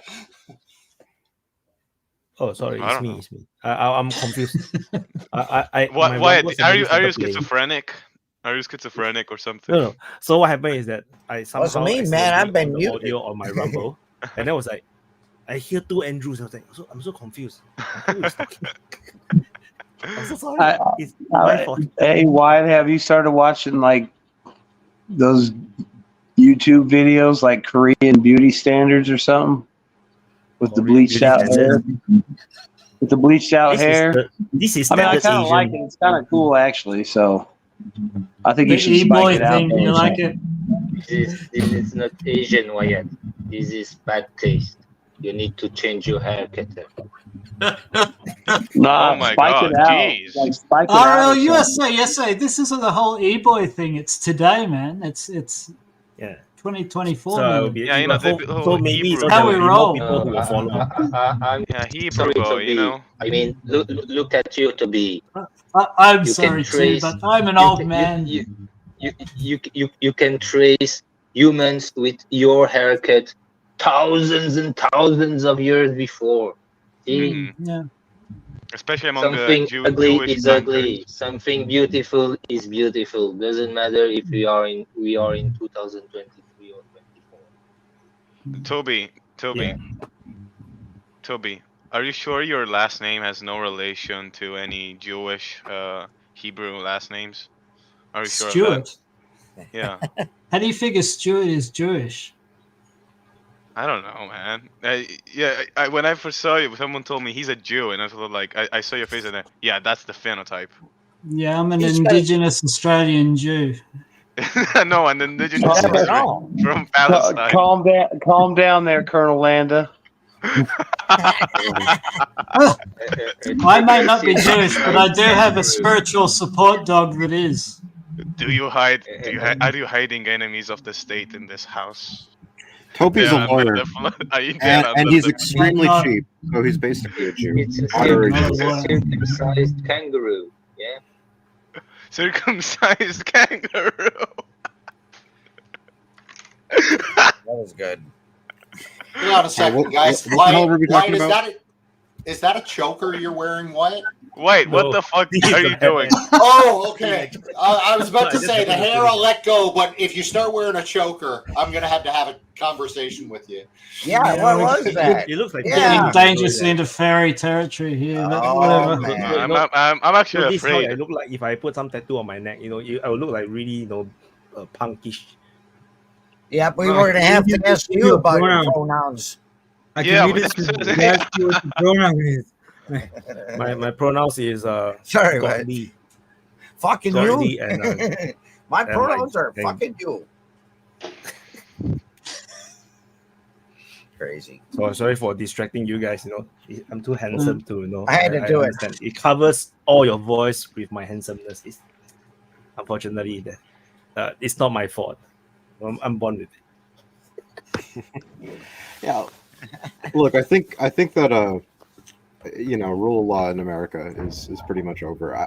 I don't think that the American empire is over. I think people are a little bit too optimistic about that one. I think that the idea of like America as the global hegemon is over, but I think America will continue to be an imperial power, just not over the entire stretch of the entire world. Yeah, right? they're kicking a certain player out. No, I think the word imperial is wrong. I think it's just going to be a very powerful country with the capacity to do some things, but not imperial. I don't think imperial is the right way. No, it is. Imperial? Yes, because I think America is going to carve out for itself. It already has. It's going to carve out for itself a set of countries that are vassals to itself. But it has already done that. Like Europe is like this. Exactly. So the imperial control over Europe and over Japan and South Korea, I think, will continue. Maybe South Korea. I don't know about South Korea. But the idea of America running the entire world in the Middle East and Africa and South Asia, that's not going to exist anymore. But America will still control Europe, most of Europe. But why? I wanted to ask, what's the situation vis-a-vis America in South America? Because I never hear much about. Oh, that too. America's not going to let anybody. What happens there? Because I never hear much. Like, does it have power, or the South American countries have power? Like, you hear nothing about that place. I don't Basically, think you do what Uncle Sam wants, or you end up like in a ditch somewhere. That's generally the rule. Look what happened to Allende, right? It's what's going to happen. But that's slowly changing too. I think. I don't know, man. I don't see South America as like on some kind of massive upward trajectory in power and population and economic potential. I don't really see how that's South American countries are like the silent button girlfriend or something. Brazil's a big country, like big population, big economy, big resources. Brazil's a bit of a power. Yeah, but what happens? Like, does the US still have a big trade partner of Latin America is China. It's not USA. What was Somebody's That's why I had to add that scary movie sound in there. It's not Nunya. I wonder it's who. No, I have my YouTube off, so. Is it Andrew? It's The Andrew. first economic But it's not partners Andrew. of Latin America It might be Daniel. It's called like. Oh, is it Toby? No, I think it's Dean actually. Was Yeah, Dean, just mute yourself when you're not talking, Dean. It's a bit. I think that's someone breathing on the mic or something. Mute in order. Daniel, Andrew, Dean, and I only dropped it a couple of times. Yeah, it's not Dean. It's not Dean. Yeah. Dean Right, is- I only okay, dropped so- it a couple of times. It's a No, good but mic. that's a process of elimination. The process of elimination, that's the only thing. Just take the one person at a time, mute, and then we find out who, whatever. Yeah, just make it a habit that if you're not talking, just mute, just in case. Because we don't know what we are hearing. Yeah, I do get. Yeah, you are always muting me, Wyatt. Yeah, I'm testing out. But it may not be you. It may be you. I don't know. My hair is not long enough. I want to like, follow you. Usually, if the only one person won't hear the echo when it's the person that's causing it, everybody else will hear it, right? Yep. Something like that. Yep. If I may return to the topic Let me we're just jump in. talking I'm sorry, about. Andrew. I just want to answer one thing about somebody said that Latin America, that China is a bigger trade partner than Latin America than the United States. I just Googled it, and according to World Bank data, that's not true. You I got haven't that looked from into Google. this with any detail. Yeah, no, my man. I'm sure that the World Bank is. That's one of those French fudging the facts. numbers. But look, I mean, the United States, it says $367 million, and China, or sorry, billion, and China $259 billion. Suddenly I we don't trust think the that's World really Bank, true. do we? Isn't China part Yeah, of the no, BRICS? of course. I'm sure, Andrew, that if it supported your point, you'd be trusting it. Look, man, give me a better source, okay? I'm just saying I googled it, and it's me? not true. Me? Yes, I am a you. better Taurus. I know. It's true. I made it up. Anyways, when you all talk about the American Empire, yes, of course, that's right. But you're using the wrong terms. It's not the we all know who the real empire is, and I would like to show you the flag I have proposed. Oh no! Come on, that's propaganda. Don't do that. No, That's mean. no, that's hate speech now. They The will ADL visit you could come after tomorrow. you. Oh yeah. Well, that's why I got hate I speech. see you shaking your head. It's a joke. You will end up having big trouble if you speak truth. What Andrew just showed You should be able to is say anything true. the fuck you want, you know? It's even a deranged truth. People whine too much. The painful one for many. Because if you analyze the elites of United States and also in Western countries, many of them, not all of them, but many of them are part of the tribe. Whether what I say is racist, anti-Semitic or not, is it a fact or not? It's a fact. No, some of it is conspiracy. I think the Israel has a lot of power in the US. Yes, it can control politicians and everything, but I don't they think run everything. Yeah, I don't think so. I just think it's money. I just think it's money. If they didn't have the money, I don't think they would much. Yeah, I don't think it's as much power as you're saying.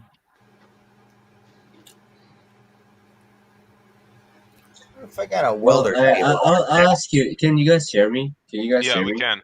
It's much better Okay, now. cool. No, I Awesome. Okay, then I'll use this one instead of whatever else. It's very good now. So when you're saying, like, for example, Israel, because Israel is very clearly the smallest partner, this is the one that is dependent. And I get the argument here that you have like lobbyists and so forth, but when you look into it, as far as I can tell, I mean, it's they have very strong influence where it aligns with U.S. interests, principally within the war economy, and then you have so forth. In Europe, of the U.S. decline, no, yeah, I can answer that one. Thank you. No, Takk kompis. The NGS is a fellow Norwegian. I will just simply armwrist you guys so I can answer this. The answer of this one is going to be that Europe is going to be more intensively controlled by the United States, the continent, our neighbors, that is. And of course us as well, but us is less necessary in the first point, and our defense department is very, very fundamentally aligned with the United States in a way that the continental Europe is not. And the defense department has stated so. I'm pretty sure you can find it. And for that reason, they have actually stated it very clearly. The principle, you have to distinguish. In NATO, you have to distinguish the rest of the continental Europe from the UK and Norway. Norway and the UK are the principal difference in all of this. And, think about Taiwan and so forth. I don't really have to elaborate on this factor. But this is pretty much why Norway and the UK are, no matter what's going to happen, regardless, even if NATO is to be dissolved, which is, I prefer. Probably, I don't know. But even if that were to happen, the last thing that were to happen is that Norway and the UK will fall out of the sphere of US control. When that happens, then the US is out of Europe. We are the last markers of that. I think coping is very true.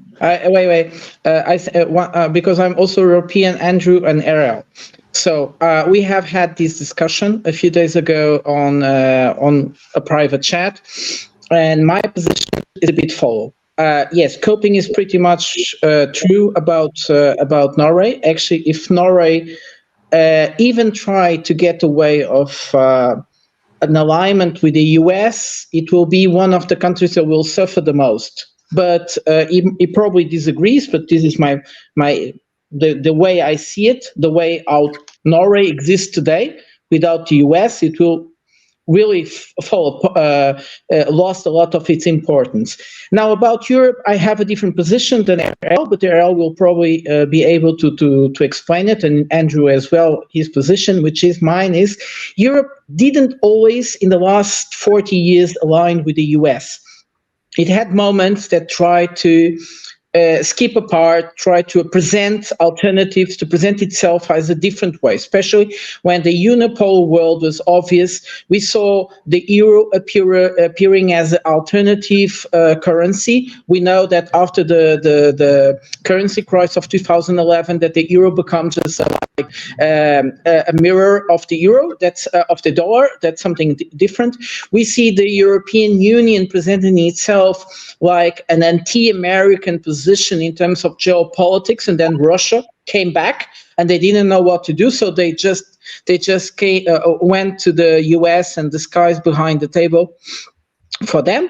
And now what I see, this is my point, if Russia wins geopolitically, but really a certain win, Europe will spill apart, because many countries won't be able to survive due to their geopolitical situation.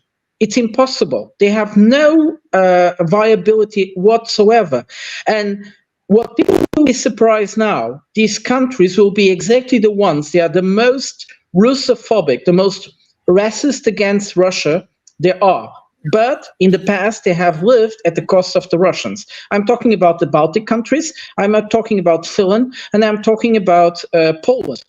These countries, their development was very much based about an open market in Russia. And then we are talking about countries like the most Western countries in Europe, which are very less affected, but they are like Italy, Portugal, Spain, France.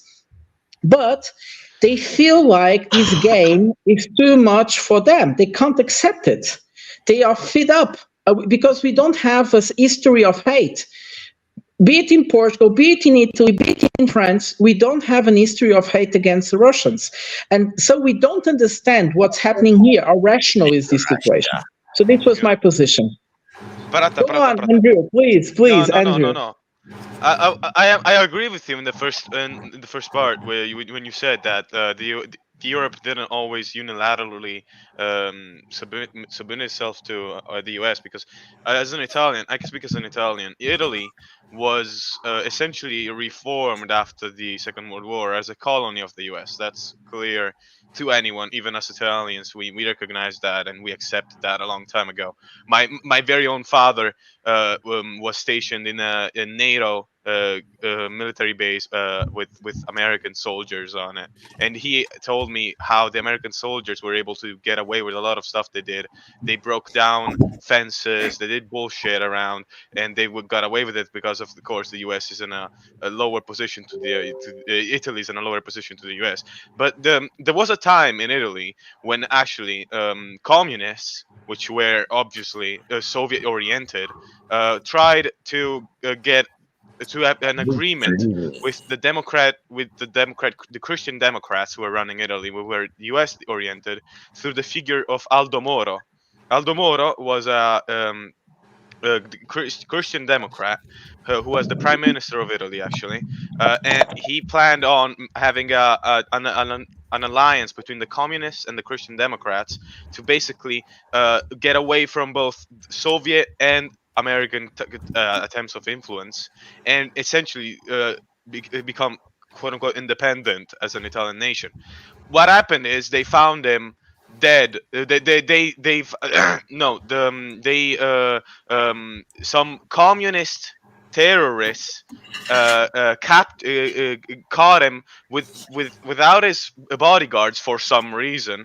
They kidnapped him, put him in a fucking car, brought him all the way to a secret kind of bunker where they started making political statements about communism, anti-US statements, and then they found him dead in a car trunk. Is he shopping woods? Huh? Bean machine. What the fuck? He's shopping wood. Yeah. On stream. Okay, sorry. Hey, Andrew, Dan's here, so why don't we get back to some Ukraine stuff and the mercenary or the Down syndrome guy. Oh, you guys, did you know? Sorry, talking about Ukraine. Did you guys know that Russia asked for urgent security meeting, security council meeting tonight? It's just happening now, and they are really pissed off about what the Ukrainians did in Belgorod today, where they used. They used cluster munitions against the population, civil. Was it cluster munitions? Yeah. Was that confirmed? Yeah, I read that. That's what they claim. Yeah. The Russians are really pissed off. I mean, is any of this like make any strategic or tactical sense if you're trying to win? I mean, you got Down syndrome guys in the trenches and pregnant chicks and women.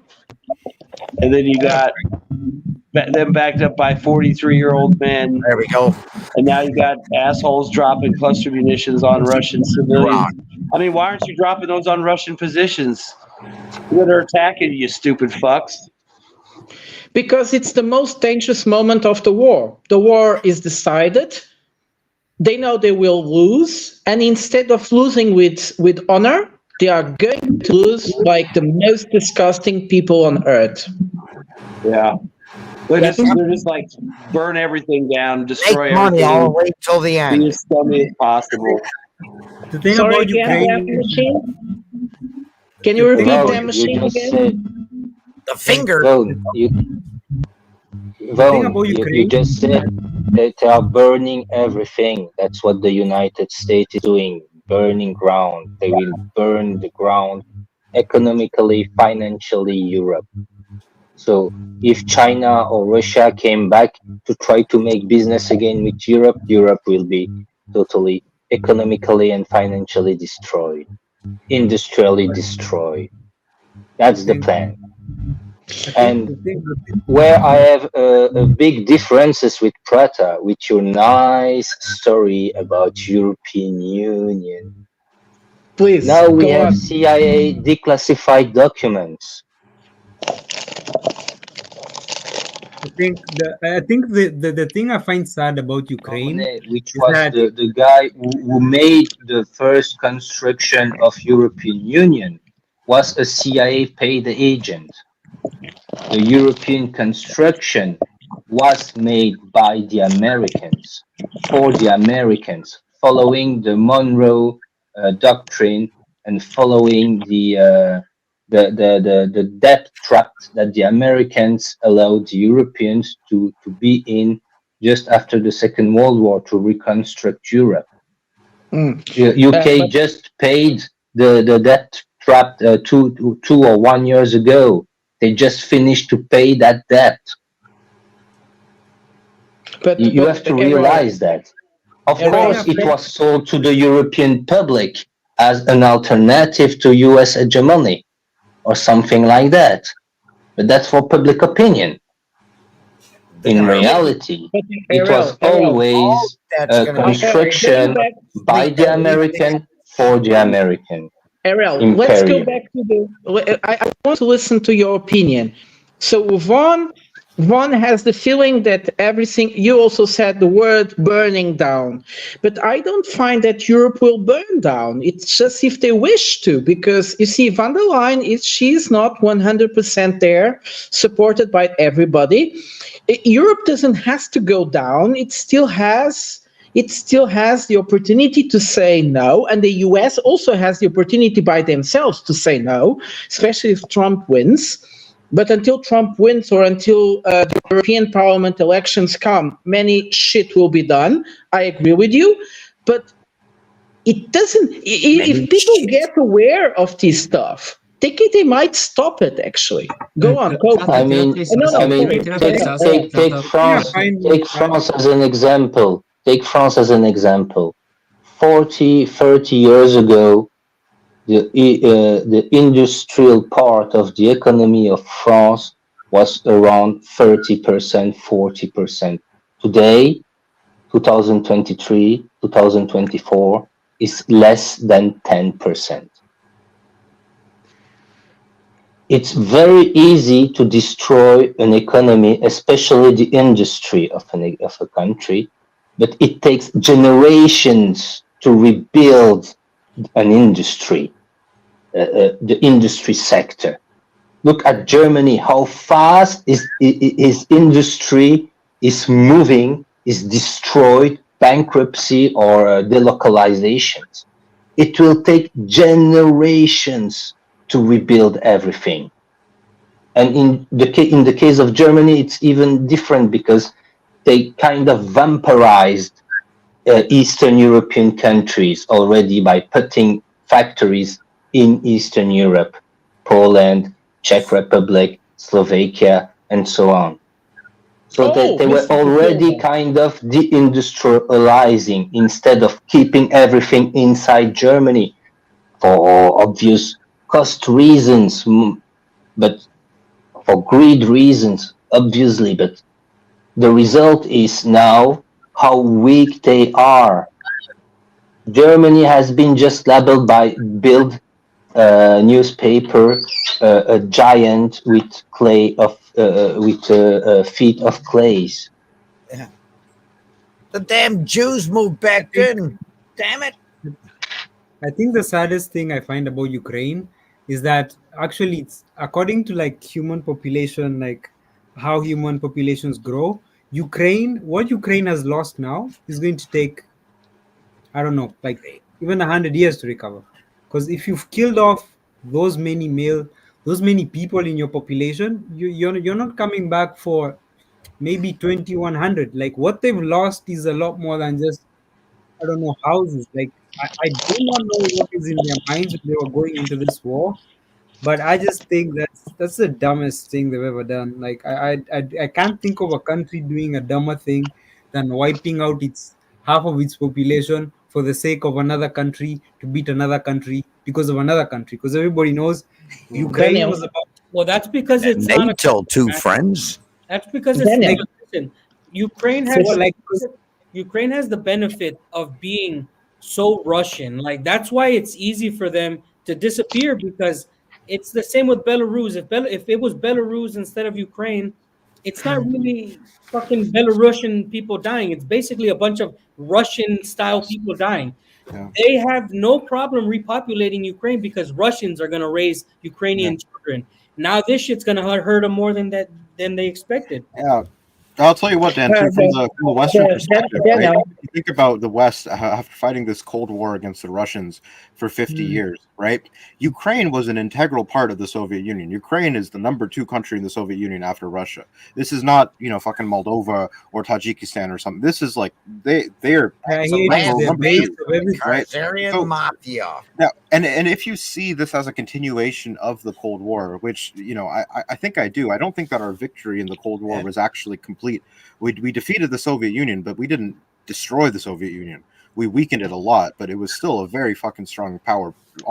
Really, Russia's it was a not superpower the still. Soviet Union anymore. No, it isn't. But when we were talking about the Soviet Union, we're fighting the Russians, right? Damn machine. Damn machine. Can I pick up your thought? The point that I'm trying to make is that from the perspective of the West, killing a Ukrainian is almost as good as killing a Russian. Because at the end of the day, you're still killing a fucking Soviet. What are you watching, CNN? So, damn machine, may I say something to you? Damn machine, something substituted the Soviet Union. It was the Community of Independent States, and they were a free trade agreement. They were a single economical thing until 2014. Until 2014, this was a single economical unity. It was not very strong, but still worked. Most of the Soviet industries in Ukraine worked for the for Russia, integrated completely. They lost everything. So this is when the revolution, the Euromaidan happened in 2014. The Ukraine lost 5 million inhabitants for immigration. They lost all their old industries. They went down. The space industry, the airplane industries. They were really one of the most important places, like Archimedes said, of the Soviet Union. So actually, the Soviet Union was still there in 2014. And actually, the community of finally kicked the rest of them Jew bags out of there, didn't they? But let me ask I watch Russian automotive channels, and there ain't no that's a happy place. Actually, it's a nice place. Besides, Daniel, I wanted to go back to your idea, Daniel, because you said something very interesting. I like Russia. When the invasion came, they actually was no invasion. instigated migration from Ukraine. 10 million people left Ukraine. Who left Ukraine? Mostly women. Yeah. No, I'm talking to Daniel. Daniel, mostly women. Who can procreate? Who can have children? Women. They're not very productive because many of them brought her children with them. But actually, what the West wanted, because this Zelensky never worked for the God's sake of Ukraine, never worked for the God's sake of his countrymen. He worked for anybody else. They fundamented. Yeah, go on. Can I just ask you something in the middle of that? Like, let me ask you, Prata, Dan, and Archimedes. Like, do you seriously think the decision to go into this war was actually like the Ukrainians that made it? Like, because this seems like a very decision to make.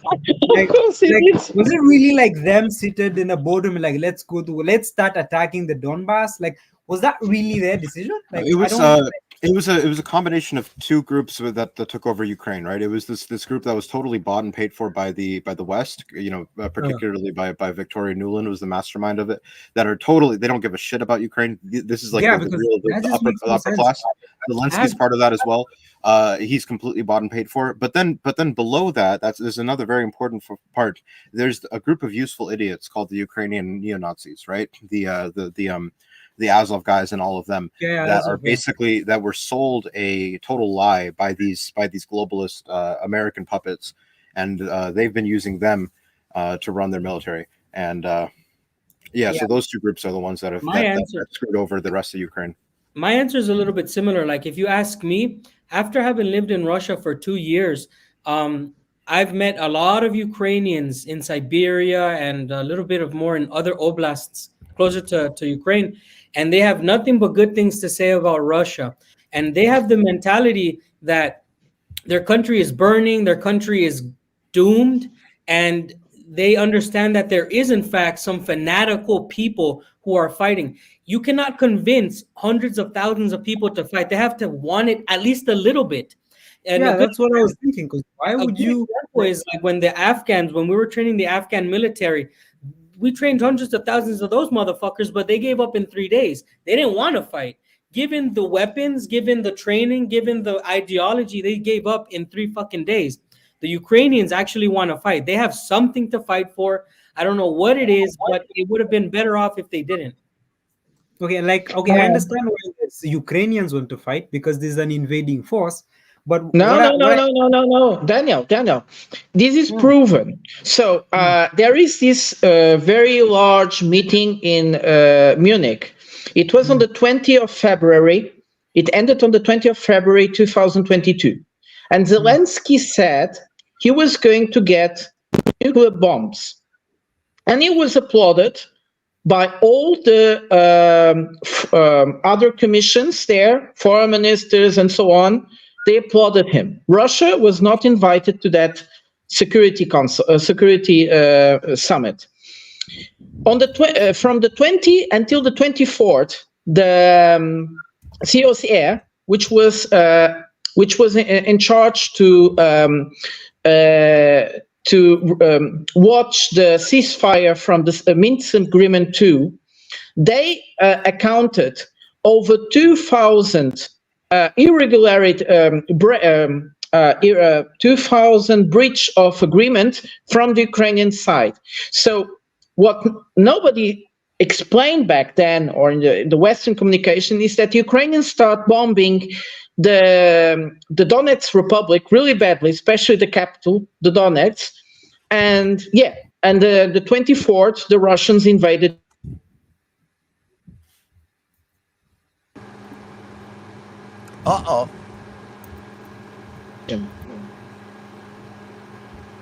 He froze. His sound got taken. He said Yeah. something bad. Uh-oh. The ADL's after his ass. Wait, No, but yeah, Fata, you froze. Fata, you froze during your speech. Yeah. What I was saying is just that the OSCE reported back then, because they were the ones in charge to watch the ceasefire agreed in 2015, the so-called Minsk Agreement 2, and they, from the 20 to the 24th, they reported over 2,000 breach of the ceasefire. The Ukrainians had to, they say, I don't know, I never really saw a objective number, but the Ukrainians had 200,000 troops in the Donetsk borders, and they started attacking the Donbass, especially the Donetsk city. And the Russians invaded in the 24th of February 2022. And as we probably all agree, the Russians were not so prepared to invade it that day. They got their objectives, which was forcing the Ukrainians to have a negotiation, which they did in April 2022. And we saw a few months ago, we saw that document. But the Russians were definitely not prepared to come in that day. So they were also caught on surprise. And this is something that, sorry for taking so long, there was a complaint from Ukraine that complained that Russia attacked Ukraine with the grounds of genocide. And Russia said, no, we did not. We did not invade Ukraine on the grounds of genocide. We invaded Ukraine on the grounds of self-defense, because from the 20 to the 24th of February 2002, the Ukrainians breached the ceasefire agreements. So this is actually the official, from the Russian state, the official reasoning, and this tells us that the Ukrainians were the ones giving the first shot. But do you think Ukraine will end up in NATO? Like, because I'm just wondering, like, is there any point taking an empty shell into NATO? Like, because it's pretty much an empty shell. Of course, you shorten the distance between the border of NATO and Moscow if you want to launch a nuke. That's the main thing for the Russians. That's why they want the neutralization or Finlandization of Ukraine. They just want to be It's just a matter of. They don't want the Rainbow Club in. You know. Okay. It's not just the rainbow flag and thingy. It's also about how many times a nuke, a missile, an ICBM or cruise missile with a nuke warhead can fly to Moscow. For the Russians, the Russian perspective, they are still thinking like that. You have to understand that. Isn't that already like possible? Like, you don't they're not letting happen what's happening here. You don't need. I mean, instead of 8 minutes, missiles taking off from Poland reaching Moscow, it's about 8 minutes. If it was in Ukraine, it will be 4 minutes. I don't think. And for the Russians, this is something very important. But the Russians have. Don't you have like a triad thing? If you bomb me, I bomb you. Like, that makes no sense. Like, I don't think that can, because if I have a nuclear warhead, if you bomb me, I already know it's 4 minutes. So I make sure I have aircraft carriers or places where you can, like, these things can. Russians don't have aircraft carriers. They just have one, and it's useless.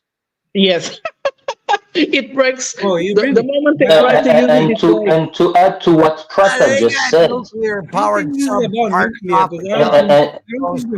to add to what Prata just said, in the 20th of February, 4 days before the Russians enter Ukraine, Macron had, the French president, had a phone call with President Putin, and that phone call was published in mainstream media in France. But to what and you end? see, and Macron told Putin, that's why Putin, because he made his speech to invade Ukraine or to make the war in Ukraine, the 22, and the 24, the Russian troops entered Ukraine. Let me ask you something. The Minsk Daniel, agreement. All my jurist specialists told me you can't apply that. Those Minsk agreement. Like Macron is just a piece of shit because he don't understand that the Minsk agreement were approved by United Security Council also, but whatever. And he say, don't move. He say to Putin, don't move, no matter what the Ukrainians will do as provocation. And then Putin immediately understand. The 22 of February, he made his speech. And then the 24, the Russians entered in Ukraine. But Daniel, so all that was already very planned.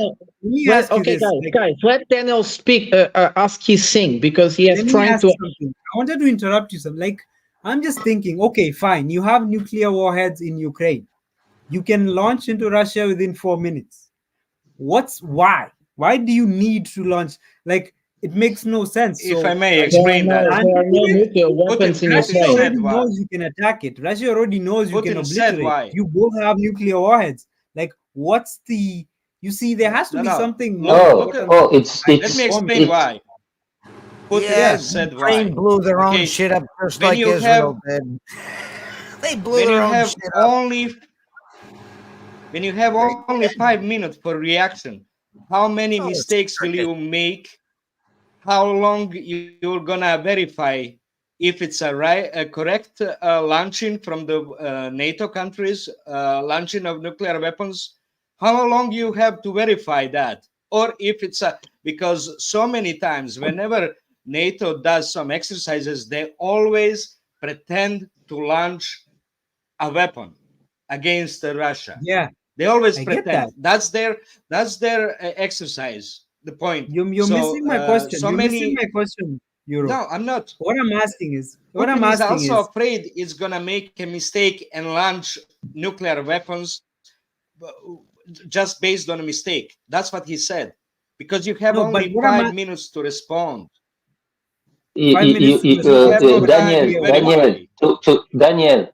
to answer to your question. All their warheads, they can still attack. Daniel, like, if you bomb most, guys, Daniel,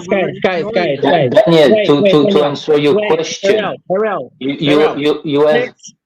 I think we are talking about the round. Let's Daniel explain what really he's trying to say so that we understand why he's. I'm just saying. So yes, you can bomb Moscow in 3 minutes. Make it 3 minutes, okay? No, Daniel, I will try to be very quick. I will try to be very quick. Do you remember? Do you remember if let me answer his question. No, he asked a question. I would like to answer his question. But I will come up with another example. Maybe you wasn't born like me, but do you remember the Cuban Missile Crisis with John Fitzgerald Kennedy? Why the Americans were so angry to see Soviet missiles in Cuba? Because of reaction time. For strategic nuclear ballistic missiles, this is very important. It's not field soldiers with tactical, I don't know, special forces and so on. It's a different kind of thinking. I'm gonna go now. And the bombs, the nuclear bombs that are stationed in Europe are American bombs. Okay, let's them speak. You have to understand that. Hey, I want to say, guys, I think I wanted to say this, that a lot of people can talk about nukes when talking about Ukraine being in NATO, but actually, I think we're past the point of, oh, it's reaction time. No, because the world's gonna, if we were in a nuclear war, everything's gonna go pop off anyway. So this reaction, I think this is what he's referring to. Let him fucking talk. I think this is what Daniel's talking about. He's talking about why does reaction time matter? Why does it matter about the nukes? Actually, Ukraine, there's no way Ukraine is about putting NATO bombs in Ukraine. There's just absolutely no way. It goes deeper than that, and it's longer than the time than these 2 years have passed. I think nukes is the smallest problem that Ukraine has. I don't think that United States, if they wanted to be part of NATO, guys, you guys are fucking retarded. If you don't think they can go, okay, they're NATO now, you fucking idiots. They could have done it a long time ago, but Russia's fighting it for another fucking reason. They have Finland at the border. They have all these other countries at the border. It's not about fucking nukes. It's about a sphere of influence, and we're just gonna have to relax and accept it. Okay, the nukes there's too many nukes, RL. They could fucking nuke. Russia could literally nuke itself and fuck the rest of the fucking world. So why does reaction time matter? It doesn't. Why this reaction time matter? Because of the head of state. Imagine Russia being nuked while Putin is still alive, and Russia being nuked while Putin is dead. Yeah, and then you just... Yes, of course, Russia will have the ability to launch all its nukes. Yes. Hey guys, I'll tell you. But it matters. Why. Same for United States.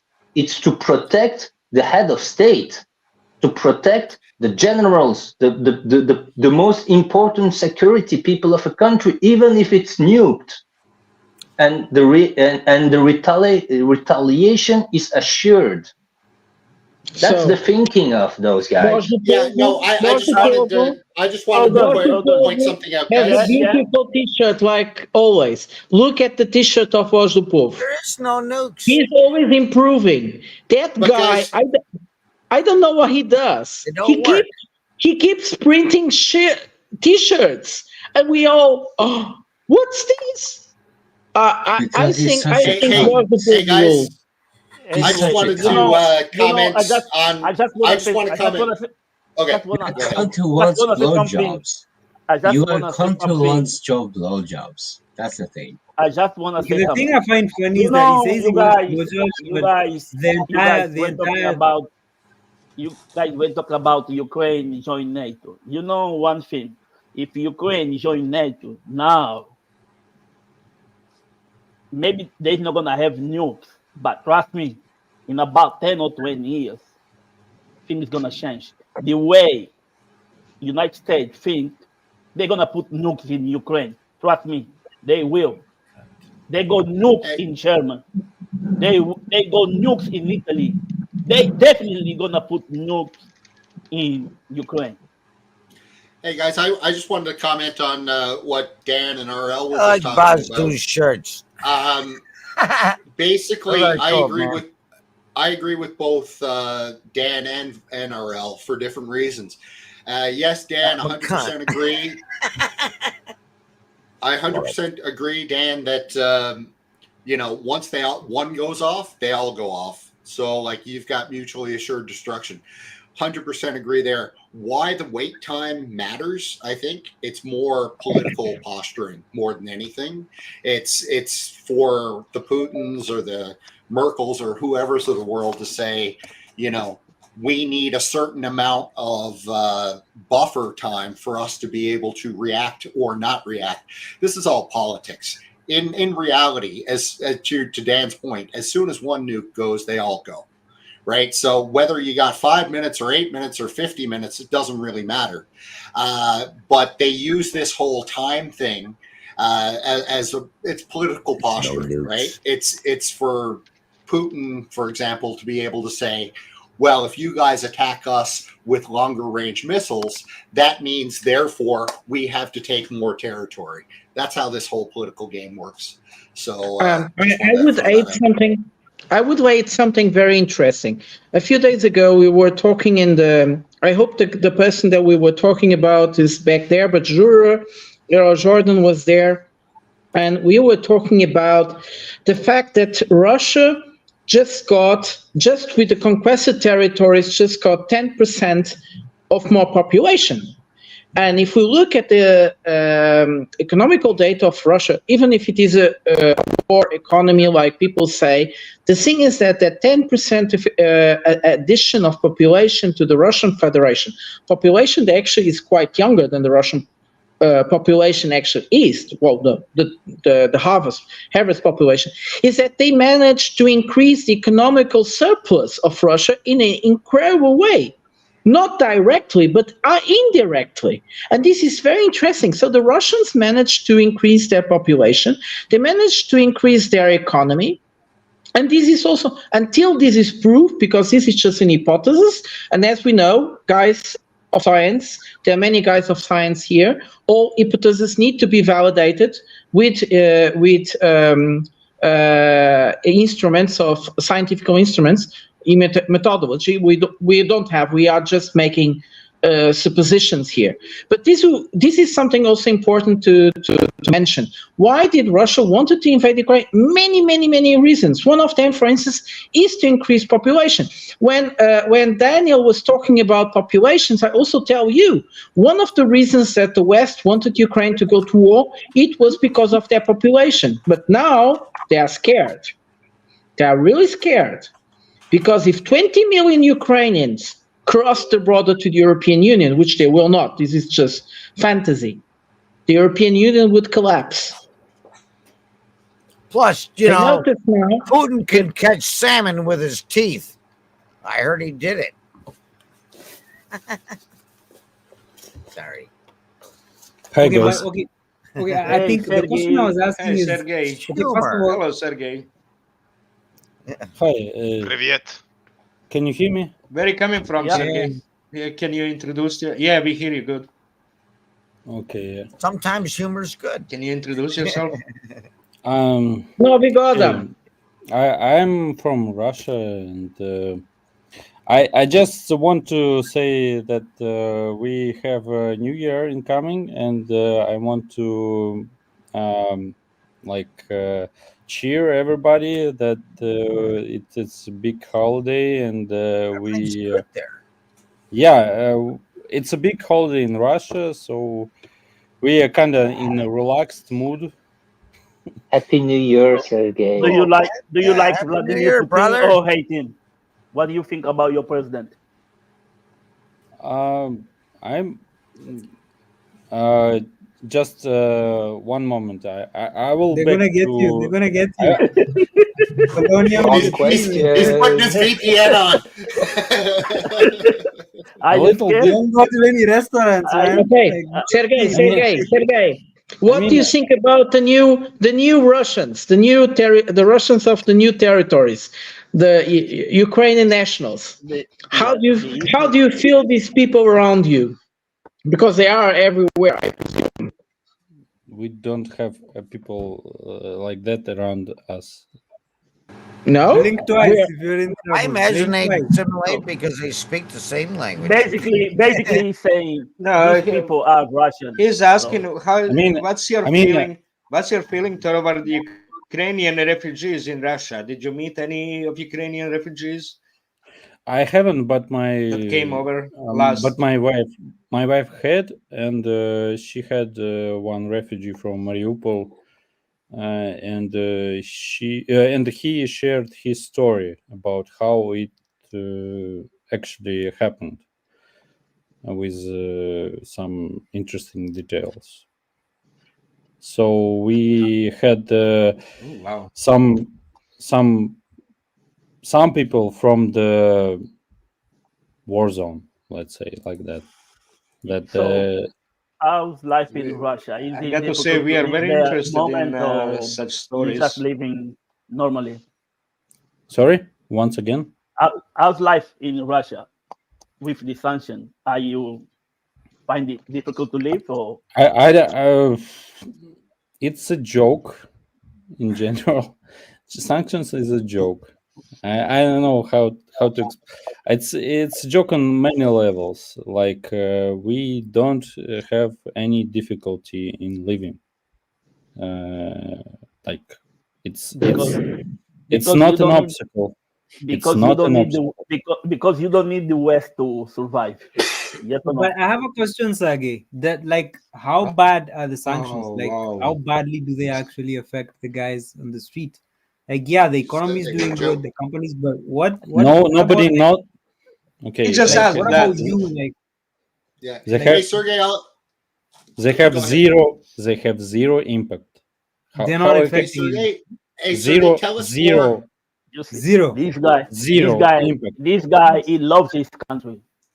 Hey, Sergey, tell us more about the person that you took in. Tell it, like, what sort of stories did she have to say, and what was her opinion on everything? Sorry. Can you tell those stories? Can you tell those stories? Okay. I just a short disclaimer. Have some I don't know, patience for me because I haven't been practicing in my English for a long time. So and we have after all a big holiday, and I have some summer gone. So cheers to everybody, and I can share the story, but cheers. I need some time. Sergey, can I ask you something previous to that? Are you proud to be a Russian? The Russians feel proud to be Russians now more than before. I think yes, but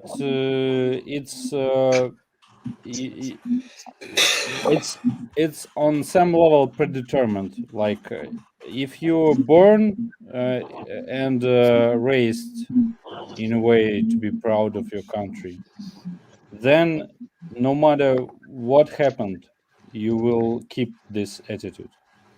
But well put, man. But what do you think? What do you think about? What do you think about black people in Russia? I actually watched some videos about black people in Russia, which have like they speak fluent Russian. Black people speak fluent Russian. A lot of people like that. They have some community, and they speak about like some difficulties in living in Russia, being black, and it's interesting to watch. How to say it's like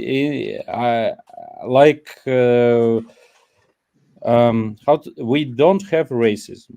Let's put it this way: in Russia, there is no racism, but we are not adjusted to black people. Like we don't see it naturally. Like it's a big surprise to see. So people react in unusual, like they react in the way that will be awkward or to the black people. If I may give you an example. Anyway, Sergey, don't feel bad when black people say we find difficult to live in Russia. Trust me, we feel difficult everywhere, even in our own fucking countries. So, he's a cunt. Don't feel bad. Well, Voz, you're going around with an "I'm a cunt" shirt on. May I confirm? May I confirm something? May I confirm something? Guys, if you allow me, I will tell my personal experience. I studied in Moscow from 2018 to 2019 in the Pushkin Institute. It's a language institute. It was a very high prestigious university in Moscow. On your life, didn't you? And we had a Spanish friend that complained that he was controlled on the metro every week. I am also a quite tan guy. Well, I'm from Portugal. We have a strong sun, so we are very tanned. I was never controlled in Russia, never at all. And I realized that the difference. What do you mean by controlled? I don't get it. Questioned by people, interrogated by people. Yeah. In the metro stations, there was police people. There was police coming to you, controlling you. Show me your paper. Why are you here? What are you doing in Russia, and so on. You were a liberal. Wait, guys. If you want me to let finish, and then you will understand why I'm talking. And I think Sergey will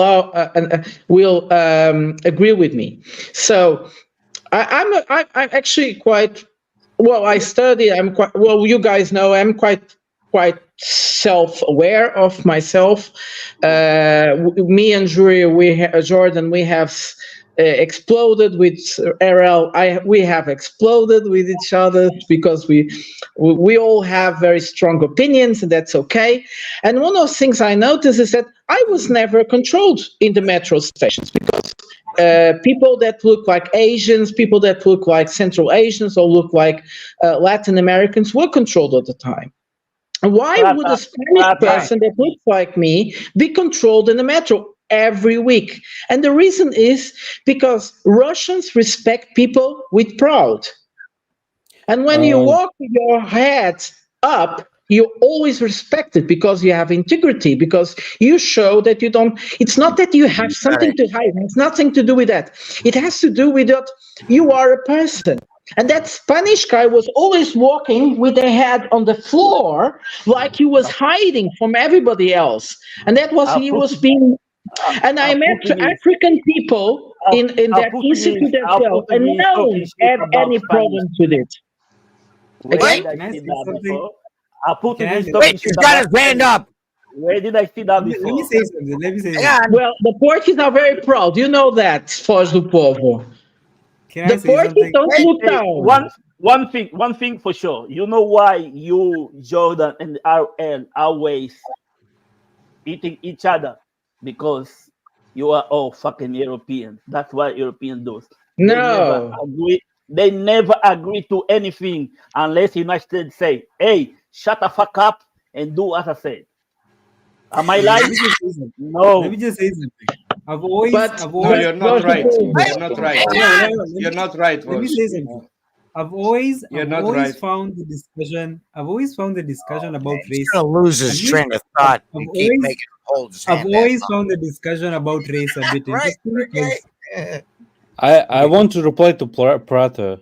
And the man from Mariupol, there was a question from the chat. But I think that the main difference between the European approach to the order and establishing the order from the Russian is that we have bureaucracy as well in Russia, a lot of it, but it is lazy kind of a bureaucracy. If you understand what I am saying, like if you have if you do something wrong, but it's just really small kind of wrong, like it's just something that you can. So in this case, in Russia, everybody will just like, we don't see it. It's just, it's not important. If you do something wrong, but it's not important, we forget about it. We just let me just say this.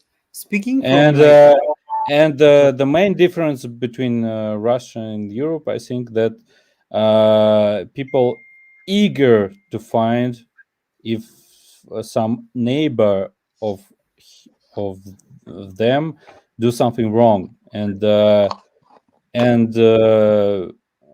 how to say, and go to the high commissioner or somebody and write some letter, and like you get a fine for every little bad thing that you do, like witch hunt. Like sorry to interrupt, but the word controlled is not, I don't know, just a second. Controlled is not the right wording. You didn't explain. Is it your friend was stopped by police and questioned? Yes. Or just people on the police stopped him and questioned? I was living in university neighborhood, so there were many international students. And actually, when we ever went to the metro, you see a lot of police people controlling people. Yes, you could see them all over a bit on the outskirts. No, asking the passport and controlling. Yes. I'm sorry. Controlling. Okay, let me say this. Sergey, okay, let me say this. Like, what I'm trying to explain that the main difference goes from the separation of Christianity. Maybe I will put off a lot of people, just like in this. Like we have Orthodoxy, you have other branch, and the Russia does not have a mechanism to cancel people. Does not have mechanism to cancel people. We don't have any. We just keep council you or need cancel. you need to read the British newspaper, and you're gonna change your mind. So, my story Council was or going to be cancel. so. What did you mean? So, guys, you have cancellation culture. You have cancellation culture, and Russia does not. Cancel culture. Oh. Yes, and Sergey, I agree I with can- him. I I can- agree with Sergey. I agree with Sergey. So what I was going to ask to explain further is that I met several Africans in the institute, and one day there was this beautiful girl, because she's beautiful, and she was singing extremely beautiful. I immediately understood that she spoke Portuguese. She was from Mozambique, and I came to her and asked you, do you speak Portuguese? Actually, I was expecting her to be Angolan. She was from Mozambique. And then she told me her story about how she ended up there. It was a complicated family business, but she never had any problems at all. She told me that she experienced racism in Portugal, but she was really nice there because she never it was difficult. It was difficult, but she didn't experience it. That's what Sergey was talking about. She never experienced it as being racism. Okay, in Portugal, I think it's not that we want it to look like racism, but the way we make life difficult to people, it looks like. And she said to me, it doesn't feel like. Prata, this kind of. Okay, can I say something? This kind of racism you mentioned is only towards Angolan and Mozambican, because the way we got our independence was really, really hard for the Portuguese. Because if you say I'm from Cape Verde or Guinea-Bissau, São Tomé, it's easier. Gonna say, it's fine. But because when you Angola, no Mozambican, you're gonna say fuck off, man. They really still don't get the way we go our independence. That's why. Okay, let me say this finally. I'm not gonna say wait. Sergey, can I share a story about the guy from what Mariupol? Sergey just said. Mariupol. Can I share a story about the guy from Mariupol? Because someone after. Sergey, please. You just said that in Russia, if you do small thing, cops don't see it, and in Europe, if you do a small thing, police will be very pleased to fine you. I can tell you my personal experience. It depends on the cops you end up with. You have some cops, you do a small things, they will be very happy to fine you and to make you problems. That's true. But if it's not you do every a big cops. thing, they let you go. You can face a cops, which is cool. It exists in France, in Belgium. I don't know in UK. In UK, they are just piece of shit. But but I went in Italy. I went in Spain. I went in Germany. I went in the Netherlands. I went in France. Ariel, can you read? I end up with cops. What's this about Mariupol? Very good. Ariel, can you read? Well, but can you read? Have you been in Russia? Have you been in Russia? It was too fast. Oh, I've never been in Russia. Okay, no. So been around the world and only found out. You seems to never be. You never go to Europe. It seems that you never been in Europe. That's why I'm telling you my personal experience. I have been in Europe. Sergey. I have been in Europe, but I haven't encountered any policeman. Let's say. Sergey. What's this thing about Mariupol that everybody keeps asking about? What happened in Mariupol? I need to try to deliver the story about the guy from Mariupol, and I just need some time because my English is not fluent. let's say. Don't worry. We can hear Vaughn. His is terrible. Okay, so once September, once the SMO started, and there was a big operation in Mariupol, we in Russia did not have much of information about what's going on. It's mostly was a clash of two propaganda stories, and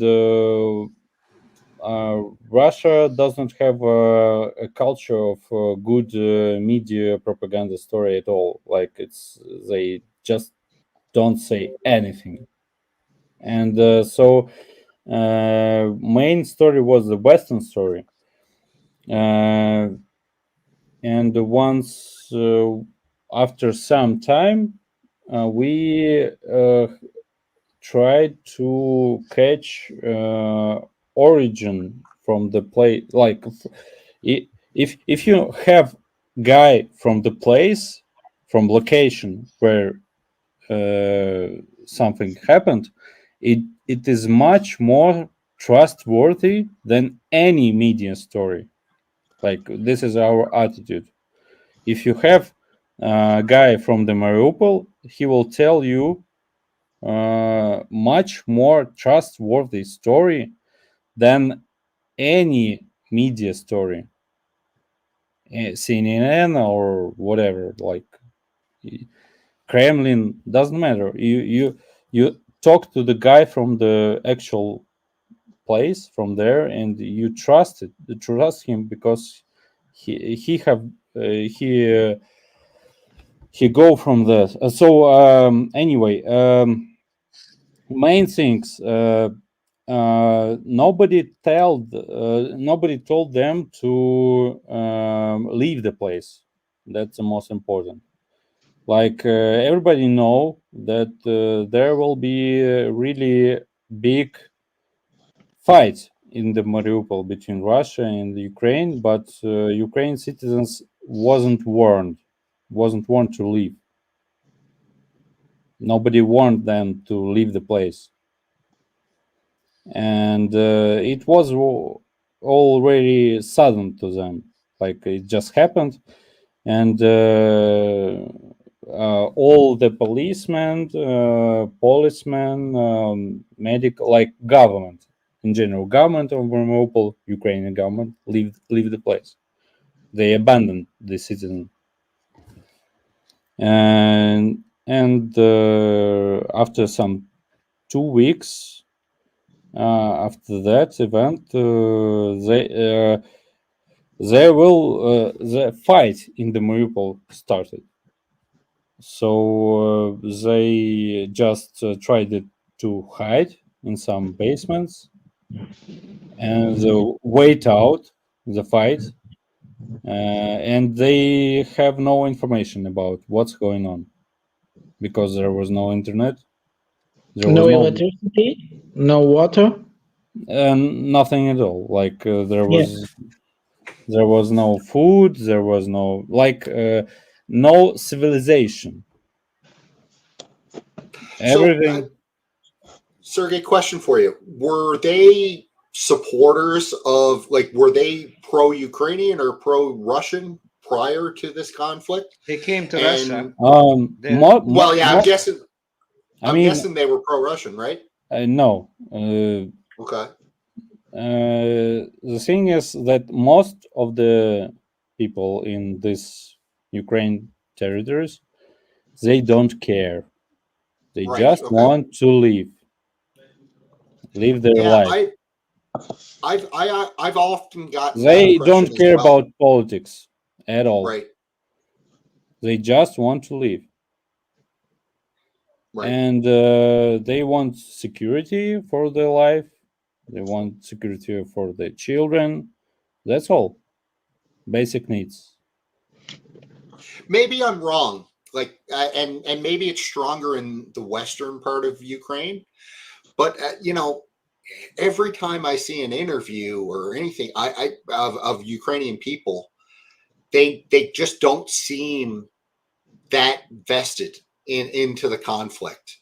And like I said, maybe it's more in Western Ukraine than the rest, but I can explain a bit how this effect came into being. Like in Russia, we have this how to say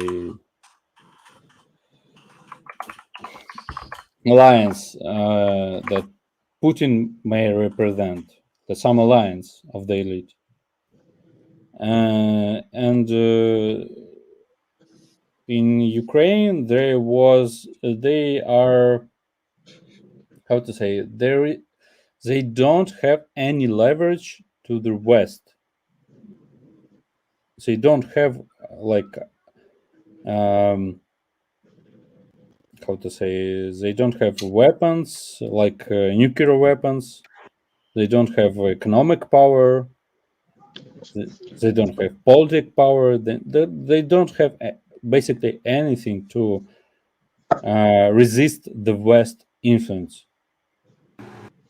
As you guys can you continue your story about Mariupol? Yeah, but I would just want to add something before he tells. As you know, guys know, I'm sociologist, and I try to watch what was happening, not in Mariupol. I did not. I met many people from Mariupol in Leipzig, so what Sergey is saying it confirms what I heard, which I'm not going to tell. But what I watched about Melitopol and Kherson was very impressive, especially about Kherson. In Kherson, people were very careful about having any types of expression towards the Russians. In Melitopol, it was more easy. Most old people wanted to be Russians, point.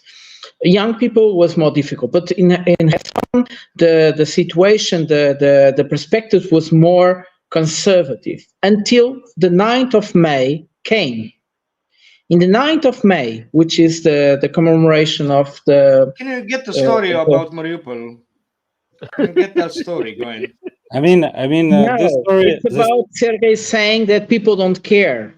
And people didn't care about Russia. That's fine. You don't have to explain it. I can keep on going. I can just end the story how we met this guy. That's exactly it. Part one. Like the first part that they just hide in the basement when the fight was in the city. They just hide for a really long time trying to survive, and that's it. After some time, they just figure out that they need to do something. They need to move somewhere to leave the place. Because what the options do they have?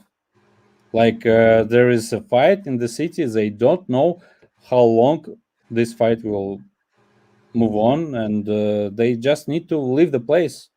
That's it. And they go to the... and they have no direction, like no internet whatsoever. They just go from the city the farthest as they can go. Like, and they don't even know from in what direction do they go. Like they just leave the city and go as far as they can. And after some time, they catch some Russian patrol. And Russian patrol say to them like they can go. Maybe they help them. I'm not sure, but in general, they give them direction where they should go next. Maybe they get some women and children into the BTR or some like vehicle, and they move them to other direction, and from there they some of them went to the St. Petersburg, and this guy from there went to the St. Petersburg, and where we have the opportunity to talk to him. Did they go to St. Petersburg because they had family there? Did they have connections? No, there? it's random, just random. Okay. Okay. Your English is very good, by the way. Yes. Don't think it's not. Yeah. Sergey, I got a question. Thanks. I got a question. Did they mention anything about neo-Nazis or the Azov battalion? Are they really? No, they just trying to survive the situation. Like they didn't see anything or hear anything. So they're not into politics or nationalism versus Russia versus Ukraine, nothing like that.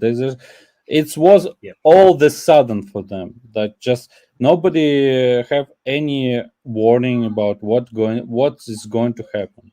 But suddenly all policemen or fire workers or government workers just left. And after some period of time, fights begin. So they knew.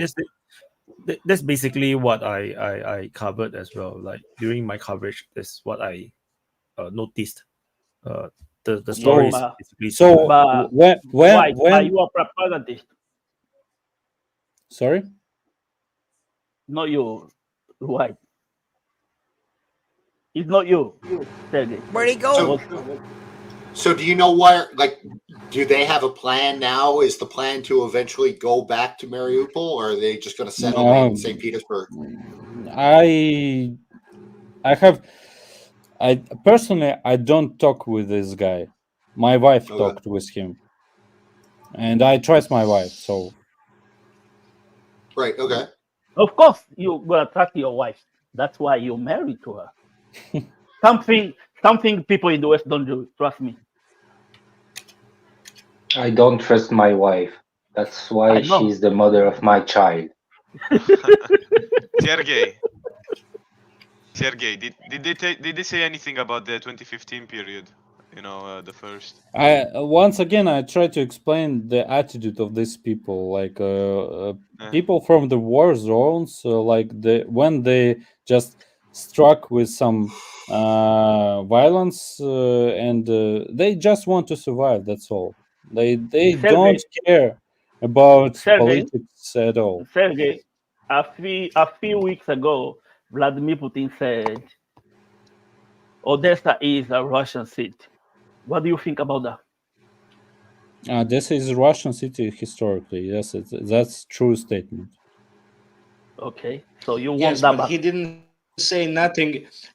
Everyone is wondering, are Russians going to take Odessa when they say Odessa is Russian city? He didn't say nothing about taking it. The question is it Odessa Russian city? It's correct. But he never said if they're going to take it. That's a difference. Everyone thinks if he says Odessa is Russian city, that means immediately they have to take it. That's what West they think. But Putin just said this is Russian city, which is true. Putin always correct and try to be correct. Yeah. Yes, it's always truth. Specifically, pointingly. If he says that Russia is this is Russian city, that's its correct statement, objectively.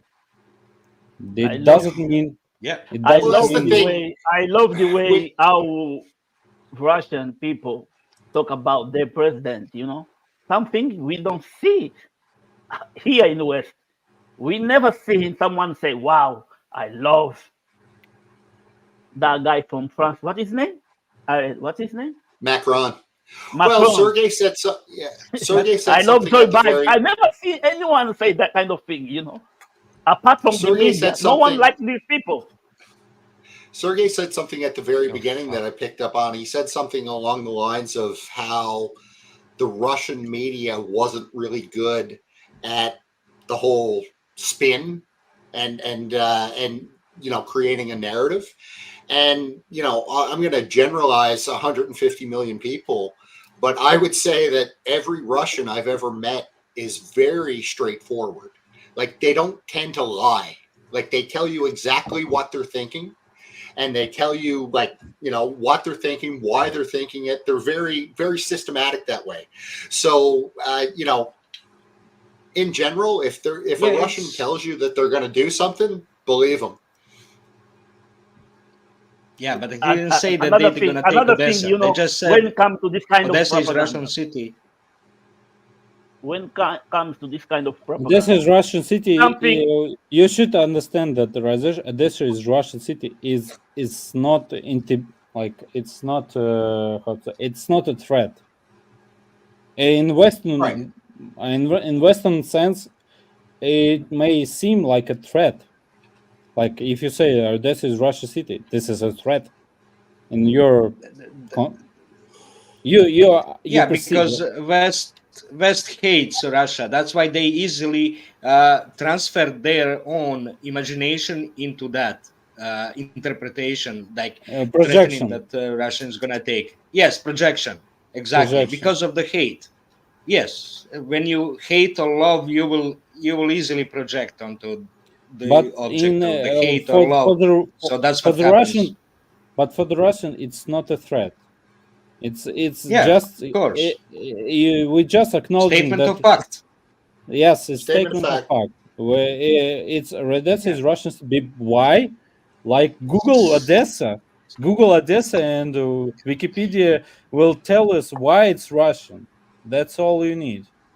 Okay. Sergey, I have a question. What do you think? Did you hear Prata was announcing that there's a Security Council meeting, Putin and all those tonight. Like six people tonight? Yeah. Did you hear anything about it? Is this possibility about this shelling of Belgorod with cluster munition and about what I heard, it's about 40 dead already. Yeah, in Belgrade. I didn't check it late info on it, but it seems like there's already rumors that the Russian Security Council might declare Ukraine as a terrorist state. That would be a big thing. I'm not sure. I but, did see something earlier about there's another heavy round of bomber strikes going on. So I'm sure they'll, over the next few hours, we'll figure out what happened. But yeah, I mean, that, you know, they have that this was already ordinance and they planned always for use it today. on stupid targets. They never use their ordinance on anything. I mean, why aren't you bombing the Russians that are bombing the guys in Krinky? Give them a break, you know? I mean, help a motherfucker out. Anyway, it doesn't make a whole lot of sense, does it? Anyway, when you guys are asked questions, right? Come on, man. Ask faster. You ask one question, take 1 full minute to ask one question, then Sergey want to answer. Then after that, he answer halfway. Yeah. Someone ask another question, take another minute again. Every day we get the question about what the question was about Belgrade or what? Yeah, I think. Well, I think about the Security Council meeting. What Prada said was that I don't heard about meeting. My sense is that it's unlikely. Well, I don't know what they'd expect the Security Council to do about it anyway. I mean, it's a waste of a Saturday. No. I think you should they think about strategy in general, like a big picture, and if there was really terrorist act and they consider it as terrorist act. Well, it's documenting too, right? The Russians are very systematic that way in documenting that, you know, if they want to lodge a formal complaint to the UN because Ukraine used cluster bombs, they're going through the process. They don't expect anything to come of it. But if Russians declare Ukraine a terrorist state, that means it's a complete head. The war will end when Ukraine disappears as a state. So. That's what I think. But I don't believe so. It's a rumor. But I just wanted to explain what declaring something a terrorist state would mean. It's no Russia negotiation. Is terrorist. Wait. Sorry, Euro. Why? Russia is already declared. Where does that Okay. definition come from? Okay, it makes no difference. In Russia, we have okay, we have de jure and de facto. How to explain, like de jure and de facto? Do you know, like de jure and the jure and the legal and factual. Yeah, it's from Latin, I think, from Rome. So legal. Two perceptions of the things, what is going on, like de facto what is going on, and the euro from the government perspective, what is going on, legal and perspective. yes. So for example, like West just don't get what SMO means. Like they always like trying to they don't try, but I how to explain, like they have media power, and therefore they can claim that white is black and the sky is green, not blue. Like they just have a most loud voice in the world because they have big media power. So they want to justify the action, and they want to present themselves as victims, not that they provoked, but that they are victims of a Russian attack. That's why it doesn't matter what is true or false, because you have the biggest vehicle for the propaganda, the biggest in the world, the loudest one. So it doesn't matter what is true or false. What you will tell will be the truth, because your voice is the loudest. So only allowed. No other voices allowed. That's what you mean. So it doesn't matter what Russia says, and most of the time, nobody cares. Nobody cares. So if Russia anymore. And so if Russia, when Putin speak, the entire world is watching and listening. It's already all the time twisted, all around the world. So nobody care. Nobody listen in the regional. What I'm telling you, like nobody listen the regional, the origin, the source. Everybody listen to the proxy. I nobody just want to add to commentary about Putin. He's talking. Everybody listens commentary about Putin's speech. Nobody listens to the speech itself. Yes. All people listen to the interpretation of the speech, not the speech commentary itself. on it. Nobody have time. Nobody have time to listen to the source. Sergey, I did listen every Putin speech. I listened every Putin speech. I'm also in last 7-8 years. That's okay. I listen directly. It's not obligatory to listen to the Putin. I am not saying that it's a must. I am saying that's just most of the time. Everything that he says goes through the process of comments, misinterpretation of what he's saying. Like and in the end, you will have really twisted picture. Really, just it doesn't match to the original thing. Sergey, let me ask you.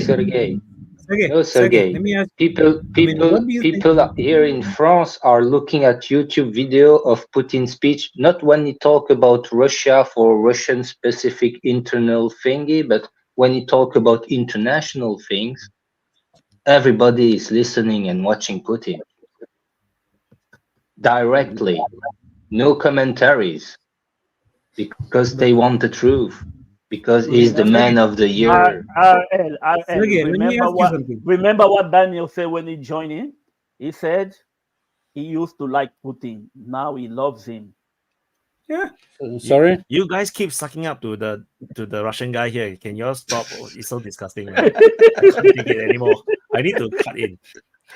Sergey, No. I wanted to ask you because you are the only Russian Russian here. I wanted to ask him one question that I've always wondered, which is like, so like pretty much everything we know about Russian politics is Putin. So in most countries, you usually know like who's next in line, like what happens if this guy is in there, who, like, where does the power migrate to if this spy is in there? Like, what do you guys have like internally? Or let's say Putin would, like, somebody shot the guy.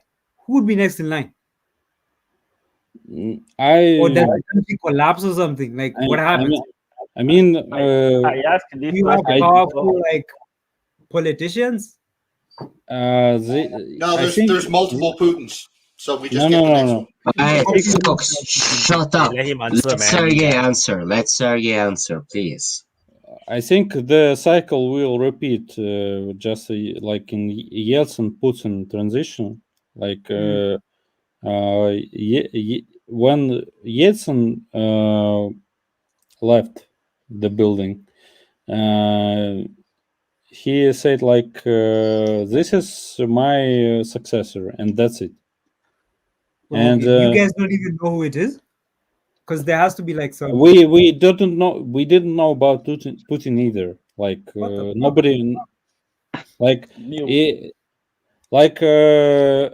I think there is some illusion that in general in West, like you have some voice to pick who will be the ruler of your country, or like you don't.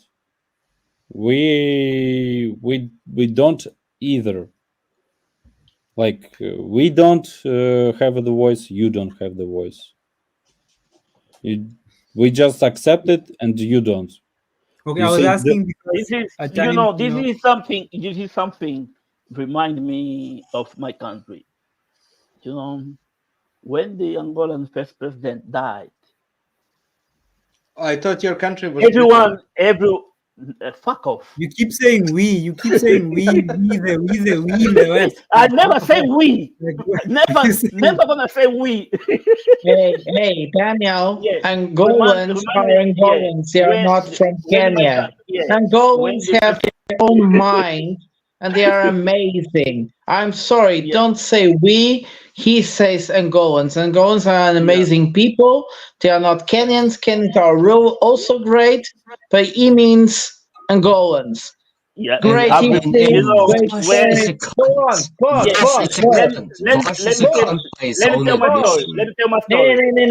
story. Yeah.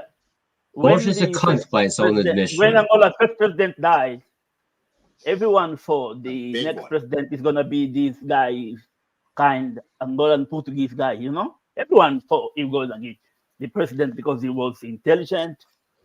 Again, he speaks the way the European likes and stuff. And then someone just came in. This guy is the president of Angola. Everyone, who the fuck is this guy? No one knew him. And then again, when the previous transition happened from the Yeltsin to the Putin, nobody in public have any voice. Nobody. It just happened, and we told that Putin is our next guy, and that's it. And I think that's the good idea in general. Like you want somebody to rule that know how to rule, not some clown.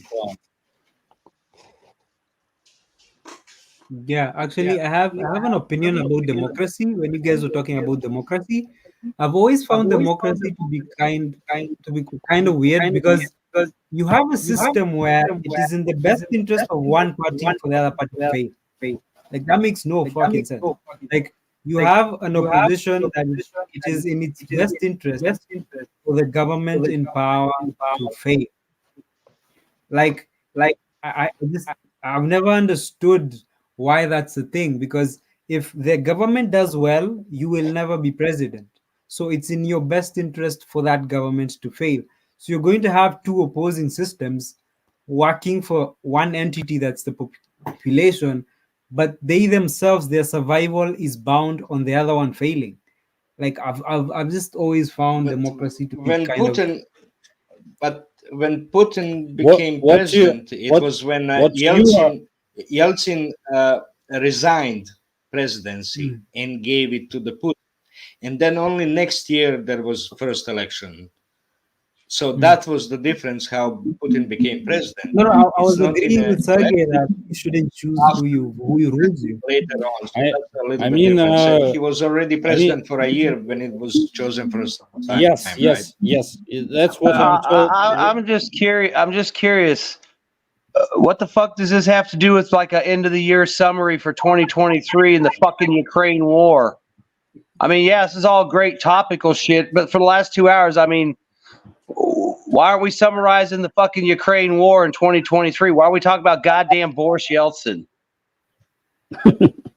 Because it was great. Panelist of the year, ladies and gentlemen. He loves America. Gentlemen, if I may, you're not dictator. Because let me remind, speaker of the year, you're not a dictator of the speak. No. That's beyond the point. One thing that is a little bit more important is the fact that we are closing 6 hours of the open mic, and while it lasts for a long time, right? So we have to be a little bit considerate of our host. And I think so. I mean, it's a bit like the appropriate thing to do, in my opinion. And we could go on forever, but until we have another host to be going on with that, how about we kind of start veering into not a black hole topic?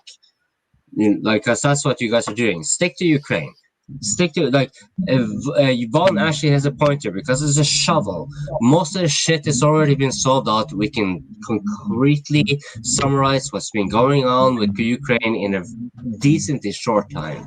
So why don't we try It's very interesting to talk about Ukraine, which is in itself a black hole. What do y'all think of aliens? Okay. Please don't. Thank you, Oriel. Thank you. You are correct. No. Let me answer the alien question. Gentlemen. Let me answer the alien question. No, Daniel, please don't. Let me answer it. No, I'm just saying it's very short. Like, if you're Christian or Muslim and you don't believe in aliens, why? Like, the whole religion is built on a book about aliens. Like, so if you're Christian, they're aliens. Oh shit, man. Daniel, I love you, man. I don't have a new speaker, so I bet no more black holes. That's a black hole. That's exactly what we define as a black hole. It will go on forever. Hours on end. It will go on forever.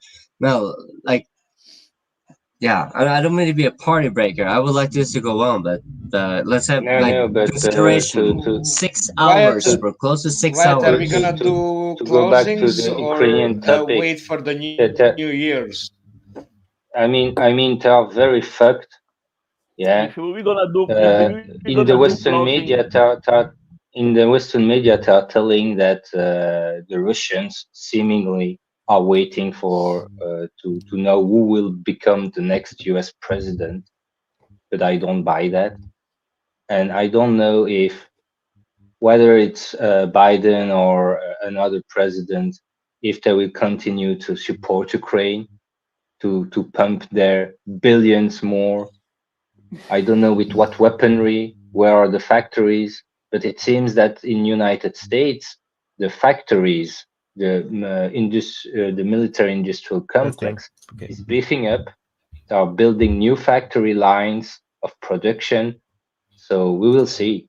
But then you have that Israeli Gaza mess, and they want to start mess with Taiwan and China. So I don't know. For me, Ukraine has become a side story, at least for now. Russians don't wait for wanted the to ask new something. USA president who will be the new USA president. They just don't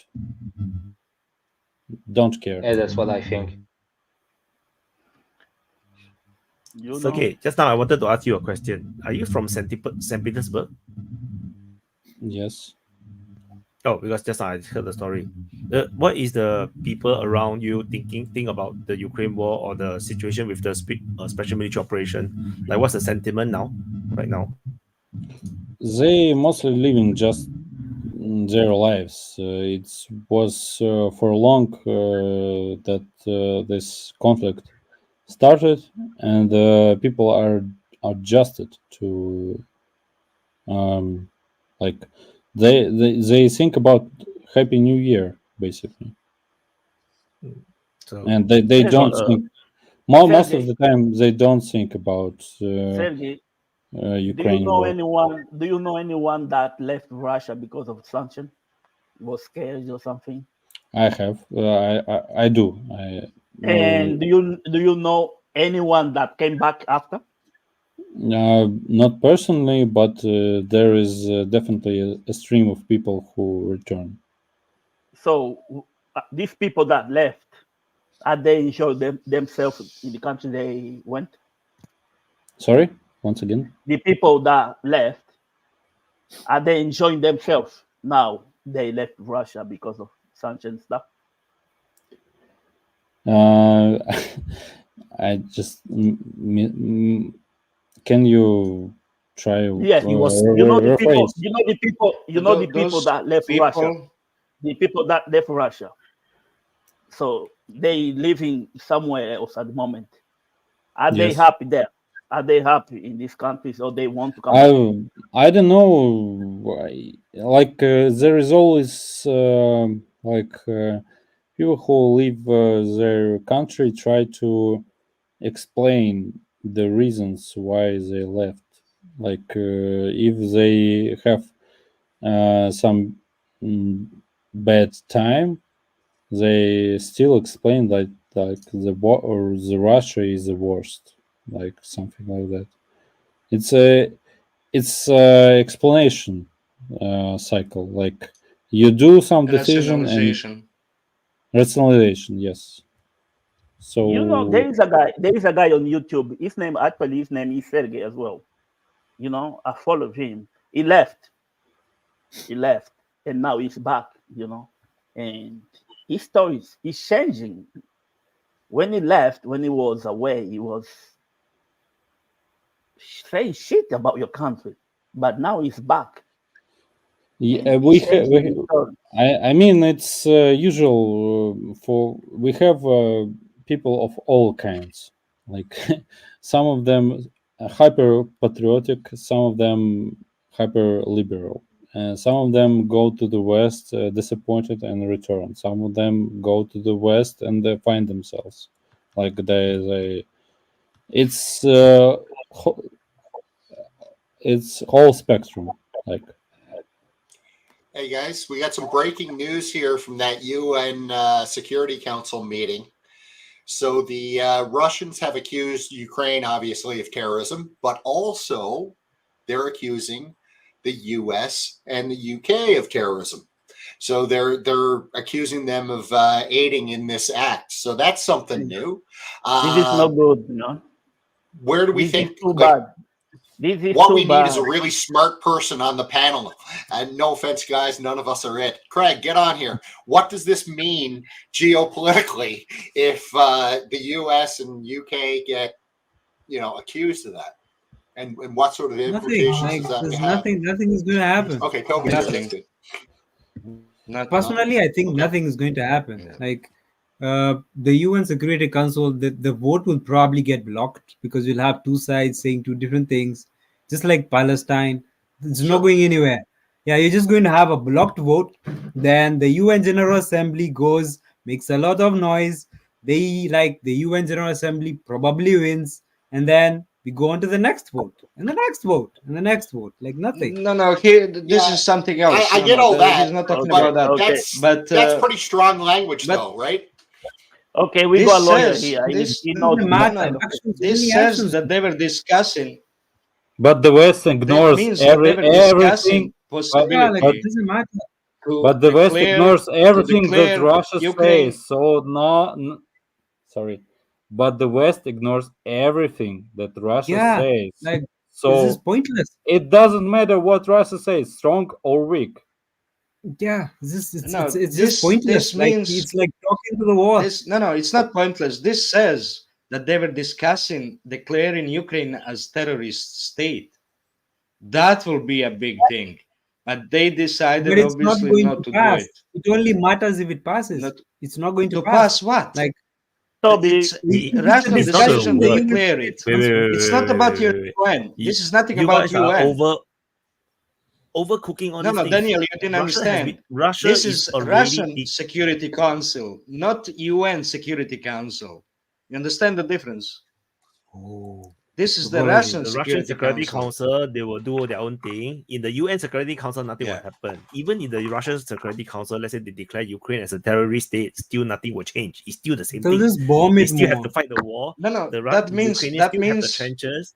The Russians still have to fight the war, fight through the trenches. It's still the same thing. Nothing will change.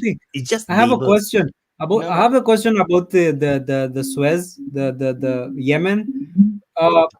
Do you guys think the US will actually get involved in that? Like, nope. Even in the mildest of ways? No. They've already pulled ships out. Yeah, the answer is no. But what do you think will happen if Yemen does something dangerous? Like, I don't know, nothing, because the USA hasn't go back up. I will tell you what USA will do. If France and Spain and Italy were with them, yes. Daniel, what are they going to do to the Yemenis that haven't been done to them already? You know, when you have nothing, it's really hard to intimidate you, and that's what they are. They're not afraid of a couple aircraft carriers. Doesn't matter.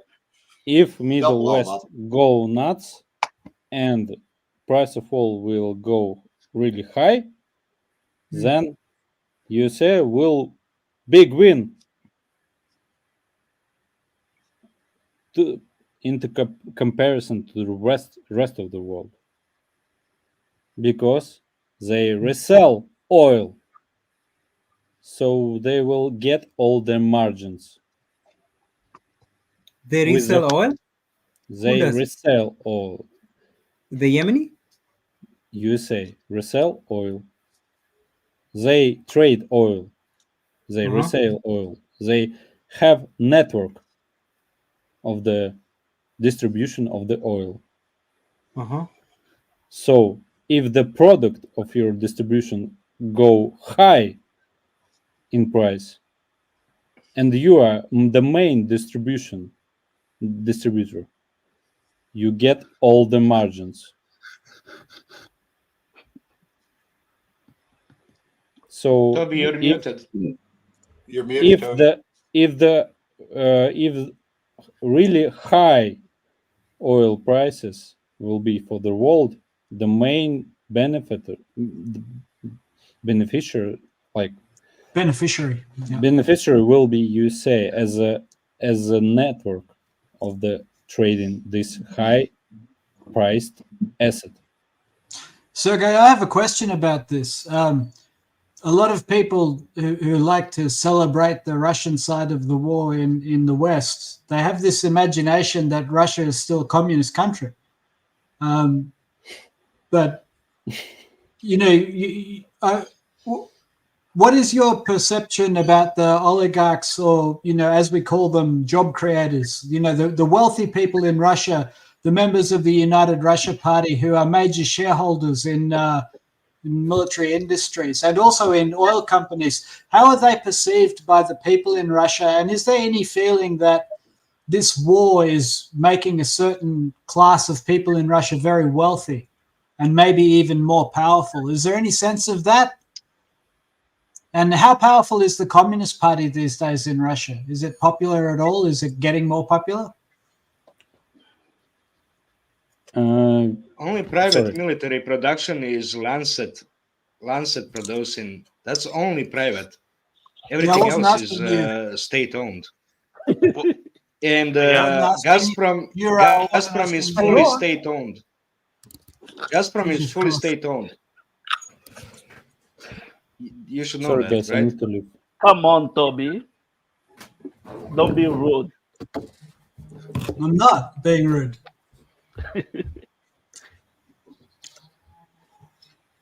Vaughn is about to look. Come on, Vaughn, say something. You say something. You look stressed. Yes. Well, I was gonna say, I mean, with the Russians declaring Ukraine a terrorist state, I mean, really all it does is just add another thing on the list that Russia can hit back at the West for down the road. And most of the world will, when it happens, if they get found out, most of the world will agree with them because they'll say, well, you did this, this, this, and this, so Russia's entitled to X number of shots back. I mean, they're just going through the motions to make it all legit and file the complaint. So it's all recorded. So whenever they decide to retaliate, it's legally justified under the law, the rule of law, and the lawful rule, or or all the other bullshit that everybody says they support. But I mean, really, that's all it is. It's just another, add it to the Keystone Pipeline list and this list and that list. I mean, the West is playing a dangerous game, and I'm sure Russia's keeping tally. And at some point, that's going to come back. However, like I said, they ain't got to kill nobody. I mean, some diver sneaks out of a sub, chops a couple data lines between the UK and the United States. Have a nice fucking day figuring that out, fixing it. I mean, we played such a stupid game, and now we get to find out what all the stupid prizes are going to be, and it's going to be so much fun. Can't wait. No, but Toby, can you repeat the question, Toby? They just set us up. They're sitting there turning the fucking Jack in the Box, and we have to sit there and wait to see what fucking pops out. No, but Sorry, Sergey, I'll just respond to Sergey here. Yeah, I didn't raise the question very well. I'll put it another way. What is the feeling in Russia amongst the people that you can tell about the profit that is made by the wealthy shareholders from war? Because whenever there is a war in any country, the people who own the companies that supply the military make money. And usually the poorer families supply the men who get blown up by artillery. And so this always creates tension in a country. I wonder if there is any acknowledgement of this in Russian politics and how popular the Communist Party is these days in Russia. I think I didn't know such people in my surrounding like that tell that how to say the biggest problem so far was the price of the eggs. And like it was a joke recently in the Russian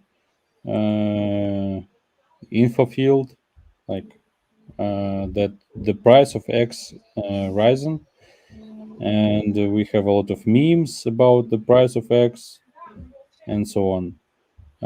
But in general, people don't blame oligarchs.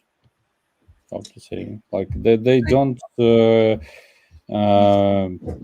make this casual link to oligarchs. So people don't talk about the Russian military-industrial complex, like you. They talk about different things, but not about like we suffer because of oligarch class. Something like that. We don't. People don't blame them. People don't blame them. This piss off a lot of people in the West, because they do this kind of thing. So you guys go to the street and take Putin out. That's the plan, and so far, it's not working. And I wanted to ask a question. I wanted to ask a question based on what Vaughn says, and it also ties into Toby's. Like, I just read there's this. I was watching a podcast by a certain economist lady. Can't remember her name, but she was talking about the backlog of orders for U.S. weapons. That's up to $700, I think, $billion, just because of the current geopolitical tensions. So you're forgetting that all of this could actually be intentional because the US needs to recover the economy. Like, the more you have tensions in the world, the more people want weapons. So I do not actually think the US might actually manufacture not just the US, like they might actually create tension points. Like, they might trigger a tension that will not actually get to war, but it creates that tension that makes nations be like, I need more weapons. And then by that, you have like their economy start to recover that way, because we all know the US, most of its economy is built on war. Like, it's just a fact. So I actually Is think it really the case? So what? I just want to data point to that. What you just said. The difference between Russia and the Western economies is really the Russian defense industry is state-owned. So there's no profit motive there per se. You know, and it's much easier for them to ramp up production. The government just says, go ramp up production, and they do whatever's necessary to make that so. Whereas when you're dealing with the private industry, you've got to do tenders and all this friggin' government bullshit to get anything to a shovel in the ground, right? So everything takes longer. And it's also the reason why you're seeing $750 million stealth bombers, because they're just way overpriced.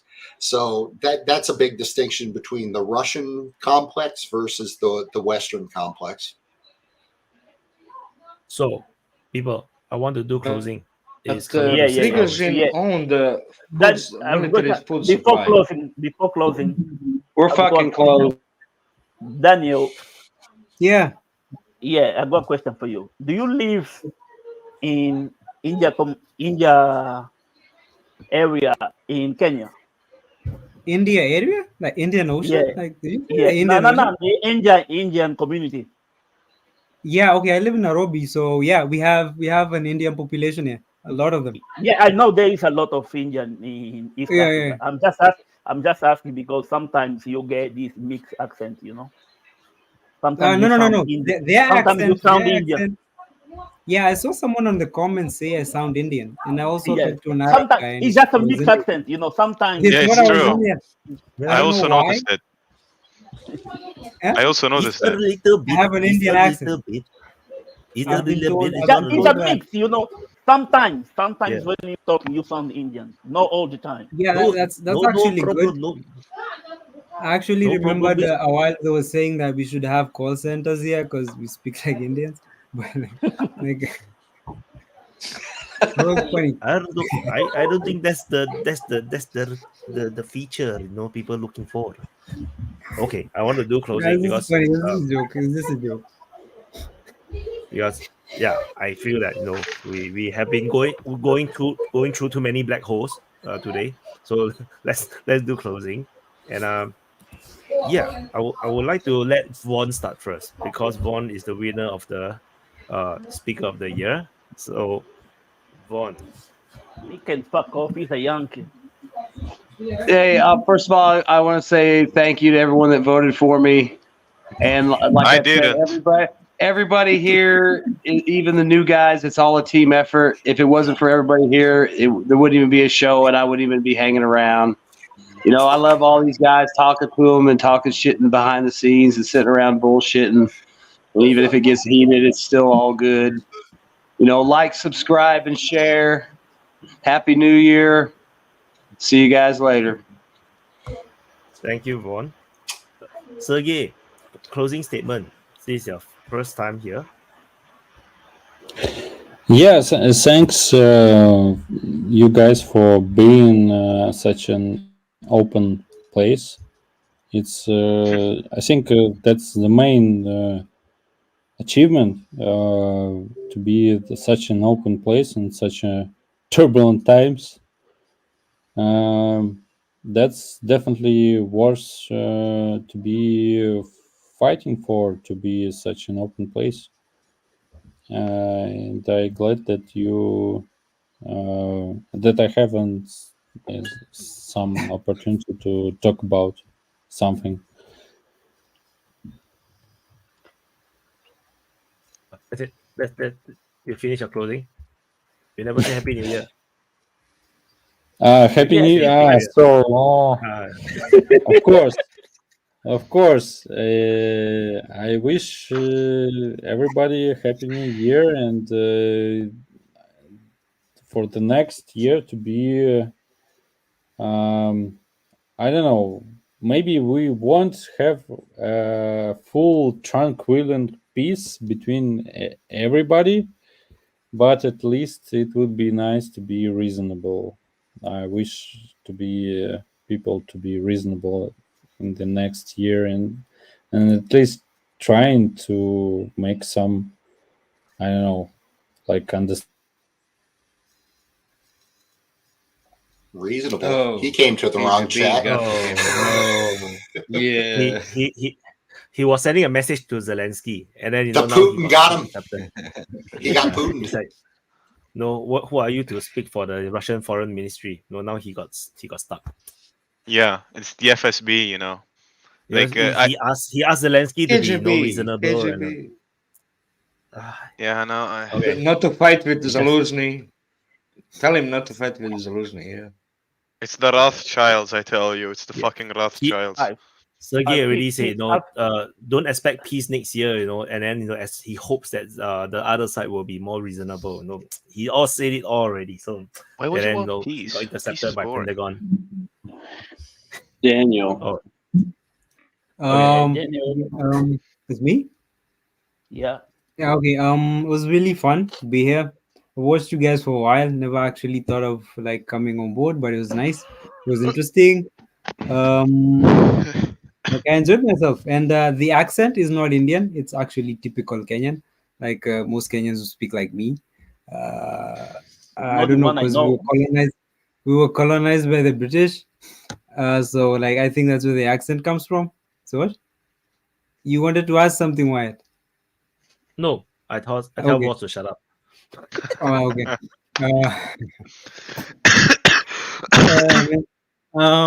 What else am I supposed to say? I enjoyed the conversations. I hope guys subscribe, like the video, and yeah, I'm good. And the Happy New Year. We all have a term telling Voss to shut up. Yeah, yeah. Vaughn is looking at us very bad. Shut the fuck up. I love Vaughn, when what is you that killer stare? starting on Homicidal. So anyway, Daniel, I already emailed you the link to join the. I was reading super chats. Yeah. Yeah, if you join the Telegram, you're gonna be part of copying all this crew. You know, you because talk he to all loves these the people African. every day. He go African base there. The what? The Nairobi base. I mean Nairobi. Yeah, it's the African. We go on. We go. Oh, you still saying me now? We go one Kenyan there. We're doing closing, but thank you for all the super chats. That's awesome. Prata, why you back? Boss. Off, man. We closing. Yeah, do closing. Boss closing. Yeah, Boss okay. closing. Yeah, it's nice. I've been here.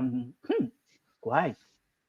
I think I joined on 20 something, and we are on 59. Wow,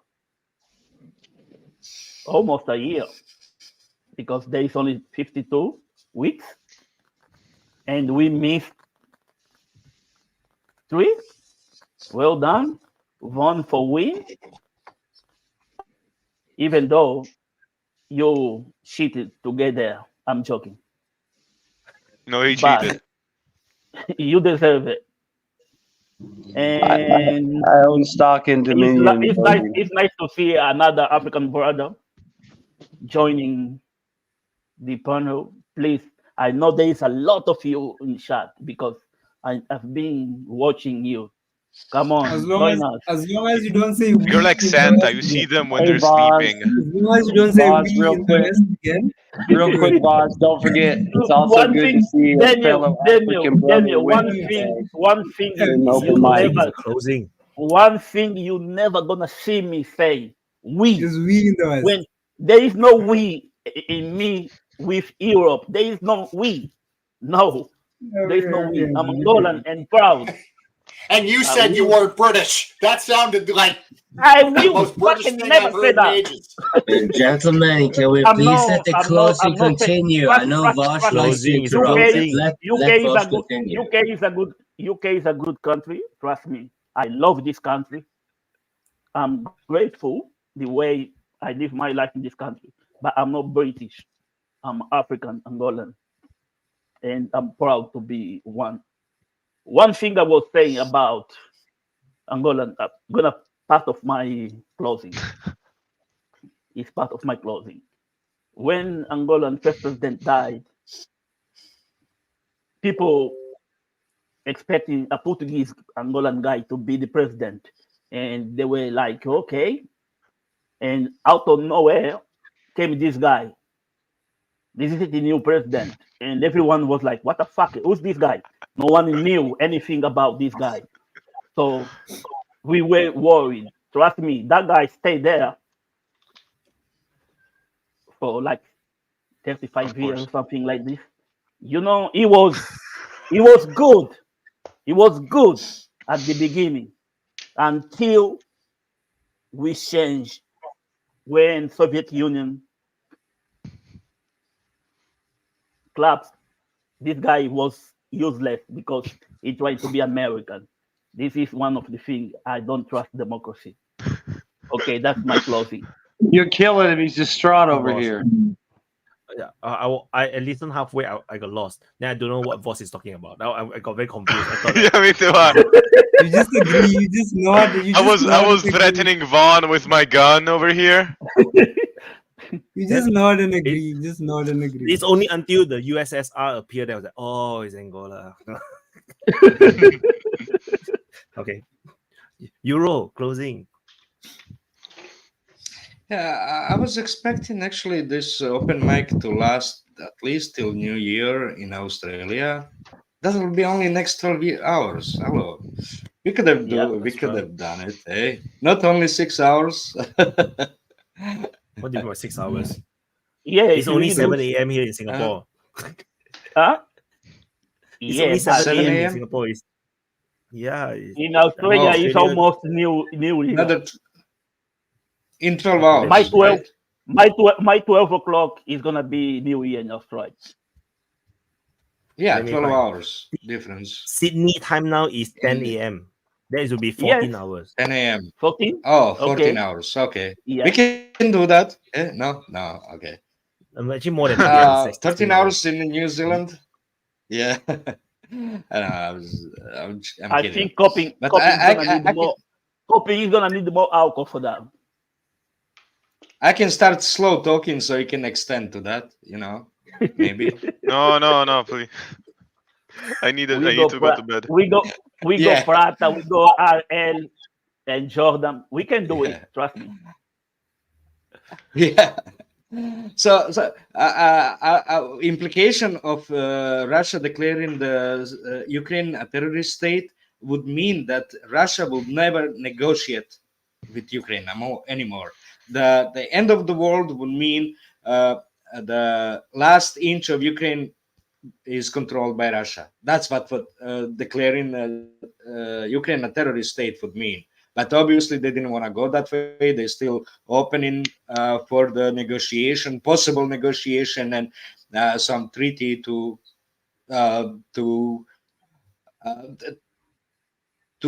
finish the goals of SMO. Right? That's still they're gonna do it. Even in a negotiation, they will demand it. Something like that. Not demilitarization of Ukraine. Basically, not allowing NATO forces to participate in Ukraine. That's demilitarization mostly means. Okay. So, and I want to finish why the Europe has problem with the transferring those 300 billion.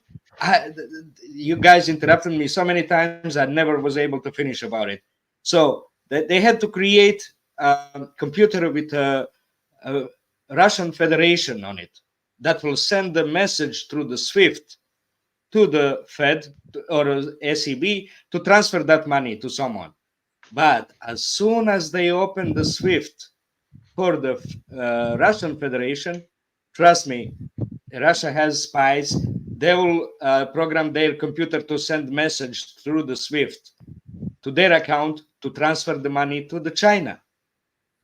So that's what they're afraid. That's why they cannot transfer those money, because it's all automatic. There's no human involved on the end, on the account that directs it. It's all through the computers. So as soon as they try to transfer, they have to enable it through the SWIFT. And that means allowing Russia to control that account, no matter for how short time. That's why I'm sure every time there's a talk about transferring those monies from Russian account to Ukraine, Russia keeps sending, 10 times a second the message through the SWIFT to transfer that money to China's account. Trust me, that's 100% sure. But you can know that only when you know how the things practically go. Okay, so that's another one. So that's why they're not gonna do it. Okay, well, in Libya they had to send the person into central bank in Libya to do the transferring. Same in Afghanistan. There was a person in the central bank in Afghanistan, in Kabul, transferring those, sending the message through the SWIFT to transfer those money. There's no other way. That's the issue. There's no other way to do it. Yeah, you can imagine, but I'm telling you how it works. Okay, so that's one thing, and that means that Russia is gonna celebrate better New Year, safely, secured. In that's all about only talk about 300 billion and all of that. There's gonna be good big. I love how Moscow looks. It's it looks like they're competing with China about decorating the capitals and main cities. It just looks beautiful. And I hope everyone's city is gonna look that beautiful, just as Moscow is. That will be all. Happy New Year, guys. Have fun. Thank you, Euro. I wish I was the Turkish Andrew. guy below me. I wish I was Andrew uncle, to slap the hell out of him because of this stupid hat. Yeah, you said it right, my uncle, because I'm too white to be your son, boss. Wow. Oh, but feel free to call me daddy. No, I don't think I will. Well, just for closing, it was a great open mic as usual. Well, I mean, a little too many black holes, but that's fine. It happens sometimes. Just a few things. Number one, Vaughn, I did not vote for you. Matter of fact, I did not vote for anyone. You know why? I don't believe in democracy, even when deciding who the DPA person of the year should be, because it should be a superimposed decision made by our supreme enlightened ruler, Wyatt. That's my opinion. Secondly, Merry Christmas, Merry late Christmas for all the Orthodox people, and Happy New Year. And another thing, since in the chat, I was looking in the chat a lot, and there's this guy called Revolutionary Resistance who's like talking a lot of shit, and then now it says I'm a troll, yet 10 times more knowledgeable about the world than these people. If you could give us the grace of enlightening us, because we are just fools and we're at your mercy of your knowledge, please enlighten us. Thank you. I also have the cure of cancer, but I don't want to share with you guys. Oh, please. Now it's time for our favorite Portuguese. Prata. The colonialist. And I didn't know. I actually didn't know that Angola was like Portuguese. I just learned that today. So thank you. Really? You can go on. Yeah, I didn't know. Angola is Portuguese. Even Africans Angola don't is even know Portuguese. African. That's right. Angola No, is no, no. Like I didn't know. Like you see, okay, yo, Africa is huge, like huge. Like if you need, like, it's big, it's huge. Like Prata, you're muted. I'm talking because you're muted. So until you unmute, I keep talking. Yeah. Like, We're not gonna you're muted. stop talking. Prata, my favorite African. You're muted. until you unmute, like, I don't know, like Beautiful African prince. until you You're unmute, I muted. keep talking. Okay, so I was saying Yeah, actually. yeah, now I'm talking, and you shut up. You just shut up.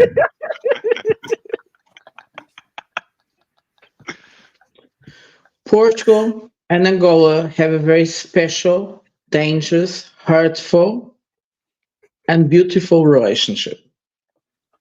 It's very difficult to explain to you guys. Everything you said is true, apart from beautiful. It's a closing.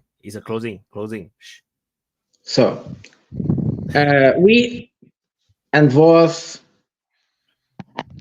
and me, so we actually agree a lot of things, but with different tones. And this is a beautiful thing. But let's go to the real world, because between Portugal and Angola, Mozambique, Brazil, Guinea-Bissau, São Tomé and Príncipe, and Cape Verde, we disagree agreeing. So we actually quite feel ourselves very much near. But this is something you won't understand. It's okay. So let's go to the real world, the world where things goes a bit more serious. When I discovered this forum long ago, this year, I was very pleased. It took me a while to get in. I got inside with a lot of nerves in myself, and I got inside. It was a pleasure to meet all these guys, to whom I can discuss things that in my normal life it's much more difficult to discuss with. I think most of you guys understand that it's very difficult to have such a broad understanding of geopolitics, of what's really happening to the world. We see it, we read it, and it's really unpleasant sometimes to even try to bring our friends to the discussion, which is very sad. But it was a pleasure to come in and have been able to do it. We happen to have here RL, with whom I sometimes flipped a bit, but I really respect him as a person for his ideas, and he's a great person. I really love, and he was not one of the persons nominated to be voted, which is a pity because he really knows a lot. Sometimes he has too strong opinions, which is very French, and I hate it because I'm Portuguese and never have strong opinions. I always expect my compadres to agree with me, hopefully. Hopefully. And then we can stage something strong and possible. By the way, compadre me Conrad. Yes, it means something like we belong together, even though we are separated. It's an English word, we know. It's an English word. Compadre is not. It's a Portuguese word that went to English. It's a Portuguese word that went to English, like many others. We are very strong. We are very strong. So, nevertheless, it was something really beautiful in my life that happened this year to be able to talk to you guys. And let's open a bit more these discussions, because if you guys come inside, you meet really people that go on the same wave. You can create videos where we can develop some teams and we can have really great discussions. So with Coping, Voz do Povo, Shadovi, Drew, Shu, we have been able to make really great videos about what's happening around us. And I think everybody of you guys that are there, they have been able to join us and find guys that have the same things in your head. You can make great presentations, and this is what we have had. For a long time, Me, Shadovi, Waterproof, Coping, we made a lot of videos. It was really great. Sometimes we couldn't cope with ourselves because we wanted to talk so much about new things that we didn't have time for it. So, ending my presentation today with you guys. Today was a very difficult presentation, by the way. Very, very difficult. There was too many people with a lot of strong ideas because we are coming to the end of something new. Oh, sorry, the other way around. We are coming to the end and something new is coming. So this something new is very promising. It should be embraced, not denied, not rejected. And that's why we all, I think, in our presentations, in our open mics have been always inviting you to come in. And this is inviting you not to embrace this new world with open arms. Yes, it will be difficult. It will be violent, perhaps, but also will be promising. Daniel today said that in Africa, in many parts of Africa, at least the part of Africa where he is, which is not the one where Voth is, which is very different, Putin is seen as an hero. Why is an hero? He didn't do anything heroic for the world. He's seen as a hero because he's liberating the rest of the world from a prison, a psychological prison. Can you be free from yourself, to decide from yourself, to have your civilization, your little cosmos around you, to be free? Yes, you can. And this is a beautiful thing about what we have been discussing all this year long, where we have been seeing the world developing. Wade made an amazing presentation where he said, well, my country, Singapore, might be losing the train. It might not really catching the train when it needs to go. We made a mistake. We imposed sanctions on Russia, not understanding really what was going on. But now we have to change it. We have to catch the train. BRICS is coming. Yes, okay, today, Argentina said they denied, they refused the invitation of the BRICS. Oh, okay, Argentina. Who is Argentina? But the rest of the world needs to pay attention. What kind of a world do they want to live in? And this is beautiful. We are building something new. And if this revolution doesn't end in the Third World War, it means that human brains got the best out of it. So I wish you all a wonderful New Year's Eve. I wish you all the most beautiful 2024. But I warn you, 2024 will be a very difficult year because the ones that are losing will do something bad. I just wish they don't do too much bad. That they understand they're just burning themselves. It was a pleasure to meet you all, guys. See you next year. Friend. Thank you, Prata. I like Prata's speech. His closing is very funny. No, his closing is like, your cat have died, your horse has died, by the way, can I say one thing? We don't need to. And then don't give Nunya any time. Don't give Nunya any time. This guy is fucked up. No. I need to say one thing about Nunya.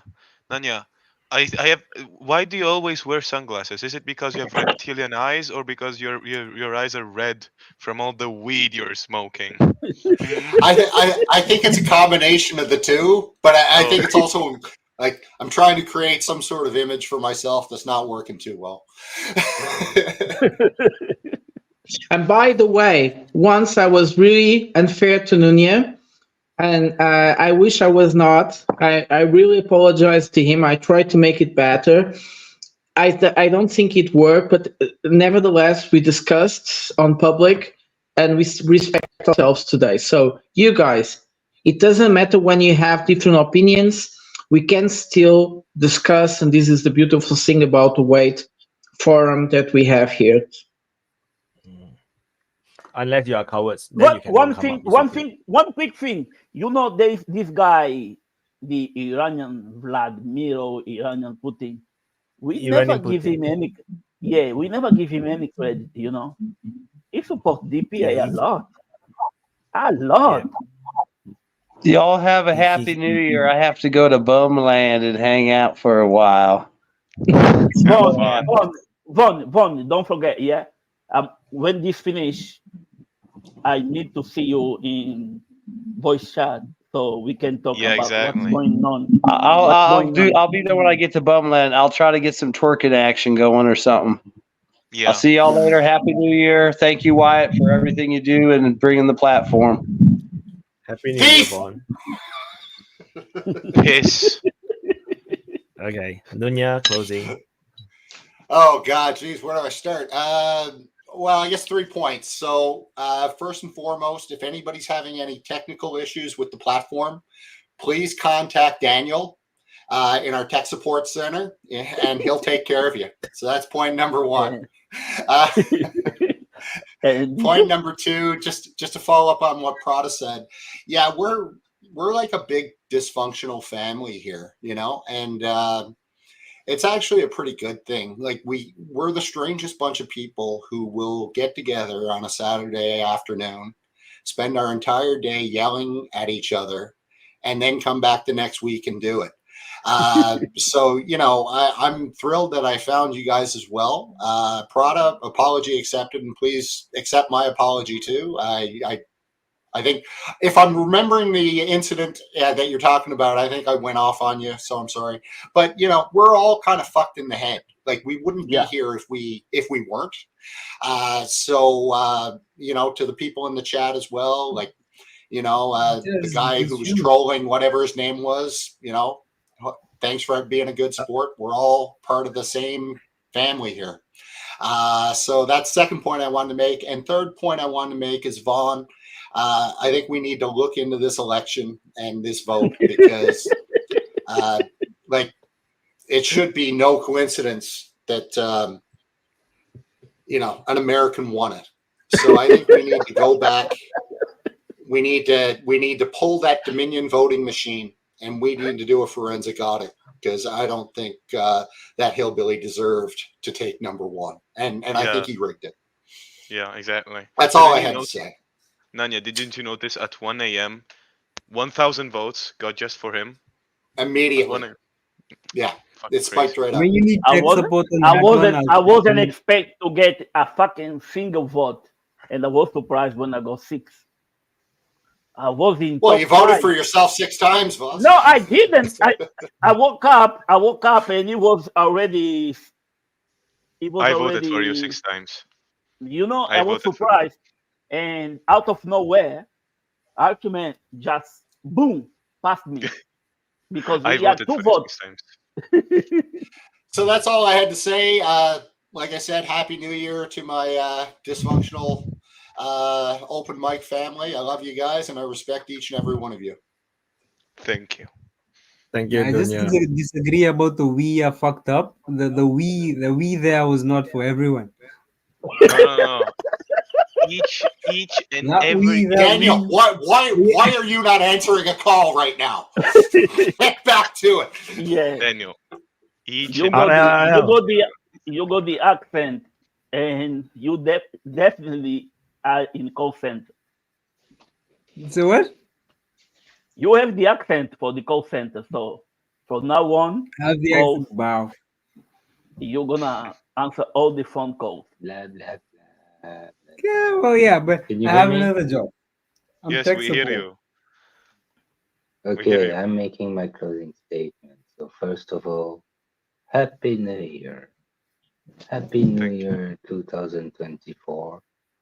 Except for Zelensky, because if Russia decide to label Ukraine as Ukrainian state as terrorist, I mean Zelensky will be an active target.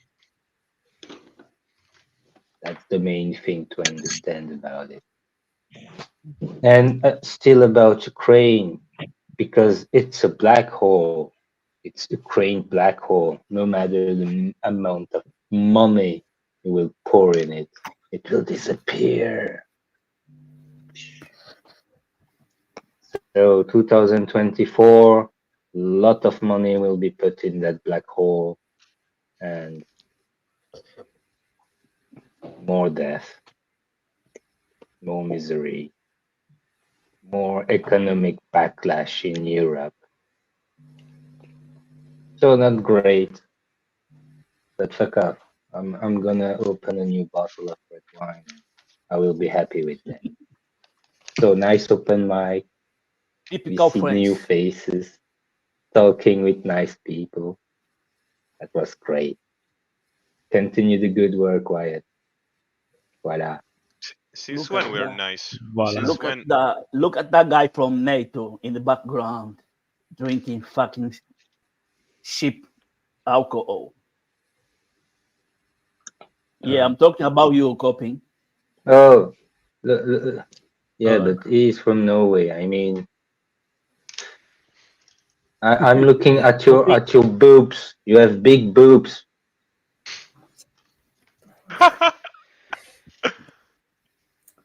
You want me to take them out? Just for you. No. Oh my God. Come on. First, you have to shave. Come on. You mean shaving works? Okay, Europeans, please don't become American where you come in this gentle obsession thingy. That we've had enough of that for several hours with the Americans while they were on. Now they're gone. RL, please. RL is finished. It's now your turn, copying. Oh, really? Okay, well, in that case, I don't have much to say except, of course, a lot. But I will try to keep it brief. Number one, yes. 1 year of an open mic. All these cool people. I can only echo what my fellow panelists have said, and I'm simply not going to spend more time on that. The sentiment is just true. To those of you who have super chatted, very welcoming. To those of you who have liked, we like you much more than those of you who have not. And I feel like this closing for the New Year's should be actually longer, but honestly, if I am to be personal, I have gotten my share of coping. Much personal development has occurred when I joined the open mic 1 year ago, more or less. And that was like 1 or 2 months into it. I saw this Christmas, what have you, and now here. Satisfied. Drunk on whiskey, drunk on beer, fully coked. Happy New Year. Like and subscribe. Slava Ukraine! And Slava de Pani. Fuck you, cunt. Fuck you, cunt. Slava de Pani. DPA. DPA. Yeah, okay. Thank you. All right. Cocaine, yeah, cool. And God bless Angola and the rest of Africa. The European Slava black hole.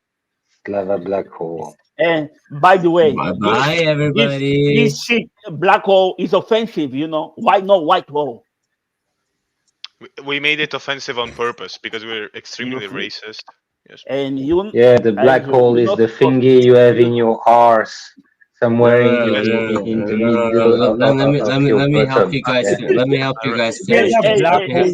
Hey, let's fuck off. Let's fuck off. Why? Look at his face. He's tired, man. It's 7 a.m. where he is.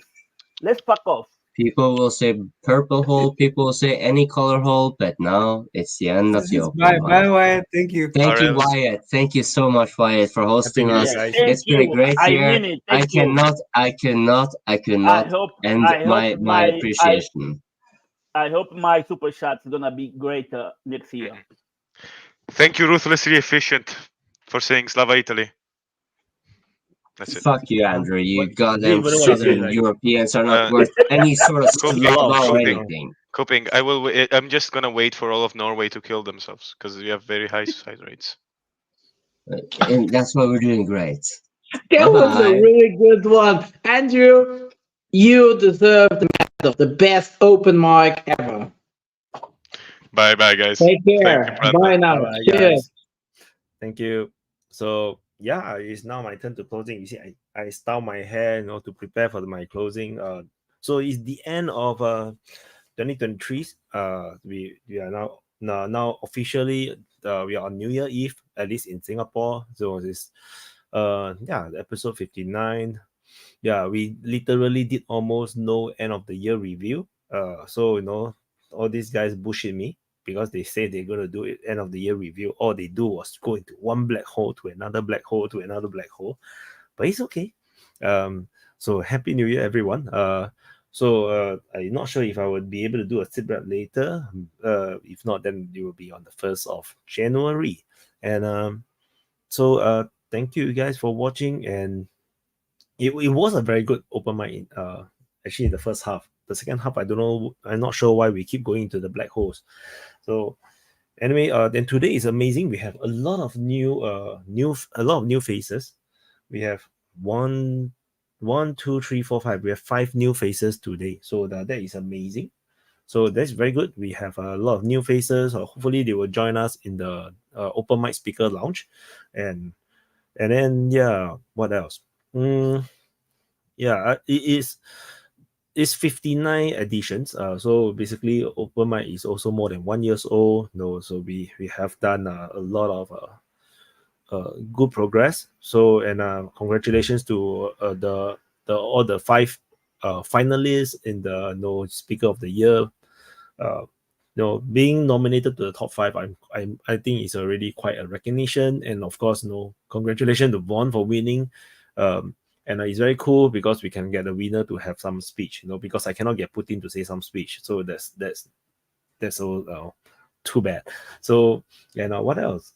I don't think I'll be able to do much videos because this is 7:30 a.m. in the morning. So by the time I take a sleep and whatnot, wake up, it will be a bit late for me to do any videos. So so that's I don't think I have the energy to do any videos. So anyway, I will see you guys in the new year, and I wish you guys a great 2024.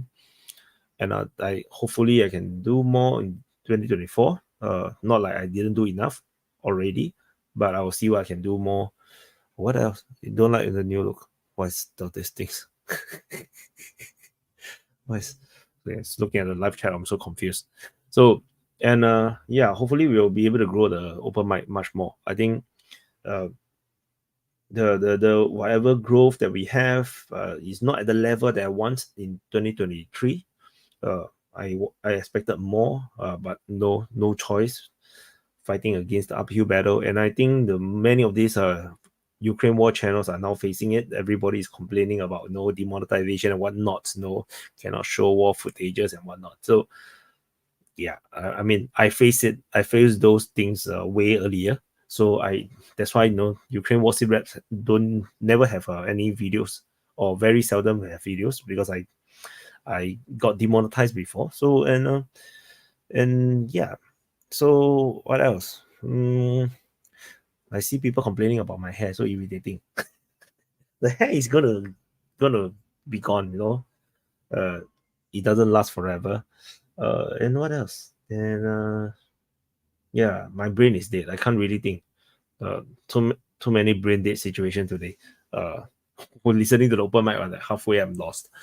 So anyway, I don't know what else to say. Just thank you for the super chat. Thank you again for Iranian Putin for giving the free memberships to 5 additional lucky winners. It's like he's like the Santa Claus giving free memberships to people, and that's really really really generous of him. And happy New Year to you guys. So I see that many times. I'm gonna go eat my breakfast and then go and sleep. So see you guys in the new year. Then next open mic usually it's gonna be on the Saturdays. It will be on the 6th. I haven't decided what time. Maybe it's American time. We shall see how. or is it much earlier in Asian time? So I do not know. I can't tell for now. But yeah, and yeah, it's a epic. It's a very epic year. I'm very speechless. Very touched by all this growth. DPA community have grown over the 2023. So that's why, yeah, I don't know what to say. When I have a better brain power, I will talk about it. Maybe in 2024 it's easier to talk. And no, Chinese New Year is 1 more month plus. And free Palestine is not free. It's very expensive. You need a lot of donations to give to Palestine. It's not free. Anyway, just joke. Okay, so I don't want to talk about the negative things though, because I see all the closing. The Happy New Year is also so sad. It's like your cat has died, your dog has died, your hamster has died, your goldfish has died. But Happy New Year, and next year I expect your brother will die, your sister will die, your mother will die. what kind of Happy New Year wishes is that? But anyway, that's how it is. Yeah. Bye guys, and I'll put in the outro, and I'll see you guys in the next update.